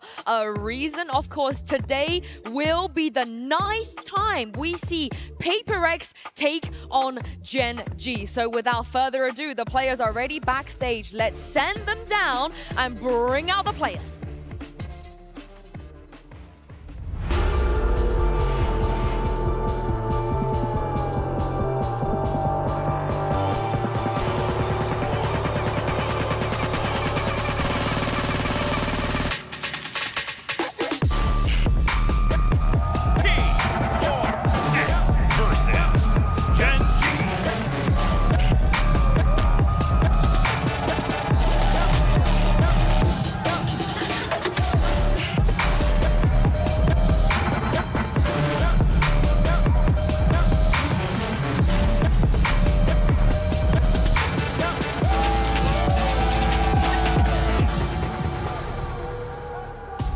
This is one of the most competitive rivalries in Valorant we have never seen. Today will be the tiebreaker, and not only that, the winner will be advancing straight to playoffs. So much on the line here. Both teams 4-4 versus each other all time, but we have never seen this roster of PaperX against Gen G with Patman in the fold, so it is a new ball game. It's interesting, both teams have cores that have such great deep runs in tournaments, and both have rookies on the team meant to breathe new life into these teams, and I just can't express how excited I am as an America's player to just be here in America and seeing this live, because normally we're up till 3 a.m. watching it, but being here experiencing it live is a whole other feeling entirely. And looking at the Omen map select here, it is 3 completely different maps to the last time they faced each other, and I forgot to even mention, Suggest was playing the last time these two faced each other, which is a bit of a throwback here. But what do you guys make of the map pool here?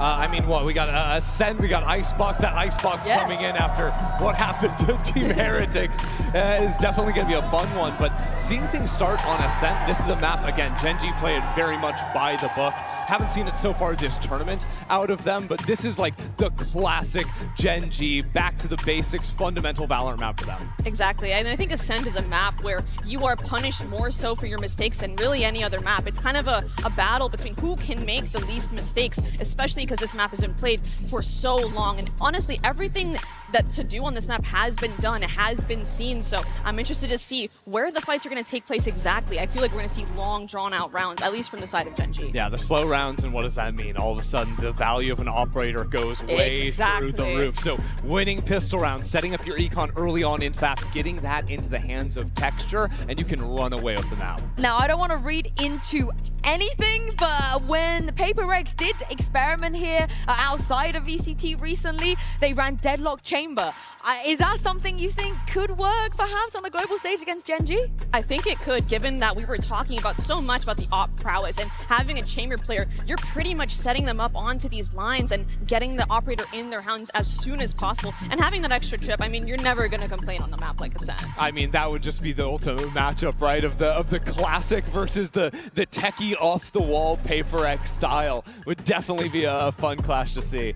I'm hoping we see something funky, because again, I don't want to read too much into it. They've had a little bit of time since then to work on this. It will also be the first Ascent we see in Masters Toronto. Right. All of the teams have not really been favoring this map so far, so Mel, I'm happy that the first time we see this is these two teams that aren't afraid to get weird. And I'm honestly looking towards Gen G, because so far we've seen them really lean into Viper. That has been their read, and their response to Teo getting nerfed is, can we incorporate double controller into a lot of maps? And Ascent normally isn't a map where we see a lot of double controller, but if any team is going to make that gamble, I could 100% see Gen G doing it. You don't see a lot of it nowadays, but it is playable on the map. And you think, like, through the history of the game, there's been a lot of teams that have experimented with it. We've seen Loud play styles like that. Yeah, exactly. And honestly, there's a lot of cool things you can do with a pick like that, even in terms of like denying an enemy opera on the attacking side as well. So I don't know. To me, Gen G, they're still in my head, this team that plays these older styles, but with us seeing more and more of them playing the double controller, there's certainly some options. I'm not going to,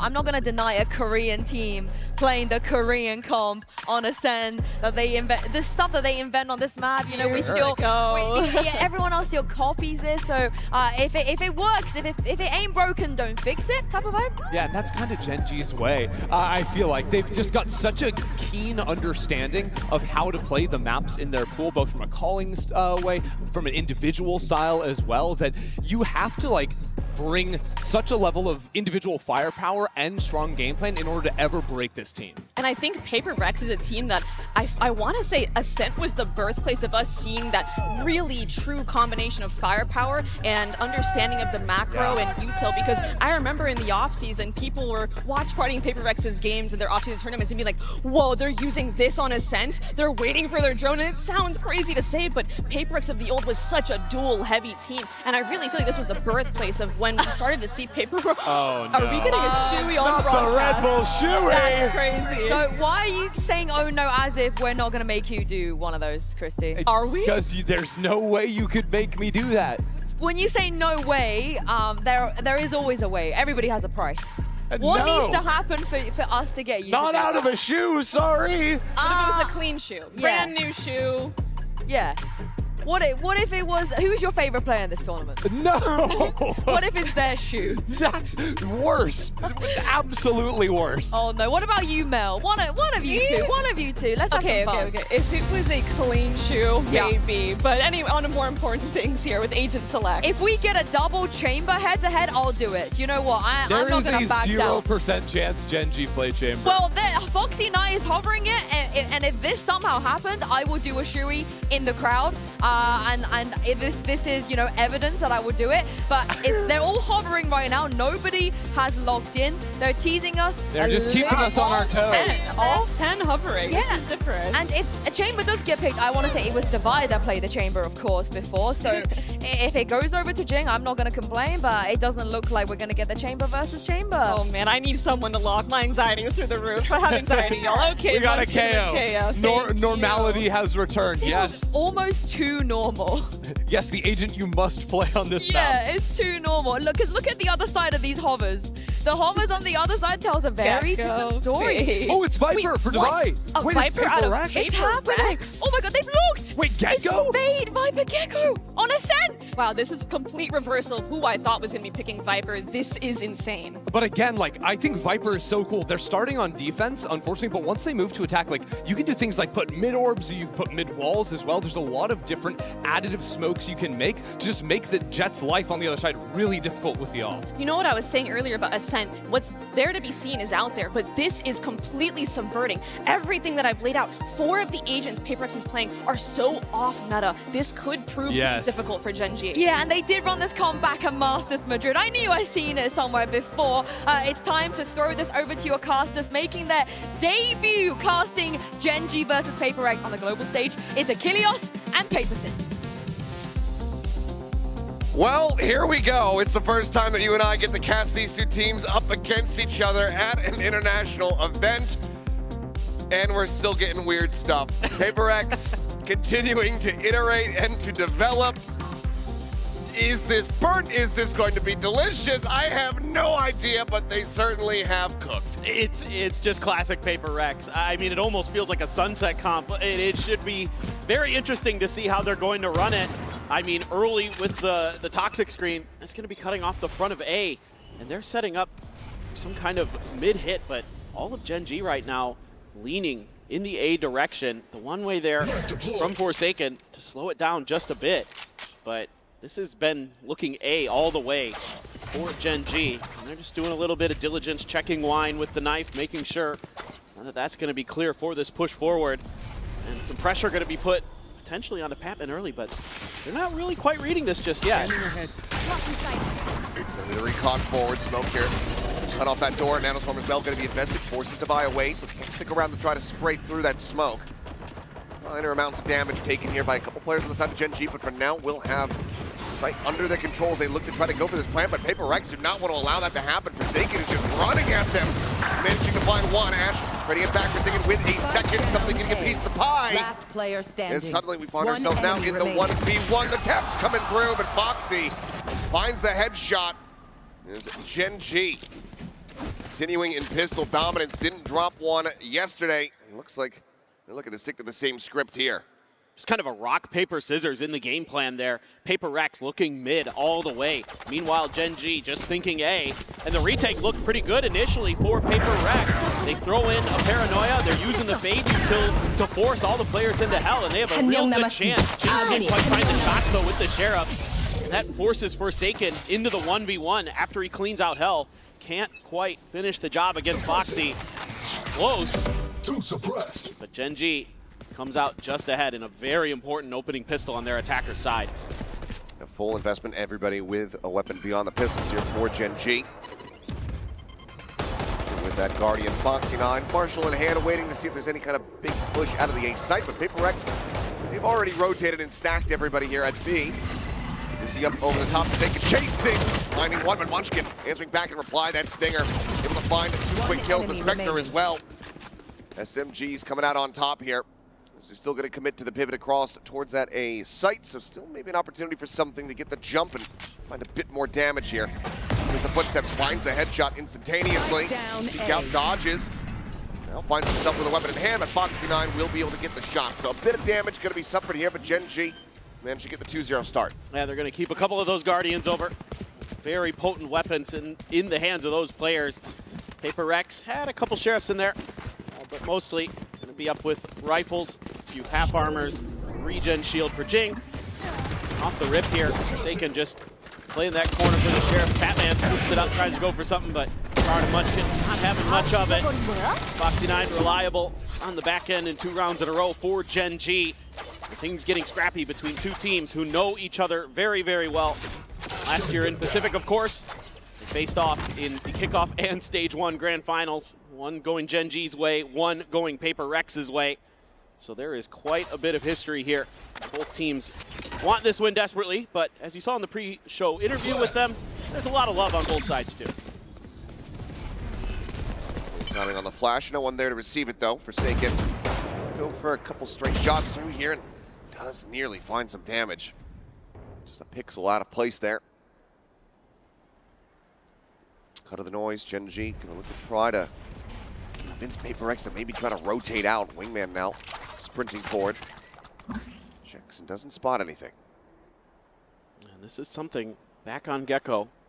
An agent he played quite a bit previously. Foxy 9 trying to create some attention over at the B site, but that is going to pull Patman over a little bit, it looks like.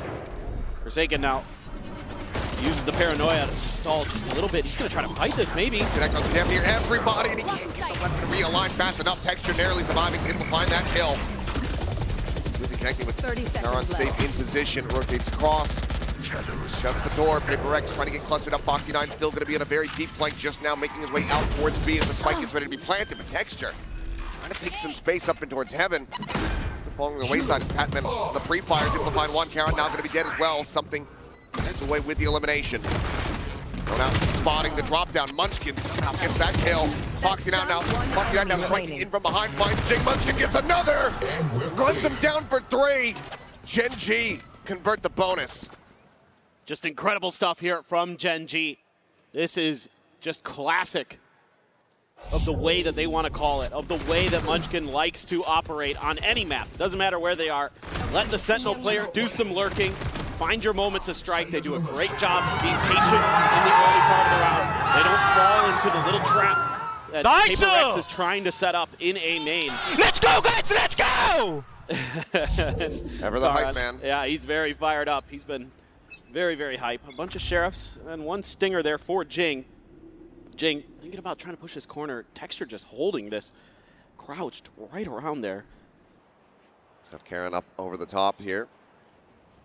All 5 players from Paper Rex on the stack. Foxy slow to scale forward towards A, so something tells me they're not going to identify that this is the open side of the map for a bit of time. Push now getting ready to come through.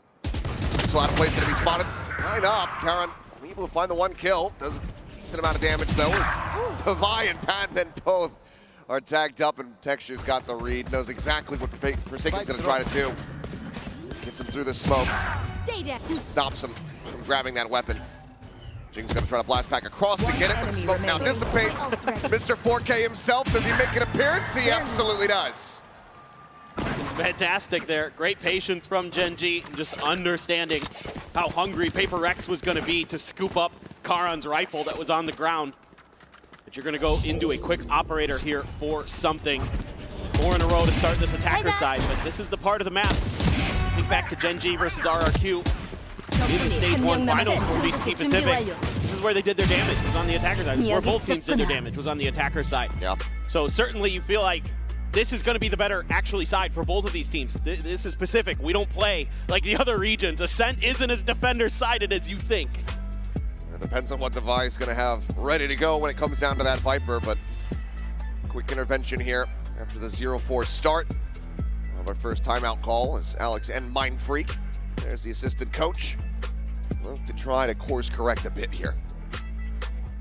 Yeah, for sure. I mean, it just feels like right now Gen G has a really good idea of the way that Paper Rex wants to play, especially on the eco rounds. They've done a good job of reading these B main pushes. They've sensed the A main push as well on the first rifle round for Paper Rex on Gen G's bonus. So it seems like every kind of call, every decision has been really well thought out, really well understood. So that's going to require a pretty big change of game plan for Paper Rex and a little bit more creativity from them on the fly.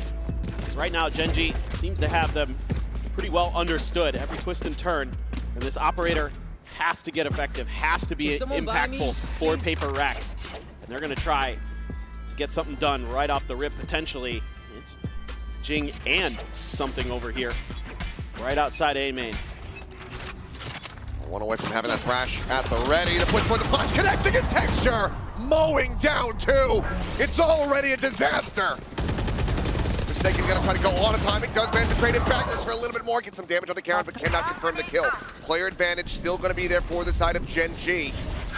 As Foxy9 still lingering back in case there's a push up towards top mid. At the moment, Forsaken will not be one. Planted. It's a cut across, both players gonna be joining together here at Tree. Their work cut out for them. Aron, quick glimpse. Goodbye. It's the TP to reposition right as the snake bite comes through. Patman just desperately trying to find anything that he can possibly get. Because it's a 2v3, they feel invested here in the round, so going for the save is not really going to be the play, but Patman now dead. Leaves Devi all alone, so yeah, we'll have to back away now, which is going to be the one weapon save, the timeout, not leading to a round win. Gen G streaking out similarly to what we were seeing yesterday versus MIBR. They're so locked in. Forsaken there catches him a little bit off guard, gets a couple kills of his own, makes it at least potentially doable for Paper Rex, but this is a great flash off the rip by Munchkin, and there's just no counterplay to that at all. The move bot lagging just a bit too far behind, and Texture quick with it. With the Phantom finds two. And then Ash still really crisp with the shooting. So kind of one of the other big storylines you could be following today with these two teams. You have two new players with Ash and Patman on both sides, new to the international stage, new to Pacific this year. And so far, Ash and Patman have looked really, really good, but Ash there getting another big kill. Texture out in the open on mid. It's mostly an eco other than Devi's saved rifle. And he is up close and personal. Tucked position though for Jing. Noise made. Jingle out. Jing not quite spotting him there. Texture seeing none of it. Dizzy at the ready. They're going to look to try to get a pinch here, but it's going to be the one spot out, I believe, over towards Foxy9 as Texture on the re-peek finds Patman. Gets a spot out on the Forsaken. Identifying the position at 3, killing 1. Yet again, fantastic value off the rip here for Gen G. And every time Paper Rex looking for those advantages. Paranoia does not connect, and Texture does it again! At the consequence of their teammates' positions, Mr. 4K's back. Better slow down here, Texture. You know what happens when you get those aces. Jing's trying to feed it to him. Yeah, Jing's like, please find me, kill me. Up and over the top, and Karen takes it away. Unbelievable.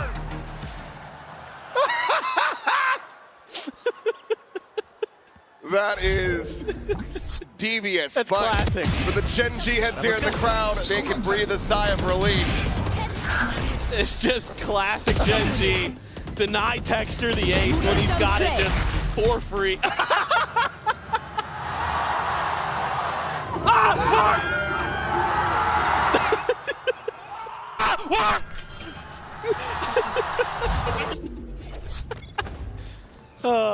There's no commentary that I could add that would make that better. It's just, it's perfect. He just is a beautiful man. It's so damn funny. All right, well, we're back into the action. Gen G are up 6-0. Texture 12-4-0 here at the moment. 2 kills per round thus far. With no real signs of slowing down. Full buy is back in here for the side of PRX. They've got some ults to work with. Right Vault will go out first and foremost. You should run. They're playing tucked here on the side. Nate able to find one. The quick peek in. Forsaken's going to be taken down. Looking for a little bit more, but Jing will be able to flush him out. Just spraying through Foxy9 at hell. Out of charges. Just tears them to pieces. Jing now trying to back away. Does get detained. Munchkin going to try to close the gap. Try to get this kill. Doesn't spot him. The Foxy9 will.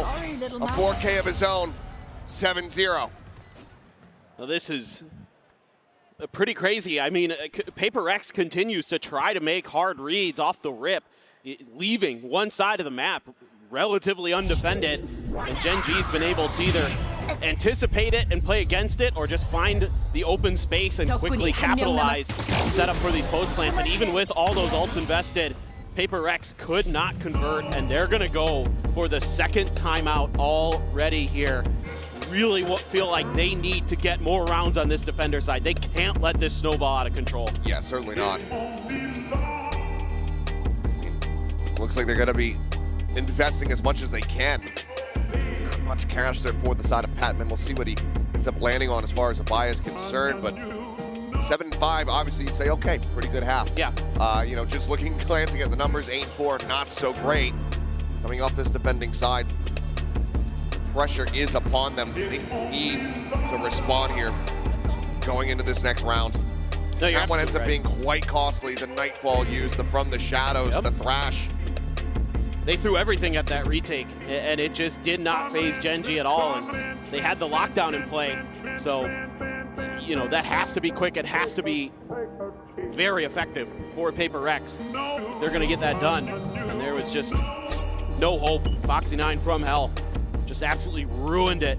Just some clean phantom shots. 0-0. Calling my bot. He's just only one in the lobby that has not died.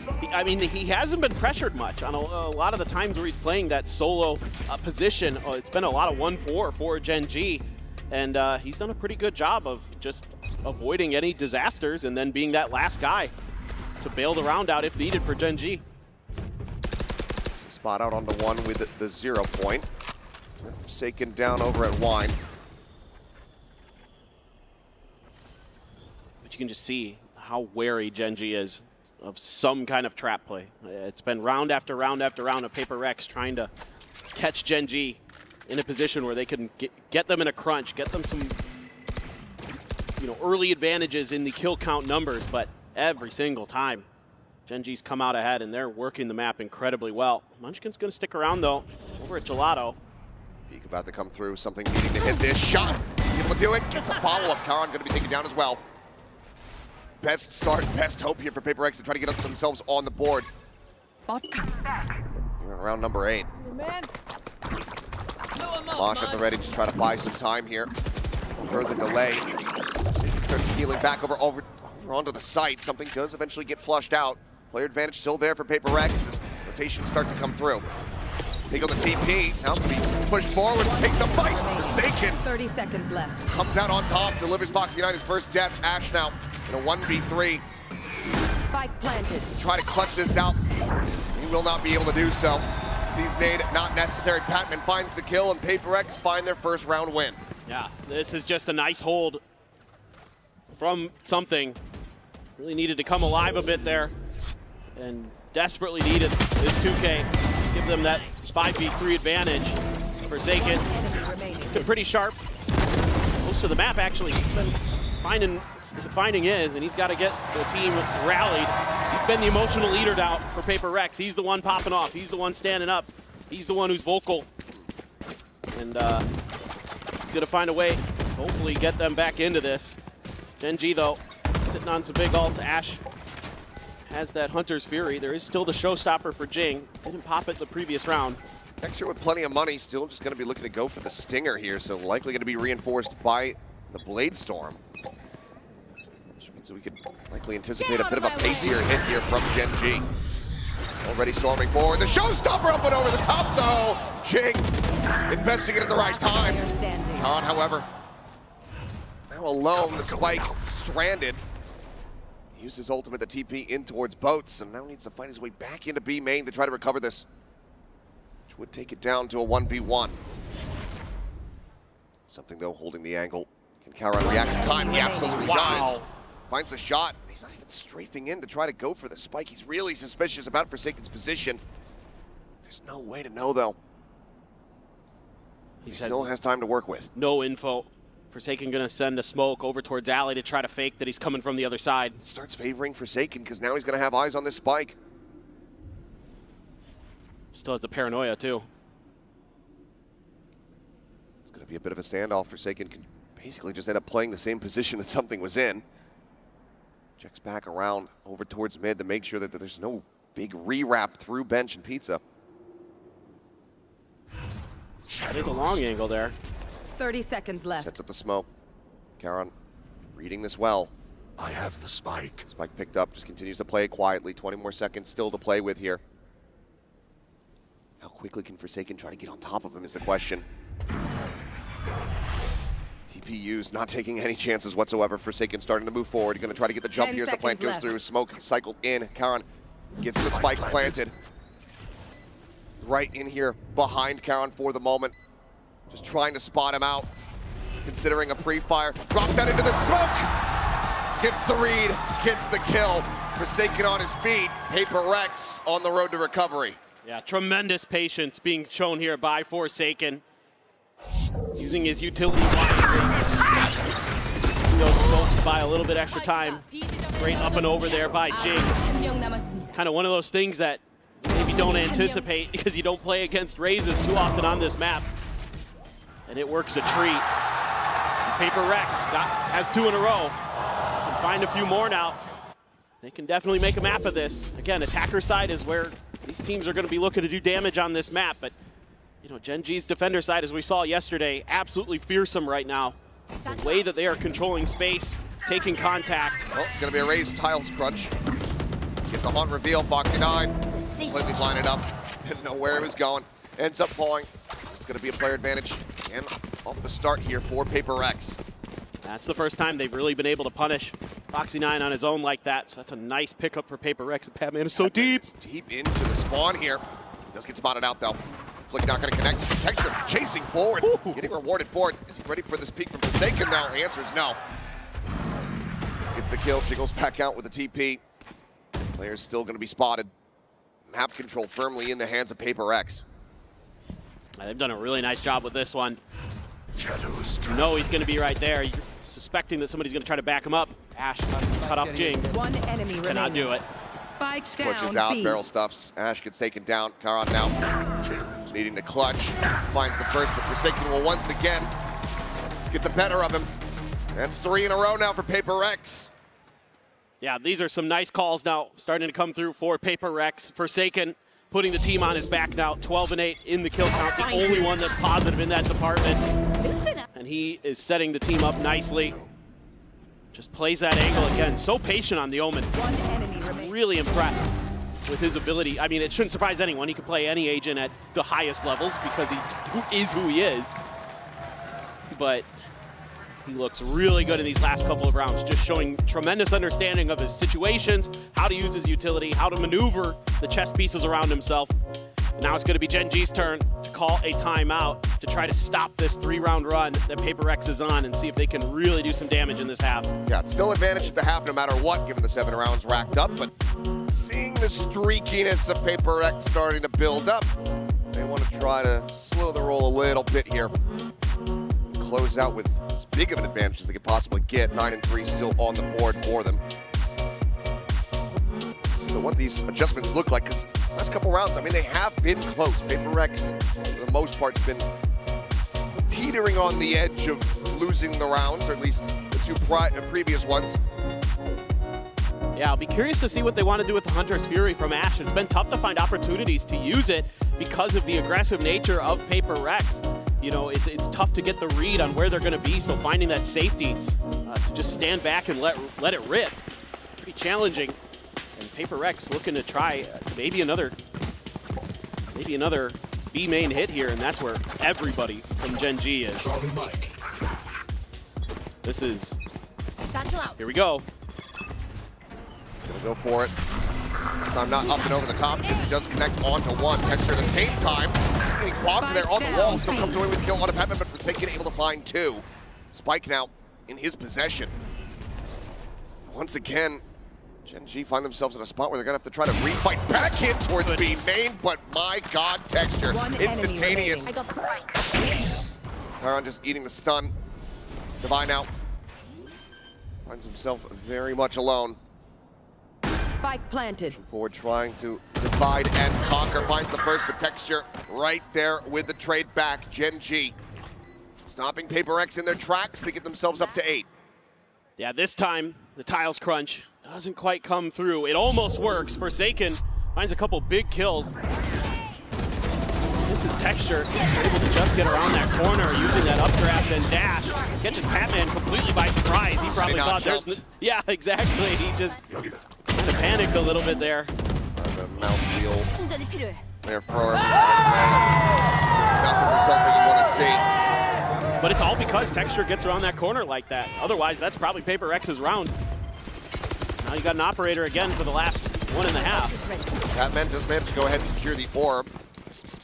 One light little tap of damage, but Nightfall now going to be online. So they have that with the Thrash as a combo to try to utilize once again.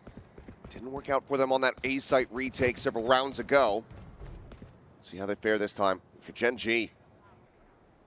One away from the null command, one away from a lockdown. Getting Foxy 9 this orb, you expect would be priority, but still on the opposite side of the map, so we'll just go into Munchkin's hands. It's one of the few rounds we've seen Paper Rex really spread the map, run a bit more of what looks like a default for them. They're starting to collect themselves around short. That's where the pings are coming through for Gen G as well, so they seem to have a decent read. They're going to use the Thrash on the other side. More info gathering than anything. Yep, scouts out, doesn't see anything. Oh man, now going to be coming through Paranoia over towards Forsaken's position. Up and over the top goes Texture. It's right in on top of something. Can't try to reutilize that Thrash at all. Device still going to be tucked over in wide with the 0 point.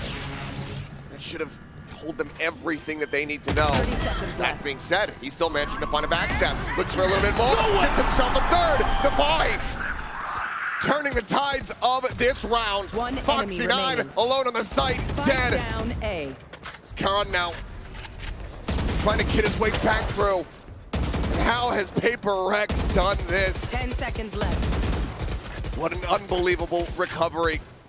And it's not going to end with a bang. It's not going to end with a clutch. This round is going to be done due to time. Karan will find some nice kills here at the end. Cleans up the 4, but the damage is already dealt. The hourglass has run out of sand. 8-4 at the half. My word. What an absolutely wild start to this match. Starting to get a bit more of that chaos that we were hoping for here at the back end of this half. Let's see what happens in the second when we come back after halftime. One enemy remaining. Spike down A. Cause you play a roulette with each step I progress, no less. Go ahead and place your bets. Cause we know where we at, we know we top tier. Cause all the hate that you bring, we know it stops here. I'm taking off like a rocket here and stopping here. It's strange how they cannot see the future but see profit here. Wait up, we gon' always win. Promise that that's not a promise here, that is a threat. You know that I promise to bring the team commas. When the whole team win, that's when you flex. Win, and I'ma do it again. Watch me win, then watch me do it again.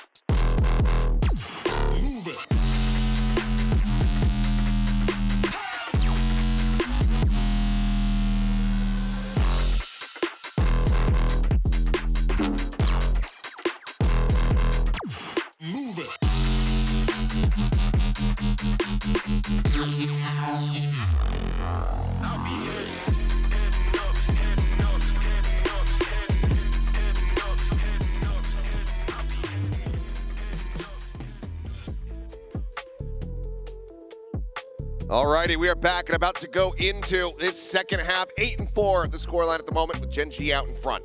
Yeah, this is just crazy here as we look at our Coinbase Econ report. Texture at over 100 there. I mean, you could see it, folks. He was putting up so many multi-kill rounds, 19 kills total in that first half. He was absolutely electric. And look at that, just never dropped, you know, other than that second round, never dropped off. Just was to the moon. It's been damn clean for him. He and Karan kind of doing the lion's share of the work here, the lion's share of the fragging for the side of Gen G. Forsaken very much hoping that he can see a bit of a step up here going onto this attacker's side, which he certainly should. Yeah, I mean, he dragged Paper Rex through some of those rounds. Just absolutely some impactful multi-kills. Even in the beginning, he had a few big ones, but they couldn't convert off the back of it. And now you're going to need to see him really step up, along with Jing for sure. You're going to need him on those entries to be really impactful with the Rays. And it's like we're watching the same first pistol. It's almost the exact same setup. Genji love doing a mid-walk. 4 players clustered up, Foxy9. Lone contact here at the A site. Smoke going to be cycled in. Nano Swarm holds him at bay. Gets a decent little bit of damage there on the Jing.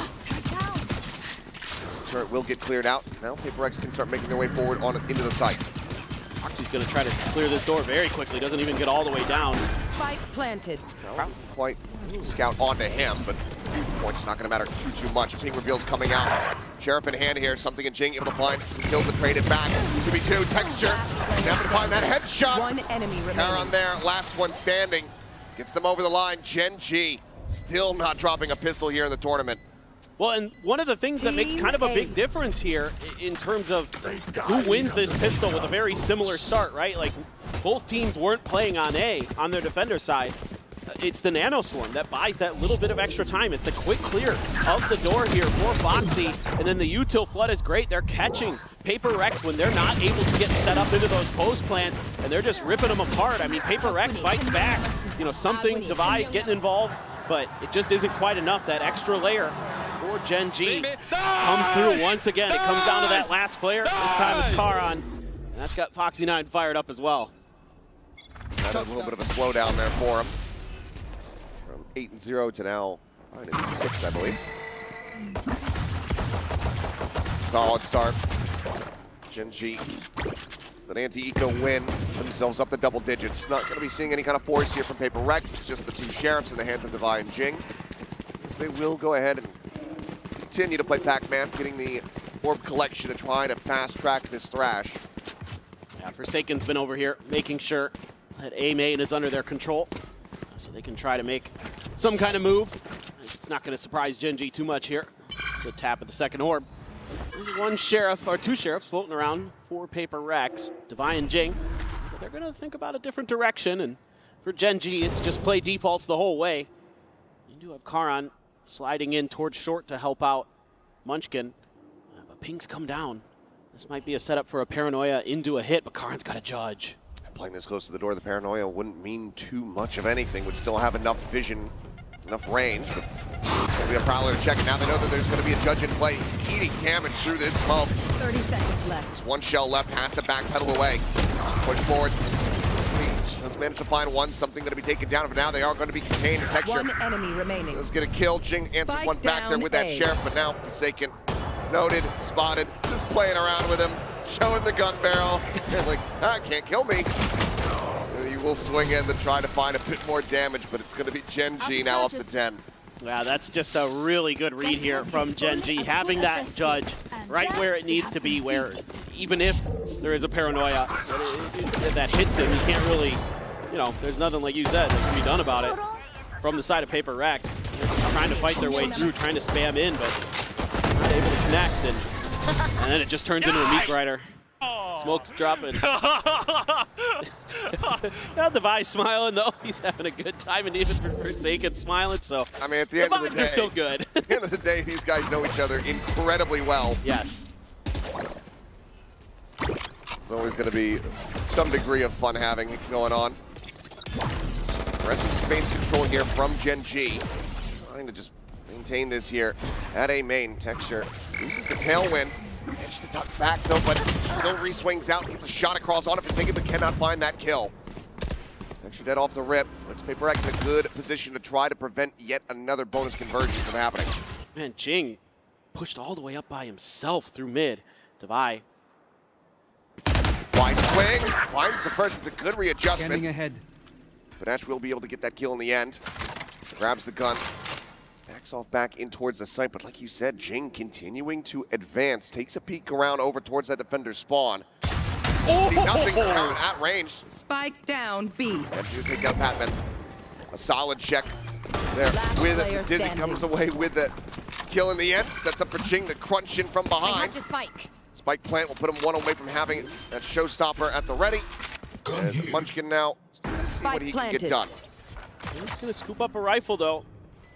Forsaken's low, here around the corner, backs off the angle, sets up smoke, and wow, very crisply will be able to find Munchkin in the head.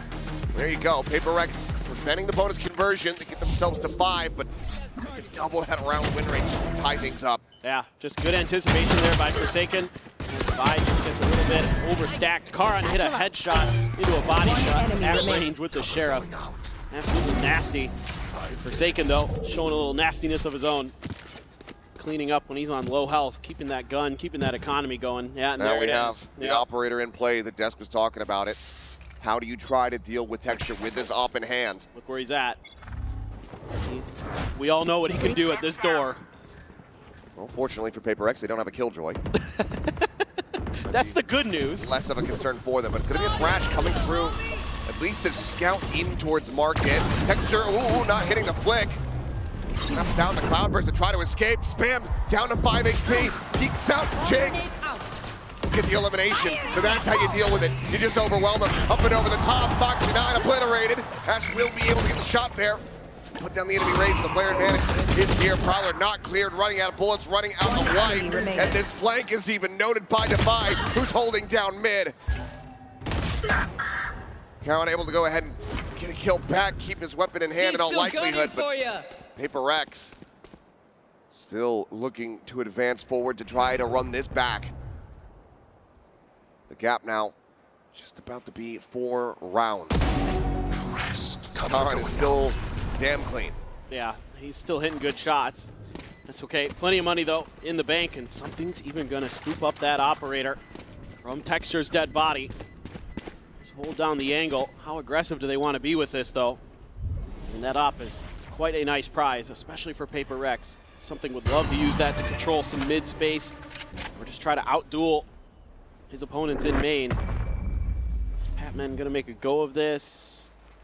Doesn't look like it. Now we'll be able to retain this one, so just the one rifle gonna be carried over here, but Paper Rex now this is shrinking the gap down to 4 rounds, and yep, something is gonna keep that operator. Just a beautiful, this is just a beautiful round. Forsaken gets a little lucky on the wide sling. I'm not gonna lie, it feels like Texture's usually good for those, but it's the follow-up in mid, using the Thrash to clear space, to set up Jing for the showstopper, to get into the site and just break things apart. So that's really, really nicely done by Paper Rex. And then using that util to make sure Ash isn't comfortable there. Little things that they're doing on the fly are so impressive. Their coordination is just so good when they're in the heat of the moment. 0 point getting the reveal on the one, but something able to go ahead and find Karan. That's the weapon now on the floor. Covering a Vandal without having smoke is going to prove to be quite difficult. Texture on the second shot will find the operator. Coming out dead, a bit of damage there onto Jing, but the kill cannot come through. Texture tries to repeat back into the A site, but quickly will be felled. Recalling my bot. 2v4 here for the side of Genji to try to pull off a thrifty. Paper Rex in a good position to go ahead and get themselves up to 7. Door to be broken. Goodbye. Just there around the corner. Forsaken spotted, but quick trade does come through. Ash trying to get this shot across on the Jing. Tucks back in, eats a bit more damage there from the paint shell. And now is going to fall to 13. The hop being pinged out by Paper Rex. It's noted by Genji as well. It's not going to be Ash's job. Yeah. No way. He's going to be able to recover this one for him. Have to dodge every single bullet, kill every single player. Jing will go ahead and take it down. 3 rounds now in a row here for Paper Rex. 3 rounds separating. Yeah, this is getting a little dicey. I mean, you already conquered one of the big hurdles that you're going to face on this half, and that's Texture's first operator. And now you're kind of in cruise control. And when, oh when, if this keeps up, does Genji pull the trigger on another timeout? A couple away from some ults. Munchkin 1 away from his, Ash 1 away from his, 2 away for Foxy 9. Texture could get the Blade Storm. These are going to be the big ones to speak of. Devi could get a pit. Try to utilize that, but Spike's going to be in the back. Paper Rex looking for some contact plays. There's a lot of util to clear this angle. Let's bring the op forward. Here around the corner, drone, the check, quickly gets cleared. where something's at, but outside of that, not much other information going to be gained here. Just trying to get a feel for how many players were there at B to see if they could make their entry, but didn't really get a good idea. All you know is the Sova's there, and that's not very surprising on this map, so. Couple things too, Jing up and over the top, Caron eating some damage, quickly has to back away. Considers going refill this space. For now, it's just going to be playing the close angle here. We can see if anyone comes creeping out of that smoke. Trying to obscure their numbers. There's going to be a little bit of noise made by something, but just not for the entry, but nope, Jing has to tuck in towards Wines. A quick pivot as Paranoia comes across. Sees dodged by the teleport. Caron just swiftly repositioning. That caught spot a out bunch of multiple players. It's just going to be a re-wrap in towards Tree. Time. This might have sold it, though. They're playing off that 0 point brilliantly. Caron now spotting a Munchkin going to be doubling back, but they're not sure what the numbers are going to look like quite just yet, and Munchkin now can confirm it. Quick peek in, Caron good for the one tap, puts down Divide with the pressure. It does not let up. Jing finding the kill, the jump up, ping reveal on to 3. That might have just cooked him, his texture, pops the knives. Whoa! Tries to throw him back out, but Jing does manage to find a punish, now has a showstopper. As something is flanking around towards window. With an operator at the ready, but the rocket cannot fly. One enemy remaining. Phantom picked up the headshot down, Ash dead, Foxy9 gonna try to challenge in, and he wins it out! Don't interrupt my work. A scrappy, chaotic round. It's one that Gen G barely comes out on top of. Oh my goodness. It is heart pounding for these two teams. I mean, just oh so close. It looked like Paper Rex was maybe going to get this done, but this ping reveal and also catching Forsaken on the TP on top of Gen. Nobody's checking heaven there for Paper Rex, and that cost them big time. Texture catches them completely off guard. Ash able to shut down the showstopper, and Foxy9 once again comes up clutch for Gen G. And yeah, okay, Alex, he's even laughing at that one. That one was frustrating but fun. Yeah, exactly. Oh boy. Well, multiple ultimates gone, and just playing off the Prowler. Texture dead to the spam. Gone here. Great little setup there. He is not ready for that at all. Swing in, Ash taken down, clear off the turret. Foxy9 still maintaining control here of B, has been his domain. Man, making a lot of noise, no doubt about this. They are, they have the Prowler to go ahead and escort forward. Swing in, Caron on the reposition, tries to get the readjustment. Cannot find the transfer. Right click, send, gets the flash in, Spike now on the ground. No command immediately popped here as Munchkin. Just for the rotation, Foxy9 to join in. Door shot, single face in, Patman finds the headshot, puts the robot down on the floor. Can Foxy9 do it again? This is a lockdown, but does he want to send it? Looks like the answer is yes, he does. Why not? Vincent re-wraps. That's going to be something saying, okay, I can push in and I can go ahead and clear this. Lockdown destroyed.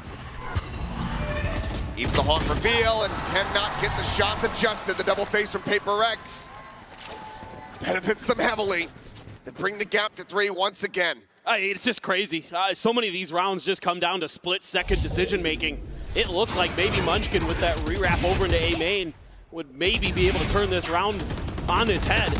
Jing with that opener, with that 2K through mid, gave a huge advantage to Paper Rex. A great flash around the corner. Divide not ready at all for that re-wrap, but steady hands there off the back of the lockdown, and Foxy, yeah, couldn't quite get it done that time, but he's been very solid for Gen G this map. They're back on the Sheriffs, though. Economy in the gutter a bit. Still have the Hunter's Fury, though. Batman has a Nightfall. We're going to get closer to the showstopper. It's quite a heavy stack here over on A, though. Oh, the bite is so damn good. The shot is so damn clean. Texture just taking something's head clean off. He's the only one that was in the sight. No one else pushing alongside him, and that's just delivered a Vandal into the hands of Munchkin. Something went wrong there. Nightfall wasn't even sent. Maybe a little bit of a miscommunication for Paper Rex. Leave Divide tucked into Wine. Trying to find some open space in the mid, and now Gen G's gonna flex out on the map a little bit more. Munchkin had a great read on this round. Had all of the pieces in place. Trying to counter that. Alarm bot, not surprising to anybody, but I got to win some battles here as Paper Rex. Jing continues to push. Is Munchkin going to be ready? He is. Gun here. Cover going out. A weapon on offer here. One of his teammates is Karon. What in the ever-loving 30 hell? seconds left. So damn crisp with that shot. The follow-up going a bit wide. Devi will be able to flush him out. Hunters his demons. As that Nightfall does connect. Hit now invested. Spraying through just a hair off. The push though with Devi. He's exited the pit. He's put himself on arm, but Padman hits the transfer. He versus Texture. The swing out. The headshot. Padman gets the Red Bull clutch. I just don't understand. It's just insane. It seems like somebody's got an advantage and then it goes away, and then somebody else has an advantage and they rip it out from the other team's hand. I mean, these are disgusting sheriff shots, as you expect from Gen G. This is what kind of part of what led them to win a Masters trophy last year was their unbelievable eco rounds. And they almost do it again, but just barely. Patman, the new player to the stage, comes through. I mean, he's. I get it.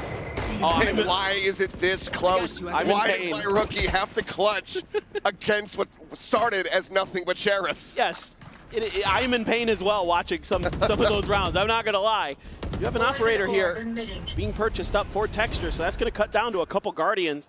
Gen G wants to give him another opportunity to close this map out with that powerful, powerful sniper rifle. On a way here for something for the Thrash as well.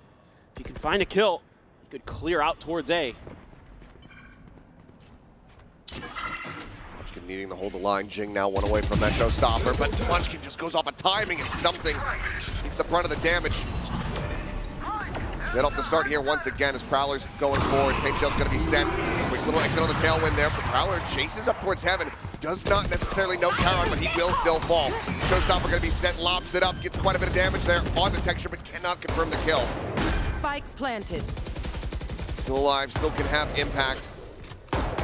Tagged it down. Let's get everybody here into position. That's 0 point. It goes deep. It doesn't actually get a catch there on the Devi. Taking playing forward. Finds one, and Patman gets the other two. And Texture with the off now needs to drift away. Paper Rex within touching distance, 1 round separating. Just incredible. And it's just crazy how aggressive they can be even after they lose a player. They're gonna hunt. They should. Footsteps going to be heard. Texture gets the first. Still 2 players to try to get through though. No util to try to really flush them out aside from a snake bite. It seems like they will be content to go ahead and keep themselves alive. 11 to 10 though. Paper Rex are running this back. Karon trying to be cheeky there. I noticed that he was holding an angle with that smoke, trying to knock himself into hell. 1 enemy remaining. And Jing just sniffed it right out. Patman again. Jumped as he got the headshot. Going for the Victor play there. A timeout now going to be called from Gen G. Not liking that Paper X are right there nipping at their heels. All of them going to be used to try to get this win. It's been an insane map for Texture and Karon. But Paper Rex is just starting to scrap. They're starting to brawl. And that's when things can start to go their way. You know, now you've got Patman showing up in the server. He's had 2 really impactful rounds for them. He had really struggled throughout most of this map, but when they needed him most, he showed up. He's got another Nightfall. Something's got the Thrash. So there's some really big tools that Paper Rex can throw into this round and to keep that operator off balance wherever it may be. You just got to be careful about making sure that you're not walking out into the open where Texture's got you and you've got no util or no trade. That's really the biggest danger. And, well, the Sheriffs, those are kind of scary too when you're going up against Gen G, but this is very, very important round now. Might just be a Thrash send off the rip, try to get some scouting done. Turret there, but so 2 will Texture be with that operator. If he can't get away from this, might end up being a double detain. Let's see what they can do. Oh yeah, monster on the loose. Coming through, he's gonna try to peek. Does get detained though, and he's out into the open. They're trying to keep him protected, and Ash comes to the rescue. Finds a kill on a Forsaken, they buy enough time. Texture able to go ahead, escape back. And that is brutal. They should have had him dead to rights. They don't throw the Nightfall either. They just don't feel like they have the opportunity to do so. Munchkin knows they're coming. He's ready to try to delay here with the fragment. Has 2 flashes as well. So we can buy a lot of extra time, but Paper Rex doesn't feel like they really got there quick enough. Doing a little bit of diligence, checking mid. Peak is found. Has to send him a different angle, tries to flash himself in, and then ends up moving around a bit too much to buy. Able to find one with Texture, headshot off the off. Away with one onto something, tries to get the kill there onto Jing, but Patman swings around the back of Jen. Brings it now into a 3v3. That is beautiful movement from Jing. He knows the operator's there, and he's setting Patman up. Tees it up beautifully. Oh my goodness. Jing now, they're at hell. The Prowler to check over towards main. Allows him to go ahead and place Devi in that position, fan out a bit more. I'll find you. The obvious angles. Ash on the approach here. Some shots down. Jing dead. It's Foxy9. The recovered Vandal puts it to damn good use. Devi now. Not much more to do other than spray and pray. Gets rewarded with one, but on the reswing gets the headshot. He's fishing for it, but he's run out of bullets. And Foxy9 can just hold it down. Absolutely unbelievable. A borderline thrifty. A stuck defuse as Gen G get up to map point. Oh my god. I mean, this is just insane. It looks like they might have the opportunity. Patman playing off of Jing so nicely. That is such a good jig from Jing. But then Foxy9 again comes up unbelievably huge. Just nothing that Devi can do. Yeah. Heartbreak. Oh boy. Well, season connecting. Jing quickly getting in on top of Karen, comes away with that kill, scoops up the weapon. Door slammed in Munchkin's face, nothing to do until the rest of the team gets there, try to back him up. 4v5 attempt, the retake, something on a very deep line. Gotta watch in case anybody wraps around towards Gelato. Just trying to delay. 0 point only finds one. Thrown out, gets the scout. Forsaken force to reposition. Get back in from here is going to prove to be so damn difficult. Patman does get tagged up, though. 17 health remaining is Jing. They're all lined up. They're there, the smoke, the flash. It doesn't connect onto him. He's not even able to come away with a single kill somehow. It's Forsaken and Patman collecting him. It's Munchkin now. This deep line from something pays off. What a response from Paper Rex. From getting thrifty to pulling off a flawless and being 1 round away from taking us into overtime. And the economy for Gen G is in the gutter. There's going to be stingers and other accoutrements being bought here for them. A beautiful entry there, able to get that seize to connect onto Karan to set up Jing nicely. He gets up there, disrespects the fragment. And it didn't matter, they had him dead anyway, but seeing some really, really cool ideas in these post plans from Paper Rex. One more hurdle to go, some big ults. Lockdown in play, Munchkin's got his ult. Meanwhile, Paper Rex, not really close of any to speak of. Maybe Forsaken gets from the shadows, but that's really not generally going to be the most impactful. Jing continues to be on duty of clearing the Killjoy util. Foxy right around the corner, not going to be a position to initially punish it. Then Paper X kind of anticipating that maybe that was going to be the play this time. Gen G's hasn't really tried that before. Jing's been getting a lot of freedom in this space. This is all just kind of maybe a ruse to bait Paper X in. What about cleared? Prowler to readjust there. Foxy9 able to at least make that a 1-for-1. Patman now spotted out. Up there in the corner. Shockstar takes it down to 45. The push out of the smoke. Ash going to be good for one. Munchkin finding the other. 3v2. Gen G in with a player advantage. Gonna have to get this done. Texture still there on that A site, now can start to rotate. The weapons are gonna be quite far away though, so getting a recovery on those may prove to be a bit difficult aside from the one in market. Quick early seize there from Patman, but Devi not finding anybody to catch off of it.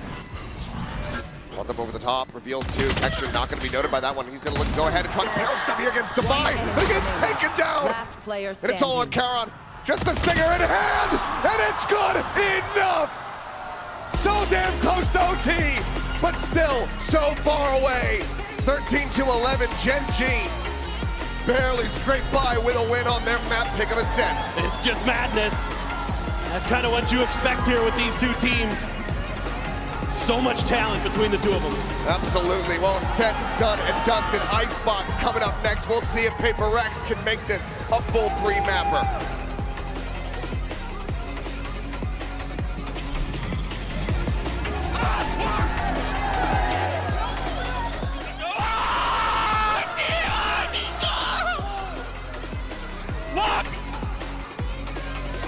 Yeah, man, guys, yeah.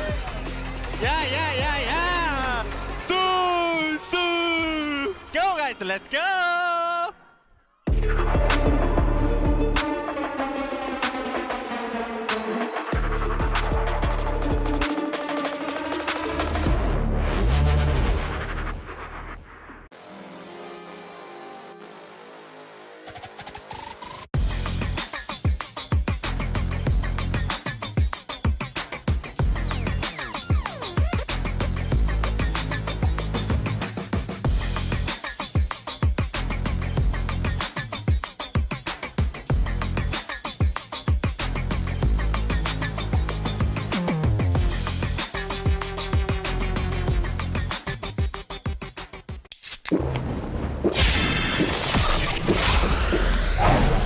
Red Bull gives you wings.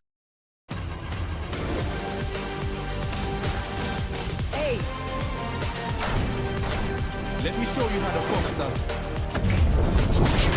Oh man, I was just getting warmed up.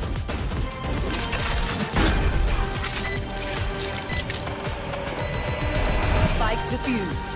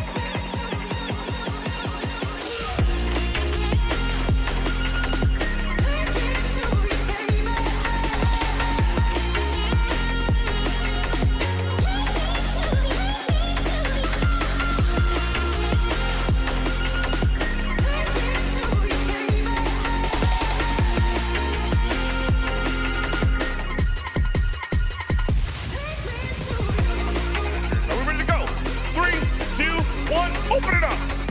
Esme now, daggers in the eyes, right in the eyes of Vivian. I can see the dryness on both eyeballs, all 4 eyeballs. A little bit of a smile, but a serious game face coming up from Vivian. I'm also gonna lean in close. Nobody's budging. It's actually dry in my eyes. I don't know how you're doing it so far. Did you blink? Is there a blink, chat? Was there a blink?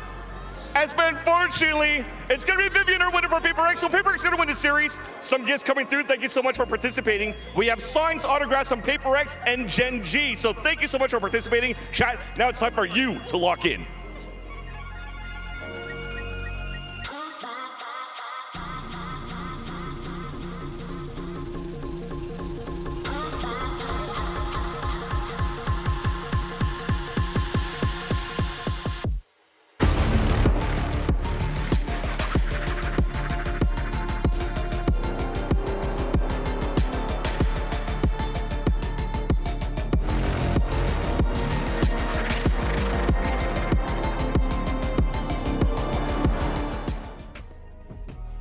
Gen.G truly looking like they're in their golden era, ending that map with a stinger round.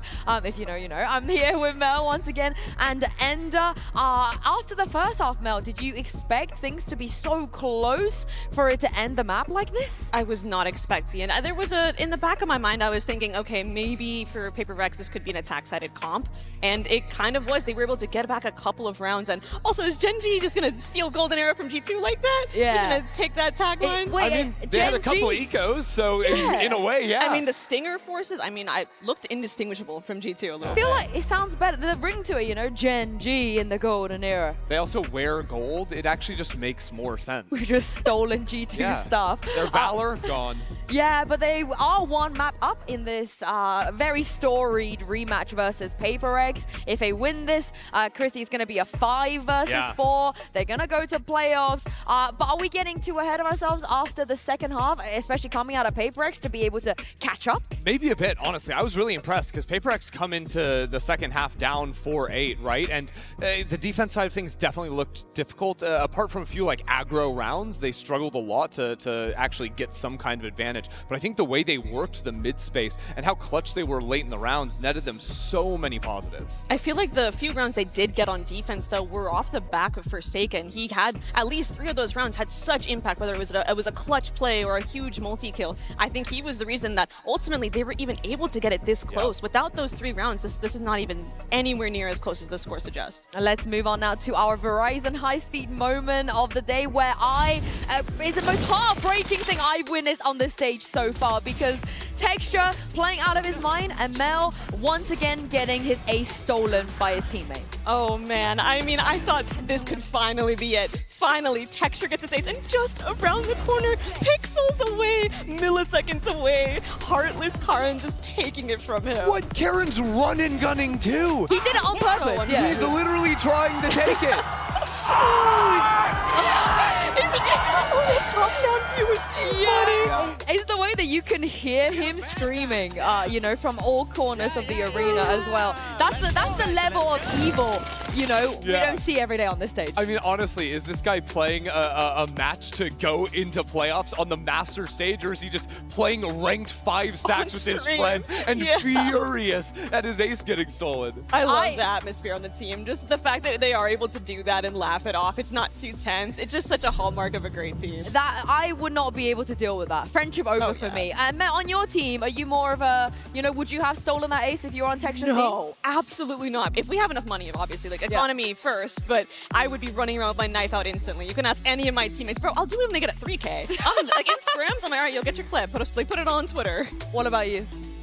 Me? Yeah, would you let Texture have that ace, or are you gonna be, you know, in there stealing it like depends. It depends who I'm playing with. Because if Mimi's trying to get the ace, absolutely not. She didn't deserve it. Oh, wow. No, Texture. Oh, Texture? Oh, he can have it. Yeah, he deserves it. I completely agree. I would be like you know, running with my knife. I'm making sure he gets that. You need your duelist to feel confident, you know? Exactly. You know, let them stat pad and all this stuff. But it might just be enough for Gen.G to get it over the line, because we are moving on to Icebox next. How are we feeling about this? Are the chances even, or do Paper Rex have what it takes to push a split? I honestly would give Paper Rex the advantage coming in here. I'm not sure exactly what Gen.G are going to be running, but I was so impressed with what they showed up against Heretics on this map. This is supposed to be a great map for Heretics, and honestly, Paper Rex looked super solid. What Jing was doing with his entry pathing on the A site on the Omen, with all of his different teleport looks, like he had quick TP looks onto pipes with darts and flashes going back site for him to instantly capitalize off. He was smoking top 410, jumping into that as well. Like, he is a threat that Gen.G have to figure out. If there's one man who was probably screaming louder than Texture, it's Coach Alex, of course. This is what he had to say ahead of map 2. Hello everyone, Jen Lee here with Coach Alex. Alex, I just want to quickly ask you about your thoughts on Ascent. I feel like the recovery from Paper Rex is worth mentioning. Could have gone either way too. I mean, they played very well. G started super strong, and I think we came in with the wrong energy, you know, a little bit too tense. Yeah, but I'm glad that we managed to come back. I think Icebox hopefully will be just as close, or I mean, I want to win there. So, yeah. Okay, thank you and good luck. Thank you. I hope he meant like just as close, but the victory goes on the side of Paper X. Surely, right? Yeah, you'd surely. think so. But there were some saving graces from Ascent because now there were some fantastic, set pieces, little team play, the way that they were able to catch Karen off guard as well. They can continue to do that on Icebox. They had that set play in A main with the C's going over the top and the double satchel with the Gecko flash, really well supported. And I think plays like that kind of give Paper Rex that unique flair that we all know and love. But I'm really looking to Jing here because although it is like a double controller comp on Icebox, they make it look like double duelist somehow. Yeah. He's like a pseudo duelist the way he's TPing in there and making plays off of the util. So I'm really looking forward to seeing that here in Icebox. He's getting very active in a lot of those rounds. I wanted to also say that I was very impressed with how Paper X were dealing with the threat of Texture's op on their attacking side too, because I think the first round Texture had money to find the op. Paper X ran a really nice play, are always sort of like using that fade utility to clear away those close corners, and again, using a lot of the Viper smokes, whether that's going to be towards tree or the wall they were sending into mid. It seemed like Texture wasn't able to find as many angles with the op, and as many rounds, honestly, to carry that through. Well, here we go. As we take a look at the agent select here, my eyes kind of go towards Ash here as well with the Tejo nerf, the fact that he has never played Gecko, so this Sova would make a lot of sense. I'm liking what I'm seeing out of Genji here. We saw that in the past, before the Teo meta, Genji was running KO and Gecko, and we saw how that went earlier today in the Sentinels game. It didn't really go Sen's way, and I think having a Sova on this map is just so crucial. That double flash can kind of inhibit what you can do around mid and refreshing the mid lurk information. So I'm liking the hover here. I hope it stays. Yeah. And nothing crazy at Paper X either. I also like the Omen if it comes through. Obviously, Paper X are going to be running that, but people, I think, see so many Icebox games like Harbor Viper, for example, that you lose the threat of one-ways with the Omen smoke, and again, the active teleports you can do, whether that's cross-map TPs with the ultimate coming online,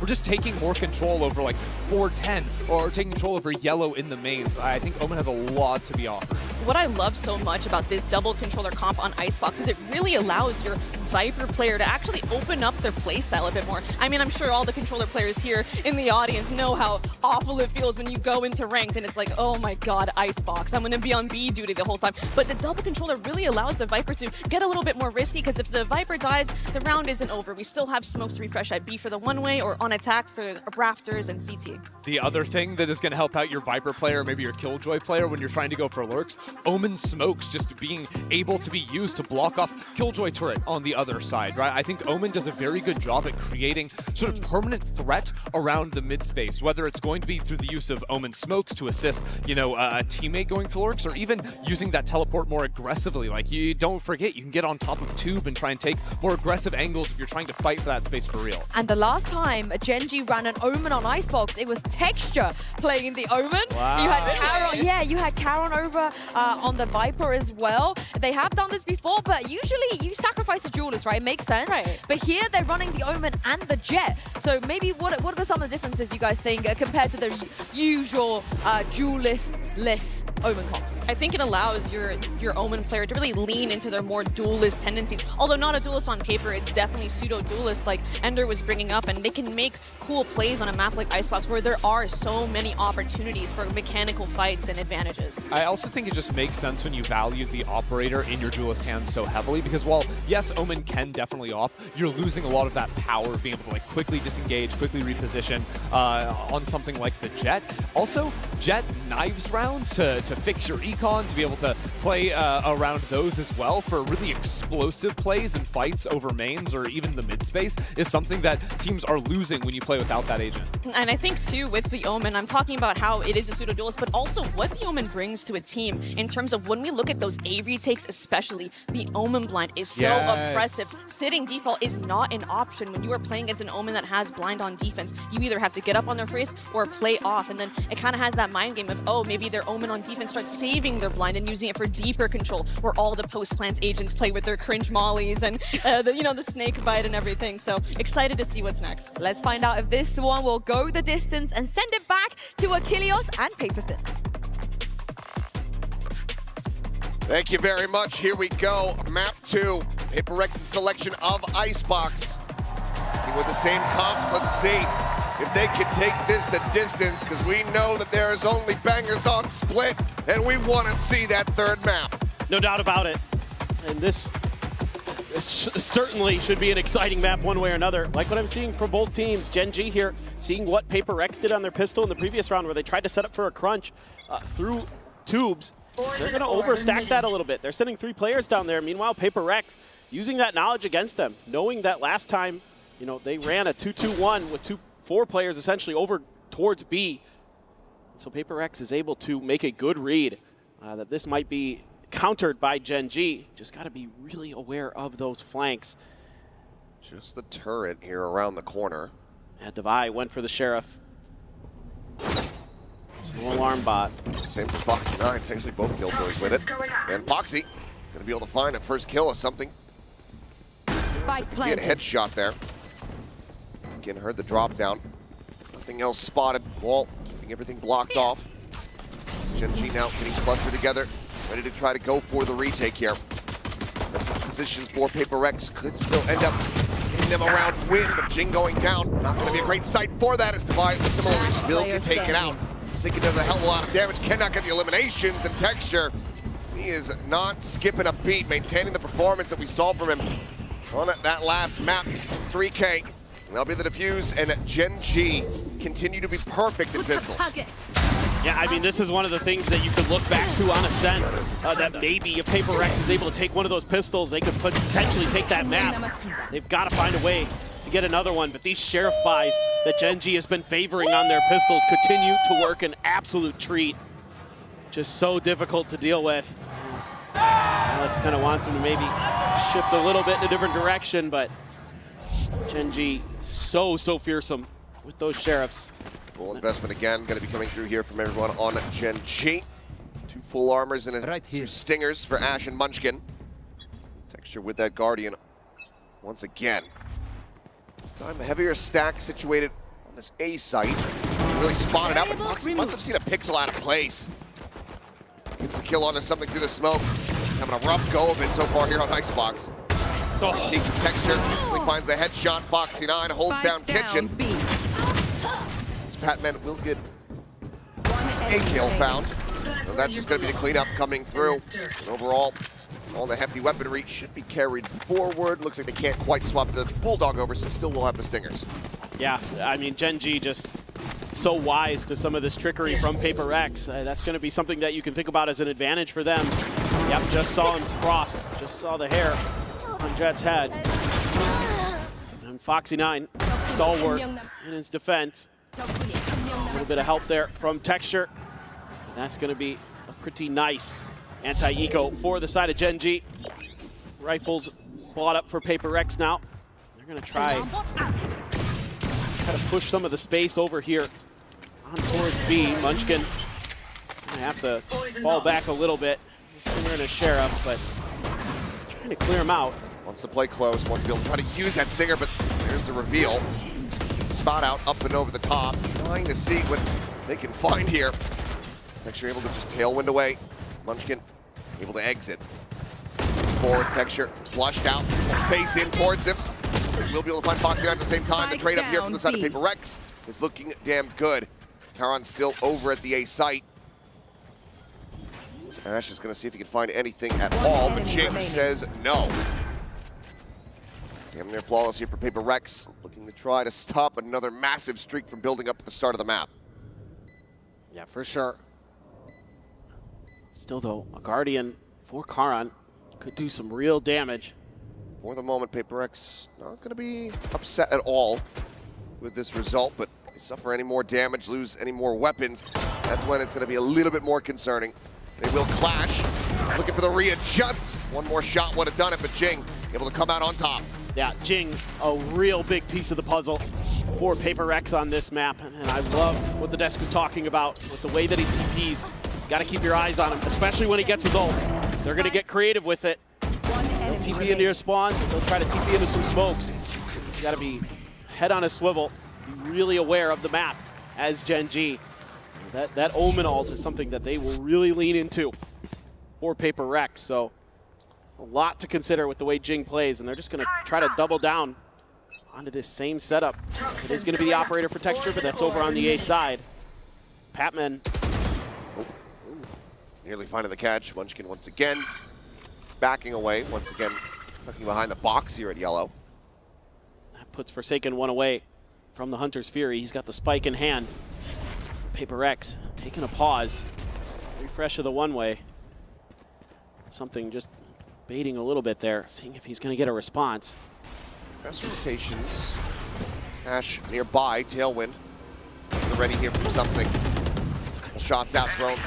Go ahead and get the scout. He's going to be revealed. Drone's seeing a lot more as well. It's decent info gained. Paper X, 55 seconds remaining. Still looking like they don't quite want to commit to this B site. They've got the info on the other side of the map with Patman. He was doing his best Nats impersonation just the other day. And now he's kind of noticed that there hasn't been much going on over on the other side of the map. So Karan going to be called upon. Foxy9 starting to shift him to position as well. 30 not seconds spotted, left. not registering that something's right above him. Uncharacteristic miss there. Karan gets taken down. Something more than happy to collect that kill. Finds Foxy9 as well. Munchkin puts down the jet. He's able to find Jing. Spike still not planted. 15 seconds remaining as Munchkin remaining. looking to get an ace for himself. 10 seconds left. Texture not in position to try to deny it. Toxin screen down. Plant in behind the box here from Devi. Has to stick it, Spike has planted. to commit to it. And Munchkin is so damn crisp. The ace is his, the lead maintained. Gen G up 3-1. That has to be infuriating for Paper Rex. I was gonna say for Texture. Oh, yeah. Oh, you guys let him have the ace? Oh, okay. Oh, but the way this started, I mean, Paper Rex gets 2 early kills, and it looks like they're going to be able to get onto the site, get the plant down, and then it all just starts crumbling apart. And just Munchkin holding from screens. That's all it took. He didn't need much time to get those kills. And that absolutely would be a tilter. Gonna have another operator as well for Texture. He's got the Blade Storm behind it. It's gonna be an operator for Devi. Guardian for something. Let's see what they want to do with that. Could be passed around as the round goes through. Yeah. Well, Texture just fearlessly pushing forward. Finds Jing there in the corner. Clearly Gen G doing their research, learning the tendencies here of the Joman. As Ash above on pipes. It's the double swing and they're just not looking for him at all. Spike down A. 2 quick headshots. And this round is donezo. Yeah, you gotta save now. Gotta keep that operator in play.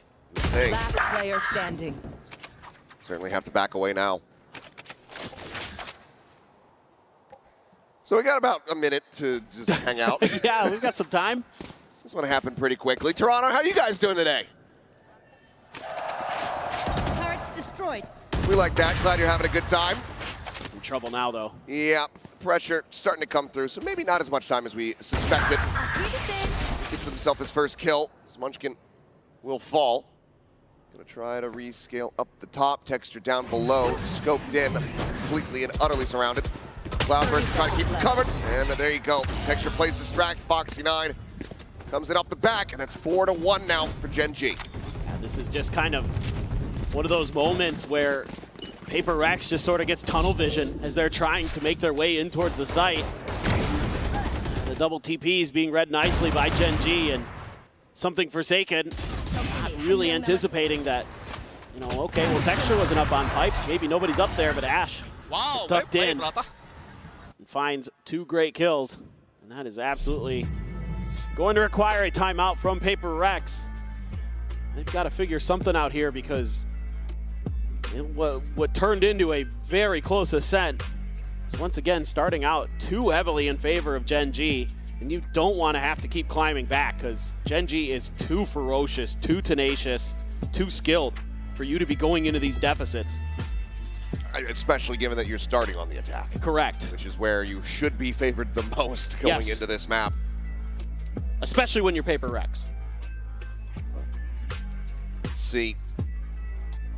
Alex wasn't feeling necessarily the full confidence going into this map, but was trusting in the team to be able to readjust. We already saw that from them on Ascent. We know that they can still get themselves back into the driver's seat here, take control of this. It's a matter of when. Minor investments here. Sheriff's out. A couple half armors. Hunter's Fury from the shadows. Not likely to be seen unless they can make this a very close round. Now, everyone going to be clustered up outside of garage here. See what they want to do. This is going to be some kind of explosive early play. See, again, anticipating either an updraft or a TP. Shot, not quite going to connect. Tailwind at the ready. Cloudburst going to be thrown. It's going to be the orb take here from something. That gets him now the knives. Seems like that's what he wanted, but Jing be catching a bit of a stray there. Doesn't exit alongside the rest of the team. Now they lose out on their Omen. Trying to scale forward into a site. When you already have the Viper Wall preset on B, it's going to prove to be very difficult. And you've got the turret there to keep track of Patman if he keeps trying to push through. He needs to find the shot, and he does. That's huge. That's how they can start to unfurl this for Gen G. Power to the reposition, up and over the top, and just snipes him out of the sky. Jeez. Continues to hold the corner, gets the readjust, gets the kill, and now it's just Patman position known. Trying to clutch versus 3. The spike dropped here at Karen's feet. Poison orb emitting. Swinging around the back of sight. About to have line of sight here with Karan. Spots him, gets a tiny lick of damage further forward onto him, but cannot flick fast enough to find Ash. 5-1, Gen G maintaining control. And yet a few ideas for Paper Rex that maybe looked like they come to fruition. One of those TPs from Jing catches opponents off guard. Karan just so fearsome. He is one of the best side anchors on the planet. Nice! And he's one of those players that everybody talks about that you don't want to be going up against when you're trying to make your way through, because he is so clean. He just makes things miserable. And not a boot. You've got a ton of ults for Gen G. Fair share for Paper Rex as well. They're going to overstack mid here. This is where maybe just to see. Yeah, maybe where we see those ults invested. Get into a post plant. Pit from Patman could be very, very strong. It's just getting there. It's been tough for Paper Rex. Force push from Karan. Bit of a change up here in his positioning. It's a texture about to be hunted. Patman should be good for this kill here. You would suspect this. Yep, the shot goes wide. Patman able to collect. Something now trying to go for the entry here alongside Jing. The TP up over the screen. Something pinching in from below. Karan gets taken down. That's a 2-player advantage now. For the side of Gen G, but immediately 3 kills found in response. Foxy, Ash, and Munchkin all finding one. The flanker now dealt with. And they have the player advantage. Hunter's Fury not going to be invested here off the plant. Gen G certainly going to be feeling favored. A shock dart's just going to be lobbed in. There's just no way to destroy this. They have to back away. They have to respect it. Divine just able to work his way out, but no post plant util. The pit in response. Munchkin looking to make this unassailable. It's that much more pressure on Forsaken. Playing down here on the ground floor. The push forward finds the first. The defuse, however, being held. Foxy's done it again. Red Bull clutch as he just holds it down. It's just unbelievable. I mean, Paper Rex is looking like they've got some good ideas on their scaling into sight, but once they get there, things just start to fall apart. These screens, angles just aren't being dealt with. And they're giving Gen G some good looks when they keep pressing forward. When they find those initial kills, they get this confidence in them. Like, they can keep pressing. They can keep clearing space. And instead, Gen G just holds the line. I mean, these contact plays for Gen G throughout this event have been unbelievable. A lot was invested there. Just the pit now retained to buy one away from trying to get that lockdown online. Textural re-swing back behind yellow. Looks like maybe a late little ligger here from Forsaken. Well, that would have been the hospital flick right there had he landed it, but Forsaken does get to breathe a sigh of relief. Keep his life intact. I mean, even if you get that lockdown, there is the counter for Ash with the Hunter's Fury, but you know, now he knows that it's a pretty good spot for him. Swing out, something does manage to find Karan up over the top. Cloudburst. He lending credence to this position, but Ash on the re-swing does get taken down. Something does get traded out by Munchkin. Their own pit now in play here for Paper Rex. TP heard, Boxy 9. Suffering Fire able to find one. Shock Dart takes him to one, and that's going to be Patman cleaning it up. Paper Rex going to be able to go ahead and find their second round win. Texture with the operator certainly does not want to play into this site. I mean, again, now Paper Rex is starting to find some adjustments. They're able to scale into sight very nicely, and they have the pit there for a little bit of extra comfort. And Jing trying to get active with those TPs, but so far, that's mostly been dealt with by Gen G, but the rest of the players doing their job. Ash had a moment there when that Cloudburst was going down that something wasn't even looking in his direction. Might have been able to find the kill, but was just pulling off and ended up paying the price. Yep, that's Texture just holding the line there. Not going to be rewarded with any hunters here. Paper X will go ahead, stick together, exit back out through A main. So Op going to be held over. Paper X get themselves their second round, and crucially, do not have to use the lockdown to get the win. So still have that in their back pocket as we get ready to go in around 9. Yeah, absolutely. I mean, at the very least, to bait out a Hunter's Fury. It's going to be a Blade Storm for Texture behind this operator, though. That is very, very scary. Because now he's got extra options for the retakes. One enemy remaining. Patman there. Knew where Munchkin was. They saw him when he killed Jing. And they're able to clean him out nicely. See if they can string a few more together here. Try to put some mid pressure. You have Munchkin there. Foxy as well, going to try to plug that gap under tube. They're looking for that TP up and over tube from Jing. See if we'll get the Cloudburst, but hearing it popped should still give the information over to Paper Rex. And we're still very suspicious about this back yellow position. Pushboard getting ready to come through as Texture readjusts, finds something. Cleans up that kill, now wants the re-peek. And he is rewarded for it. Forsaken going to be taken down. Munchkin reading the flank, coming in here under tube. Calls up to the classic, swaps to the Phantom, and eventually finds his target. Jing will clean up the Viper, but finds himself in a 1v3. Spike still back over by the garage. I have the spike. Picks it up, but likely feels like he's got no other recourse than to try to play this out, to try to clutch it. This is difficult to say the least. Try to TP forward. Foxy 9 right around the corner. That swing getting ready to come through. Not even necessary. Ash will go ahead and find it at long range. Gen G preventing Paper X from finding any back-to-back round wins. Yeah, this is now very scary for Paper Rex. You've given up a positive defender side on Icebox to Gen G. And against Team Heretics, you were so destructive on your attacker side. You just can't get anything going here. This time, you know, using that shock dart, thinking you've cleared Texture enough behind yellow. Texture's always gonna repeat. He's always gonna dip back into that well. We've seen it time and time again where he is fearless to go for those repeaks because of how fast he is, how confident he is in his flicks, in his own ability. And that one really killed Paper X. You're gonna have to take another second timeout in the first half. Paper X, just like we saw in Ascent. Yep. Alex knows that they need these last 3 round wins before they swap over onto that defender side. And maybe the vibe just not quite getting there like we were seeing it on Ascent as that run back began. But this is a last-ditch effort. Paper X looking rougher around the edges than we had anticipated coming into this series. This is where you're looking for somebody on Paper Rex to have that hero play, to have that big multi-kill round, to get them fired up, to get Jason on his feet, to try to change this map's destiny.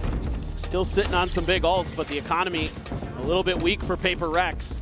A couple rifles, a Guardian, and a Sheriff. Still have that lockdown, still have that Hunter's Fury, but Ash has been just holding his Hunter's Fury, waiting for Devi to pop that ult. And he hasn't ever really needed to. This time Paper X are really gonna spread the map. A quick TP up tube, but Jing TP's right back. Meanwhile, Karan has Pipes control. It's been noted though, You're trying to watch here for this. Swings in, shot goes a little bit wide. Pac-Man going to try to collect it. Does just that. Flank now going to have to be a concern here for Gen G. Overall, though, it's going to be a 1-for-1. You should run. Swing out, something dead. Foxy9 able to find the kill right as the lockdown gets invested. Paper Rex scrambling as Forsaken similarly. Spike down. He's trying to get back in, but now it's just a lockdown. The two players from Paper Rex, worlds apart. The spike out wide in the open.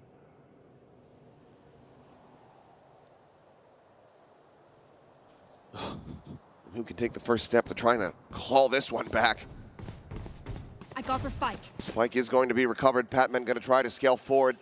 Does he read Foxy's position at all? No, he's trying to escape to get away from the dart so he doesn't get revealed. But Foxy is laying in wait.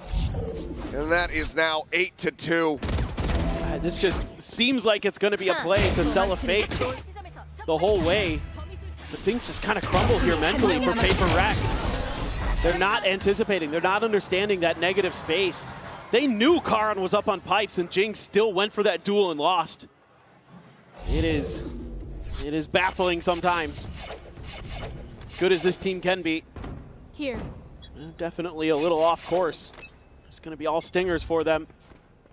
They're just seemingly lining up for an A rush. To the peak, point blank hits it. Cannot escape. Jing does well to get the punish, to get the trade. But Munchkin, top screen. A pixel there to find Forsaken. Comes up with the kill. Swing around the back up. Patman looking for a little bit more. Runs out of bolts on the stickers. So Foxy9 able to collect two. Jing will be able to get on top of him to find the elimination. Brings it into a 1v2, but still does not have the spike in hand. Does get caught there by the drone. I have the spike. You know his position. The flank is coming through. Cue the Jaws music. Karan circling here, ready to strike. Shadows traveling. Some cycled smokes, and any kind of tap would lead to demise, but Ash will just find him, trying to explore around. 9-2, Gen G. Looking to make this a swift one. Texture is so fast. Even though the trap is set by Paper Rex, still Munchkin. That tight angle finds the shots. Foxy9 so good from up on Raptors. Just no hope there for Jing. I thought maybe he'd go for his ultimate. Had it available, but had no idea where the other player was. He knew where the Sova was, most likely because of the recon dart. Yeah, why not? When Foxy sold it, I mean, they've got so much money, they might as well. Texture is just going crazy on that push, and something just turns around and says, oh, there you are. Nowhere to run! Quick kill found. Hunter's Fury now coming through. Munchkin is dead. Great little set play coming in, and suddenly Paper Rex are looking coordinated. They're looking great. They're looking clean. And you have to ask, where has this been for the entirety of this half?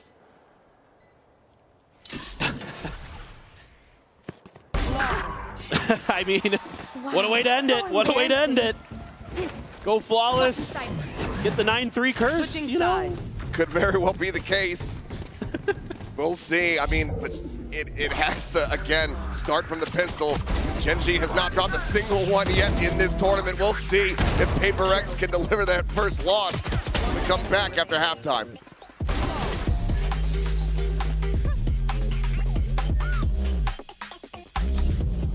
Esports is a $2 billion industry now, but it all started in dingy basements and cramped living rooms.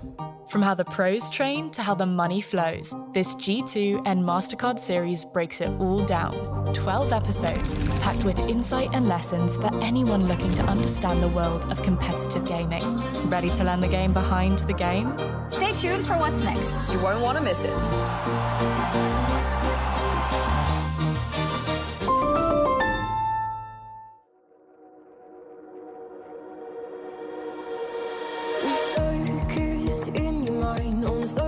You reach out and cry now, hey, hey, oh. Like cocaine dust makes you blind. 1, 2, 3, enjoy the ride now, hey, hey, hey, oh. I say when you get to the ground, you reach for the light, oh dreamer. You've got that look inside your eyes that says leave it.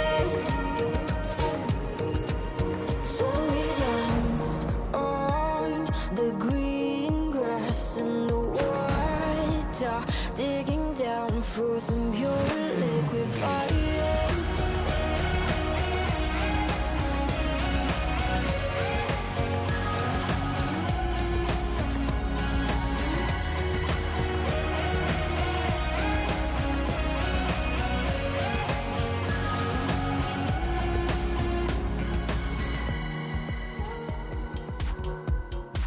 All right, we are back and about to go into the second half here of this Icebox. Dire straits at the moment for Paper Rex. Absolutely. Taking a look at the Coinbase account report, a zero. A zero! A donut for something. Oh, boy. He has 9 kills. He's top fragging. Spending all of his money every round. For sure.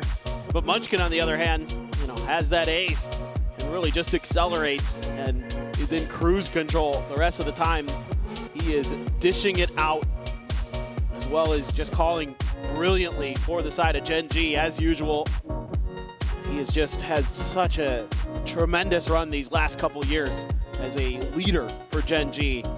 Just so well prepared, just has his opponent's tendencies so well understood, so well researched. And time again, it just feels like you're hitting your head against a brick wall trying to find openings in Gen G. And if you were taking bets ahead of the event about which player would get the first ace of the tournament, Munchkin, I think, would be not that high on the list. He's not in anybody's list. You'd go for, maybe Kauron, maybe Texture on this team, Zekin on Sentinels. Sure. I can think of a lot of players that I would consider, and Munchkin isn't anywhere near my thought process. He is looking very good here on the Icebox. Gen G, though, quickly sliding forward in towards his A site, turn around the back to go ahead and try to alert them.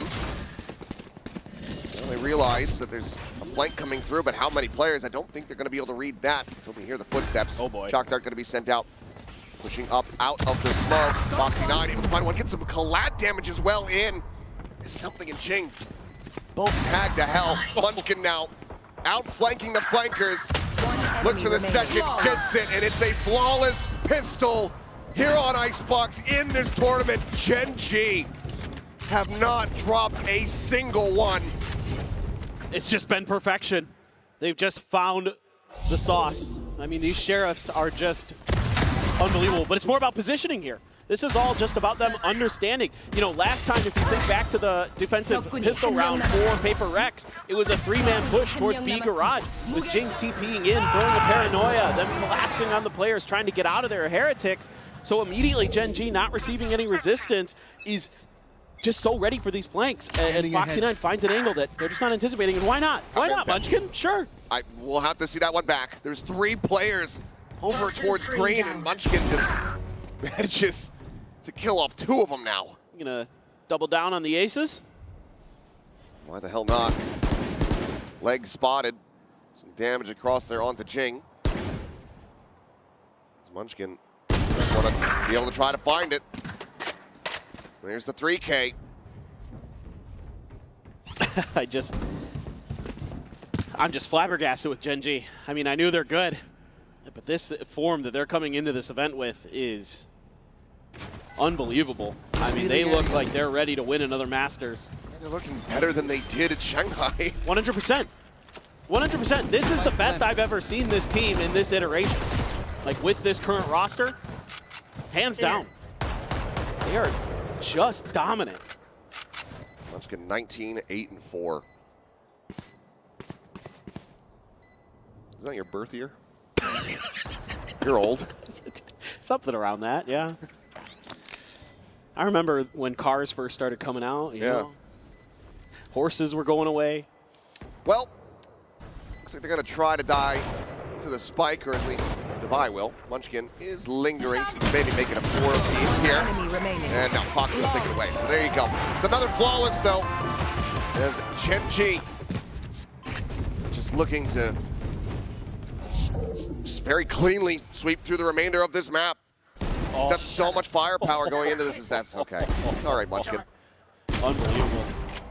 Right as the smoke is blooming, he gets a glimpse of Patman. And just absolutely disgusting. But look at the state of the economy here. Half armors from damn near everybody on the side of Paper Rex. 3 full armors, Bulldogs, 3 Guardians. Gen G can absolutely convert this. Paper Rex gonna have to dig deep as something storming forward. Somehow doesn't see the head of Texture there, but is still going to be able to exit. Push out over towards Pipes though, and Jing. The same cannot be said. Karan trying to lurk, and somehow something doesn't get that kill. 5 HP, he's still alive, he's looking for more. Forsaken will be able to say no. Phase one back, but player advantage there for Gen G. Now expounded upon. As Forsaken falls to the wayside. Patman, good for the lurk. 2v3, Divide. A quick Texture, the drop down, the double face, the kill. Patman now needing the clutch once more, but Ash will not allow it. Bonus converted, match point found. Gen G Match point. are looking incredible. It's just jaw-dropping. What do you do against this? I mean, they're just unbelievably skilled with so many different weapons.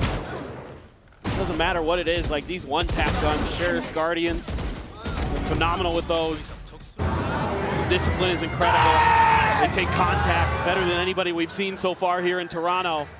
And I think it goes without saying now that this should absolutely be the last team picked out of Swiss. Because they are just destroying. Forget it. Texture just spraying and praying, getting rewarded. The rich getting richer, something. And Divide destroyed off the rip. Jing with a nice shot is able to find Munchkin, takes down the IGL. Texture gonna be out for blood, out for a little bit more. Second will fall. Jing with a second kill. Looks for a little bit more. Patman Spike down. now needing to clutch it, but he cannot. Player standing. 13-3, Gen G. Looking astounding. Denying us a 3-mapper, denying us a banger on Split. They'd rather just look good. And they've looked better than good.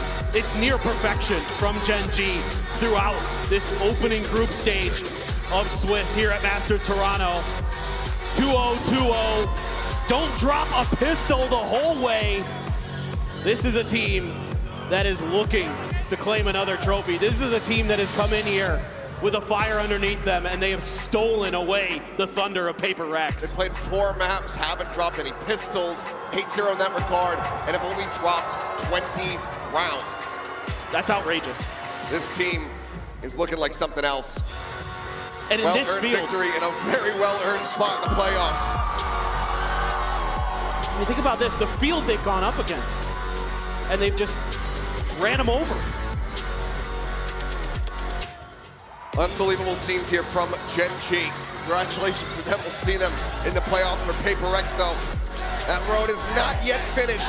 Need to be able to close out another one to join the rest of those teams. But we're going to send it down to Jen, who's standing by for a Verizon post-match interview with Texture. Thank you, everyone. And one more time for Gen G. I'm going to steal Texture. Texture C. Okay, come over here. Now, Texture, we see a lot of confidence from you and also from the way you play. What is the source of this confidence? 텍스처 선수 오늘 보니까 그냥 보법이 다르던데 이 자신감과 미친 폼의 원천은 무엇일까요? 저에 대한 믿음이라고 생각합니다. Having that full faith in myself. And also, I think today was all about how you guys worked really well as a team, as a unit. And I think it has to do with how you kind of ease the transition of Foxy9 and also Ash into the team. Can you talk to us a little bit about that as well? 일단 오늘 팀워크가 굉장히 빛났고 어떻게 보면 페이퍼렉스를 물리칠 수 있었던 것도 이런 빈틈없는 팀워크 덕분인 것 같거든요. 폭시9 선수와 애쉬 선수가 굉장히 잘해주고 있는데 또 마태형으로서 어떤 식으로 이 두 선수를 도와주고 있는지도 들어보고 싶어요. 제가 게임 들어올 때마다 무대 올라올 때마다 해주는 말이 있는데 저는 일찍 집에 갈 생각 없거든요. 그래서 오늘 무조건 이긴다고 말을 하고 있고 그리고 제가 이렇게 해야 우리 애들도 따라서 할 수 있다고 생각을 하기 때문에 그래서 좀 더 자신감 있게 하려고 하는 편입니다. Well, there's one thing that I always tell Foxy9 and Ash as we step into the venue and onto the stage, and that is, yo, I don't want to go home. I want to stay as long as I can in Masters Toronto. And I feel like that kind of mindset is what the two rookies really need, and that kind of mindset and the confidence that I show in myself kind of will be emulated by those two players and to the rest of the teammates as well. So, you know what, I try to really be confident and really put it out there, show it, just so that we can put out our best performance on stage as well. Now, lastly, Texture, for the first round of the playoffs, pick one team that you would like to face and one team that you would rather not face. 이제 플레이오프에 진출하게 됐잖아요. 1라운드에서 만나고 싶은 팀 하나 뽑아주시고 안 만나고 싶은 팀 하나 뽑아주시면 감사하겠습니다. 누가 있지? 솔직히 퍼시픽 그냥 RRQ는 만나기 싫고 퍼시픽이라서 그냥 퍼시픽 말고는 아무 팀이나 상관없는 것 같습니다. 하나만 뽑아야 된다면?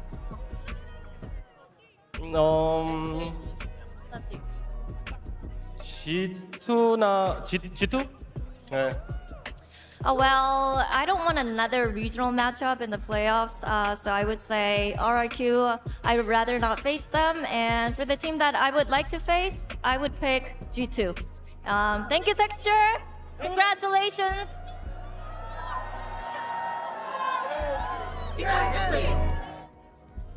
Unfortunately, Texture will not get a choice because it's the Seed 1 teams that get to pick, but I have a sneaky feeling after the Swiss stage, it might be like Master Shanghai all over again, where nobody wants to pick Genji. They're going to have to get defaulted because, Christy, this is they're back on form. This is a championship-winning form team. It is avoid Genji at all costs. This team is completely dialed in right now. I mean, on an individual level, Texture obviously popping off. I think Foxy9 also had an incredible map. Munchkin too. They're coordinated. They're playing so well together.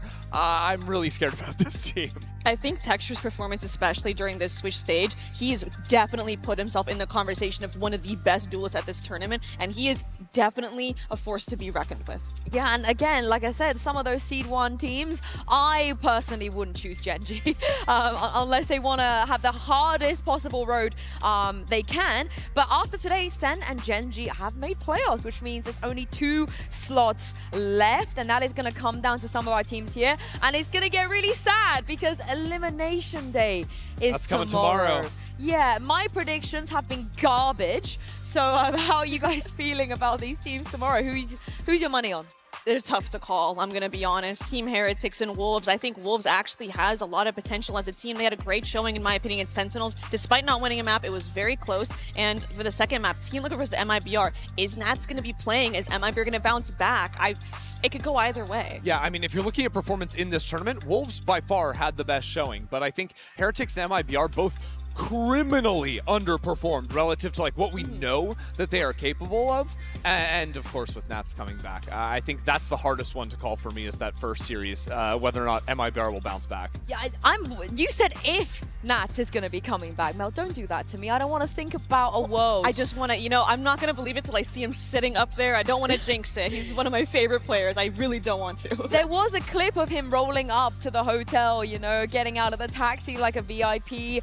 He is in Toronto. I'm hoping he will be playing tomorrow. We'll find out, I guess, when we get the roster confirmation. But to me, that's going to make a world of difference. If he was here in the first round of Swiss stage, Mel, I would have backed Liquid to maybe even be playing today in the 1-0 bracket. Yeah, considering how close their match was with Bilibili without Nats, I can only imagine having him back. You can even argue they might have a mini honeymoon phase, and even though he's on the team, going with the sub and coming back in, having that, revitalization of the team, who knows what could happen. Yeah, it's such an easy sell, right? Your leader is back. You're going to be completely fine. And honestly, I think that just having the brains behind the operation back is going to be a good sign. We saw individually they were still playing really well. Kiko was looking really solid in that long series versus BLG. And now he's back. And you know what that means, Sue?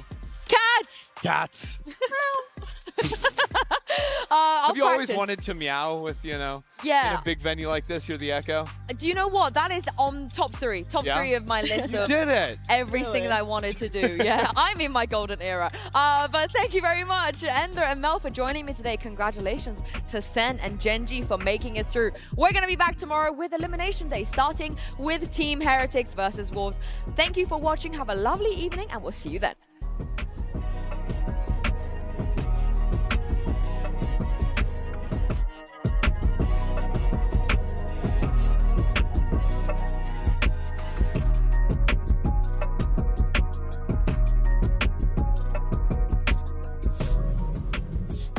Both teams had a great start in their opening matches, but that was just a warm-up compared to the stakes today. Playoffs are on the line. Oh, Zekin just unaware of what's going on, and Zelsis tries to swing in for him. They end up going 2 for 2. Russia moves in. Oh my goodness, again! That is ungodly from Russia! If they could stop the wingman. They didn't. Wingman gets the plant down, and John and Bang get to work. Blink, can you miss it? It is out in the open, and they've got to come forward. Now it's second in a 1 versus 3. And Russia is too quick for him. The dragon stirs, and Bilibili are eyeing off that playoff spot. There's so much pressure on Zelsis. Oh, Borussia caught on the teleport. What a snap from John! Tiny stuff. And so the round ends as quickly as it began. Well, let's swing at his smoke now. See Zekin break the crosshair placement and deal with Levius. YZ has to salvage. Russia down, no big damage done. Noisy eventually will be dealt with. Electrifying play from Zekin in a 4-piece to secure the equalizer map. Sentinels are far from done. They have to go through the thorns. Bay wants to swing off of it. Trades. Zekin now with the showstopper. Stopped in his tracks. YZ with an op shot now. He's in the thick of things. In the heart of the maelstrom, YZ wants to push up and with this op. Oh, are you kidding me? Devastating impact from YZ. Get rid of Zekin, but John is there to find the trade. Nightfall for the attack side now, and Knight doesn't know what's coming. Neff with a wrap from Drop. John finds his third for the round, and Sentinels back in front. Delsis is going to be jumped on in trees, got nowhere to go. Primaries are available again, and back-to-back. Neff in a solo situation. Signed, sealed, delivered. Sen City are back in a Masters playoffs. This is one of the most competitive rivalries in Valorant we have never seen. Today will be the tiebreaker, and not only that, the winner will be advancing straight to playoffs. One spot out, I believe, over towards Foxy 9 as Texture on the repeat finds Patman. Paranoia does not connect, and Texture does it again. That's the consequence of their teammates' positions. Mr. 4K's back. Better slow down here, Texture. You know what happens when you get those aces. Up and over the top, and Karen takes it away! Unbelievable! Hair off the push, though. He's put himself on offer, but Patman hits the transfer. He versus Texture. The swing out, the headshot. Patman gets the Red Bull clutch. Look, go ahead and try to barrel stuff here against Divide, but he gets taken down, and it's all on Karon. Just the stinger in hand, and it's good enough. So damn close to OT, but still so far away. Something finds Foxy 9 as well. Munchkin puts down the jet, is able to find Jing. Spike still not planted. 15 seconds remaining as Munchkin looking to get an ace for himself. Devi has to stick it, has to commit to it, and Munchkin is so damn crisp. The ace is his. They are just destroying. Forget it. Texture just spraying and praying, getting rewarded. Just for a little bit more. Patman now needing to clutch it, but he cannot. 13-3, Genji looking astounding.